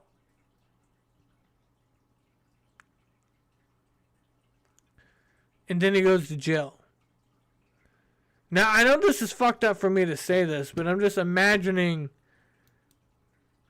when Chuck told this man 6 separate times, I'm going to fuck your wife while you're in jail. What was the feeling going through Chuck as he's fucking Roxy while CPN's in jail? He got a head injury. He's lumped up. Because, you know, CPN hit him half a dozen times in the face. And the pussy got hit with the hammer. Like, he's all fucked up. But he's just hammering away on Roxy. And CPN's in jail. Eating a honey bun. Honestly, there's only one thing I can say that I would miss Roxy for right now. Skelly, did you see Tommy James cooking crack? Well, in the 50 Cent movie, Get Rich or Die Hard, trying, they teach you how to cook crack. You just need baking soda. But the amount of cocaine nowadays that's stepped on for you to, like, transform that into crack is fucking crazy. Like, you just need to buy crack whole form, and it's a little bit more expensive. And I don't do any of these drugs. I just know how it's done. So for Tommy to, like, boil down that cocaine and then claim that he's smoking crack, plus doing acid and pills and tranquilizers, plus staying awake and being, like, perfectly... I think it was a bunch of theatrics. I don't believe it. Like, you don't take that many drugs. And I've known Tommy for, like, 8 years now. Like, since, like, 6 years now. I don't believe it. Good theatrics, though. Like, I never actually want to see her again. Right. I don't want to touch her again. I don't want to hug her again. I don't even want to talk to her again.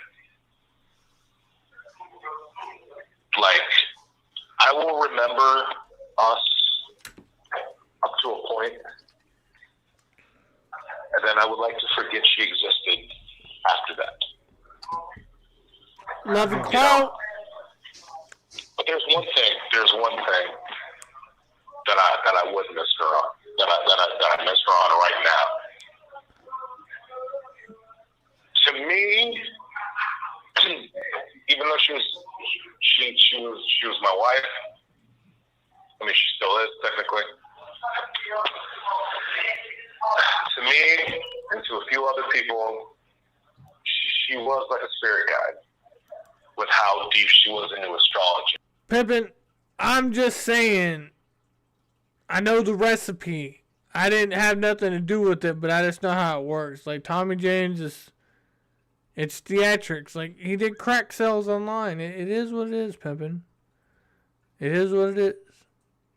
Listen, Tommy James, the best footage he ever did was humping a pillow. But besides for that, his IRL, like, job interviews and all that shit was pretty decent. I don't know. I don't talk to Tommy. Tommy got fully embraced with the retards, and, like, the people that he surrounds himself with is insane, and I don't want nothing to do with Tommy or any of that stuff, man. I stay far away from it. Yeah, yikes. There were times when I was going through it, and I would say, "Babe, can you bring up my charts, please? Can you read me some shit? Can you let me know what's happening?" And that's one thing I thought about being in here. I'm like, man, like, what I want to do to have her read to me what my chart is saying right now. Because it's so scary on point, too.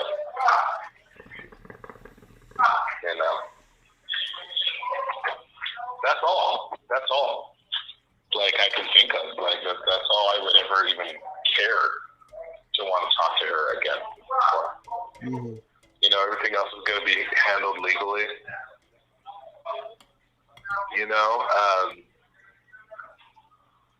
I hate the fact that she made certain decisions because there are some consequences coming her way that she doesn't know. And she might not understand. And what's crazy is she listens to Chuck, but Chuck has literally sat there and told her certain legal advice that the police have literally told her was wrong. Like, the police have told her, no, that's wrong. Even though Chuck sat there and told her, oh, you can press charges on him for this, or you can do this, or you can do this. I actually, even though I feel she's going to deserve this, man, like she has no idea, like, the consequences that are coming. Like, and I think people need to understand, just because a police officer is not at your door today doesn't mean they won't be at your door tomorrow or next week. Sometimes things are a process. and with So I guess what he's trying to get at is Roxy had used one of the cards that they shared. They all had shared names on it, and she used it to pay bills at the apartment that he was claiming that he owned. That's why he could break into it multiple times. She just used it to pay bills. Like, you left her hanging for 6 months, man. Like, you're a piece of shit. just a lot of this shit and a lot of proof that has been provided with a lot. I'm so like, man. No, but hold on. Hold on. We're going to go to this. We're going to get crazy right now. I'm going to go to my Discord and see if I can still pull at the DMs between me and CPN. I don't even think it's possible.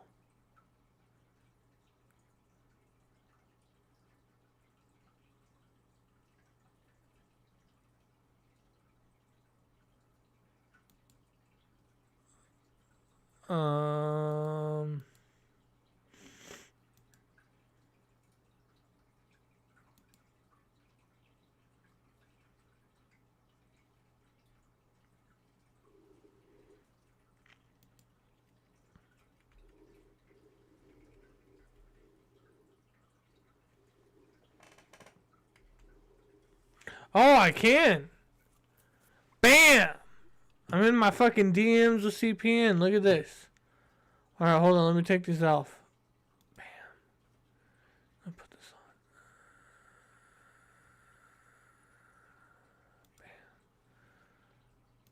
Bam. Alright. DMs with CPN. Here we go. Last time I talked to him was 2021.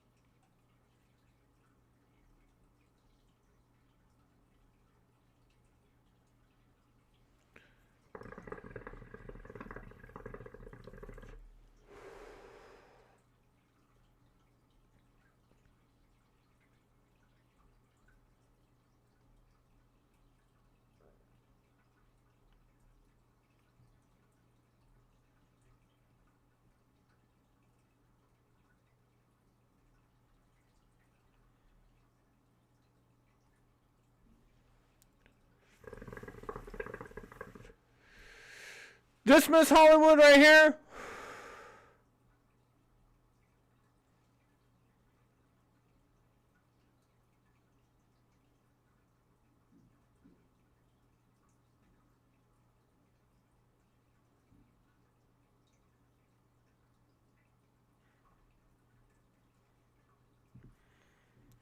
Because he was talking about he hooked up with this girl right here.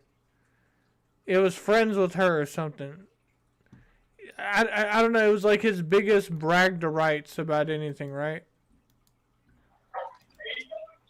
Myself, so there was like some hardcore thunderstorms happening.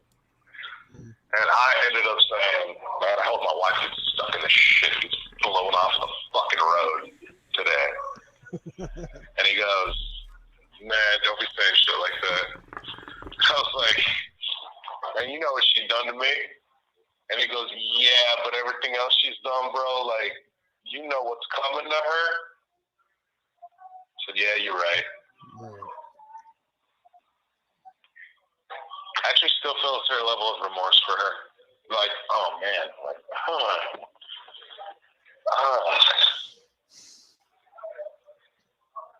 I hate it has to go there. I really hate that it has to go there. I feel that shit in my own way. Anyway, to all the people watching in the chat room and all that, you know, how's everything doing? Sent you a private message, crazy. Okay. Let's see. So should I say this out loud, Snaps? Yeah, because he can't hear me. Okay. So Snaps sent me a message. She said, tell CPN I said he shouldn't talk down on Trine since he has it copyrighted. He should promote it. That is true. That is true. Yes. I mean, dude. So here's the thing. Here's the thing with the copyright. I just want to let y'all know this. We made it purposely hard for them. Okay. So the LLC that was registered was not registered in Virginia.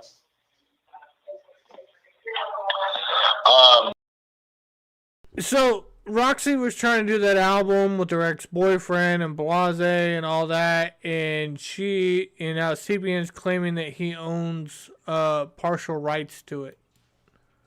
A few times. A woman that I worked a job that I hated because it made money, and I wanted her to be comfortable in a lifestyle with me and her together. Shout out to everybody in the chat. Hit that like button. I know it's dragging on a little bit, but it's part of the lore. I do have some more spicier things, but I want to save it when it's directly involved about that instead of just hiding it in the middle, because a lot of these streams are 4 hours long, and then, like, who's going to find that in the middle of 4 hours unless they are deeply involved in it?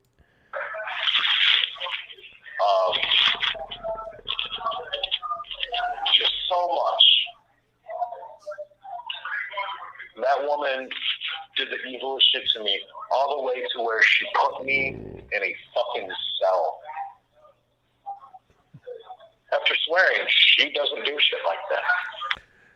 She put you in a cell. How did she put you in a cell when she was at her house, you were at your house, and Chuck was on a public road, and she put you in jail? Mm-hmm. Damn. The evil shit that this woman has done to me. If I come out of this successful and happy after all this is done, then hopefully somebody out there can look at that. And when you're in a situation, you can say, hey, remember that time fucking, like, the whole world punched down on CPN? God, dude, you're such a victim. And he just kind of got up and you know what I mean? Right. Yeah. Fuck I see yeah. I see what you're saying. Yeah. Fuck people. Fuck people. Fuck people. That's what Snaps just said. Yeah. Yeah, I hear what you're saying, bro. But you know what? It's not if, it's when. Keep that in mind. You're going to get out. I just want to let you know something. This is going to log me off in 2 minutes. I'll be able to do one more call, and then after that, yeah, I'll be able to do one more call, and then I'll be done. Okay. So in 2 minutes, it's going to cut me off. But anyway, yeah, I understand it's when. You know, I understand it's when, not if, when. Just letting you know, just letting everybody know that, like, you know, I still have a hell of a time ahead of me. You know, I still do have a hell of a time. My family's got a hell of a time right now, man. Pretty sure you haven't told anybody, but obviously, Crazy, you knew this. Monday, I almost lost my mother. Yeah. Oh, now he's claiming his mom's sick and she's about to die. But I think it was Roxy had talked to his mom and she was fine. He was just hamming this up. Like, he really wanted some donations. Obviously anybody wants money while they're in jail. I didn't tell anybody. Yeah, I didn't tell nobody. When I called back, I'll let you know what happened. Okay. But my mother almost died in the hospital on Monday. I love how he announces that he's not going to be able to come back for a couple of minutes, but he wants to leave us with a cliffhanger before he comes back and tells us about the situation. Imagine weaponizing your mom in these situations. Yikes. Yeah, it was. We were fucking. My sister. When I talked to my sister, she was hysterical. She was like, And how many times has this dude said that he hates his mom? He doesn't agree with his mom. He doesn't like his mom. His mom's not a good person. But then he wants to use it in situations like CPN. You're a piece of shit. Stand on 10 toes, man. Like, fucking figure out what you feel about the situation and just do it. my big brother's in jail. My mom's died in the hospital. I don't know what the fuck to do. I was like, man, my mother's gonna die while I'm in jail. Okay, I think it just cut him off. So, as of right now, like that I was in jail. Before, my mother continued to try to call her, and Roxy refused to talk to my mother. It was literally to the point where my mother only heard that I was in jail. She didn't know what the fuck was going on. And Roxy was such a cold-hearted, like, piece of shit to her.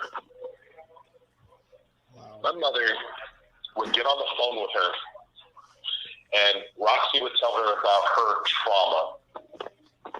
And my mother would tell her about her trauma. And she would try to talk to Roxy about, like, please don't make the same mistakes I did, and please realize this, that about yourself. And, you know, my son was raised by me, who took a lot of my trauma out on him. You know, and please don't make those mistakes, and I understand what you're going through. And I understand what that does to you. My mother, being a much older woman who has been through some of that horrible trauma, literally would talk to her and try to talk her through this. My mother would tell me, you need to be patient with her because she's been through it. Mm-hmm. She might not know how to be loved the way you love her. I know the way you love her. She might not know how to be loved the way you love her. You got to be patient with her. And while my mother was laid out in the hospital about to go into surgery, Roxy refused to even talk to her on the phone and just cold-heartedly had your son's in jail. And he gonna be there for a while. The most cold-hearted shit. I was like, wow. But anyway, my mother went through the surgery. Everything got cleaned up. She was fine. And while she was still in rehab trying to rehabilitate, they wanted her to stay in rehab until, like, her fucking wound, like, closes up to the point where it can't get infected anymore. They wanted to monitor it for that long. Mm-hmm. She got COVID while she was in there. And she's on these antibiotics for the infection, and the treatment for COVID kind of counteracts the fucking shit for the infection. Like, it was basically, we were basically told, like, there's a very good chance the treatment for this is going to fuck up the treatment for this, and one of these two things is going to kill her. Goddamn. We had no idea. We were pretty much sure she was gone. And I was like, I'm going to lose her, like, in this jail cell. She's going to die scared. Like, for me. Scared for my sister. Like, and I can't even be there for my sister. You know? Mm-hmm. Mm. And 2 days ago, I got the news that she took the turn for the better. And she's going to be fine. She's fucked up right now, but she's going to be fine. That's good. I got on the phone with her past 3 days. I talked on the phone with her. And she's talking her shit like she usually does. And I'm like, what the hell? Bro, my whole family is going through shit right now, bro. Right.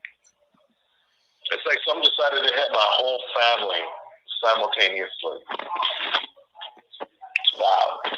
Mm-hmm. But rising up out of this shit, man. Yeah. I mean, like, friends, family, basically anybody that's fucking close to you or supports you or in any way, shape, or form, it's like they're going after everybody. And it really does, like, I know that, like, what I'm going through is peanuts in comparison to what you're going through with, you know, you, your mom's, your sister. Right. Right. Fucking peanuts, bro. But hey, I'm happy that your mom's making it, you know, like she's taking a turn for the better. That's good. Yeah.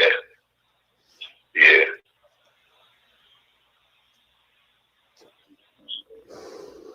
I was happy to hear that. I can only say that anybody who outwardly supports me that is getting attacked, I'm sorry you're getting attacked.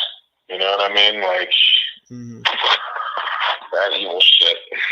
Yeah. I mean, basically, like me, Snaps, anybody else that's supporting you from the wayside, whether you're in the chat or not in the chat and just watching, you know, like they're looking at us like we're guilty by proxy. It's kind of stupid. Right. Well, I'll tell you what. There's a lot of you out there that may want to support, but you don't know how.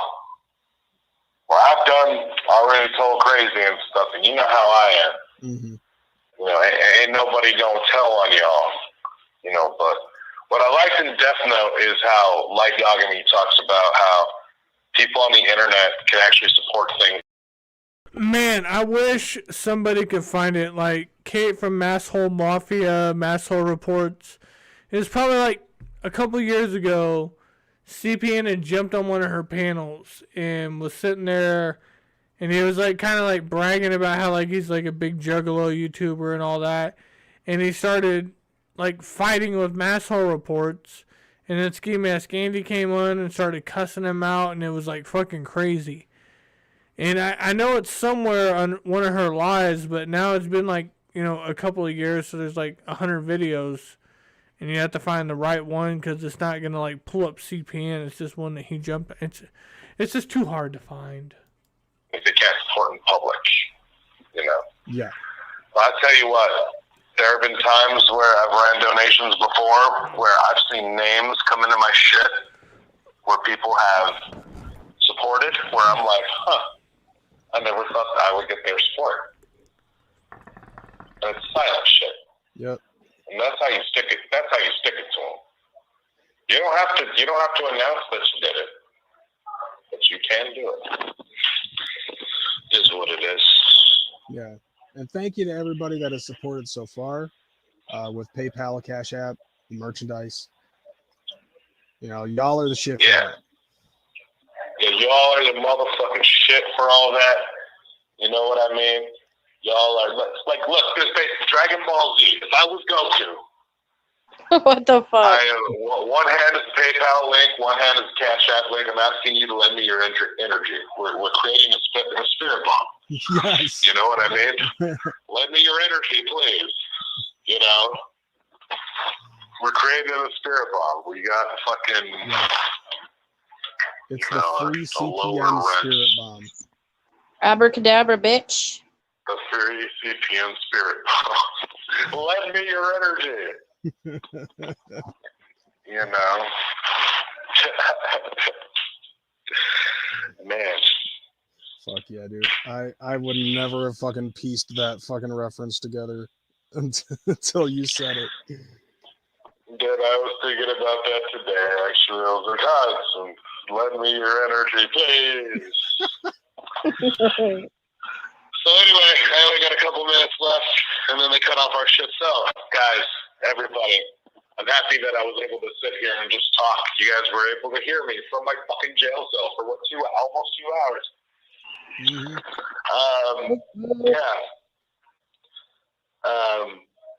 There have been some people that wrote me letters. Anyone who wants to write to me, you know, like letters are fucking amazing in here. You know what I mean? Like you get like a mail call when they call your name. It's like, oh my God, like it's amazing actually. Somebody loves me. You know? Letters are dope. Anything, any type of support is dope. You know what I mean? I'm just saying. Don't shy away from any of that. I appreciate all of it. I love all of it. And a lot of it means a lot more than you might think. You might think that I got 2 minutes left. I got a 2-minute warning. You might think, oh man, maybe this thing I could support them with, it's just not enough. So it's going to be meaningless. None of it's meaningless. Hell yeah. You know what movie I was watching yesterday? What movie? And I was like, this is literally my story right now, but I'm in like the middle of the fucking movie. What movie? The Pursuit of Happiness. His fucking wife leaves him, you know, over a bad business fucking venture, and she had to work doubles, and no, I'm leaving you now. And just all the shit that happens to him. And then there's the scene at the end where they're like, you wore a shirt. It's like, yeah, what's the last date? Well, can you wear one tomorrow? By the way, I owe you $5. Like, that shit brings a tear to my fucking eye. Pursuit of Happiness. I might have So to anyway, watch it. ladies and gentlemen, yeah, you gotta watch it. So ladies and gentlemen, we're about to go. I'm CPN. I fucking hate you guys. You are all horrible pieces of fucking garbage. I hope each and every one of you end up in a jail cell. And just walk away from all your friends and family and everything. I'll talk to y'all later. Peace the fuck out. All right. Later, bro. Thank you for using TTL. No, that's He would. Is still in jail and he's doing. All right, guys. I hope everybody enjoyed the 5th episode of this. Anything else after this is going to be 100% bonus footage. I'll see if I can't have Chuck Reeves come on for a little interview. Maybe Roxy Red. Who knows? We'll see where it goes from there. But there's some more. I mean, we can do extended. There's more jail phone calls, but once he gets out, he goes silent. You know, so that's where it originally ends. So I can't drag it on forever. But Utah 9100 is the next one. So stay tuned.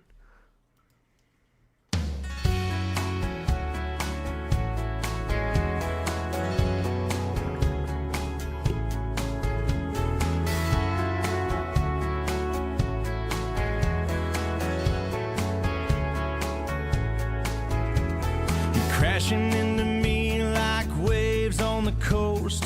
Every time we talk, you move in close. I don't want you to stop. I don't want you to stop tonight. We got the last 2 glasses on a straw hut bar, trying to remember what number we are. String of white lights making your eyes shine tonight. All right, you guys want to see it for the last time? Let's go, pimpin'.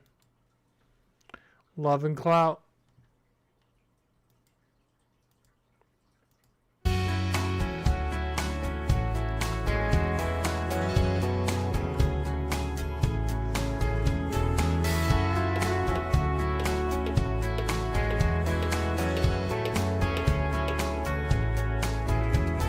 Crashing into me like waves on the coast. Every time we talk, you move in close. I don't want you to stop. I don't want you to stop tonight. We got the last 2 glasses on a straw hut bar, trying to remember what number we are. String of white lights making your eyes shine tonight. We're buzzing like that no vacancy sign out front. Your skin is begging to be kissed by a little more than the sun. You take my hand in yours, you lean in, and your lips taste like sangria. Your lips taste like sangria.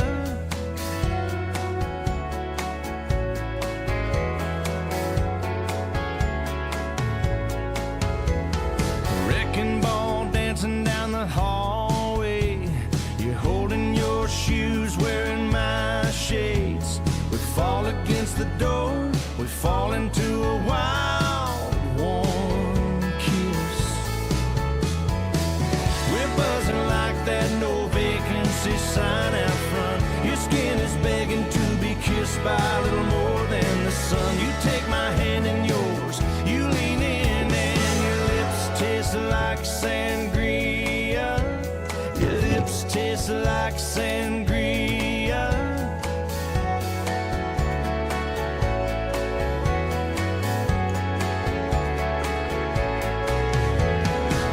Only thing I wanna do tonight is drink you like a Spanish wine. Let you let this head of mine keep spinning, spinning around.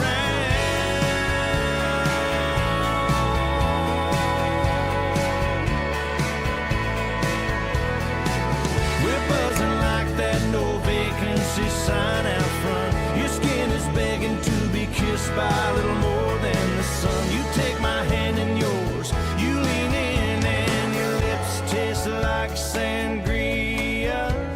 Your lips taste like sangria.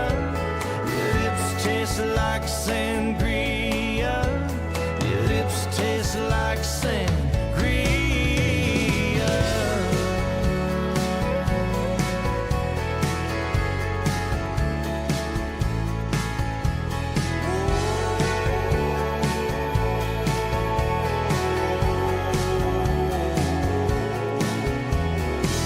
Only thing I wanna do tonight is drink you like a Spanish wine. Let you let this head of mine keep spinning, spinning around.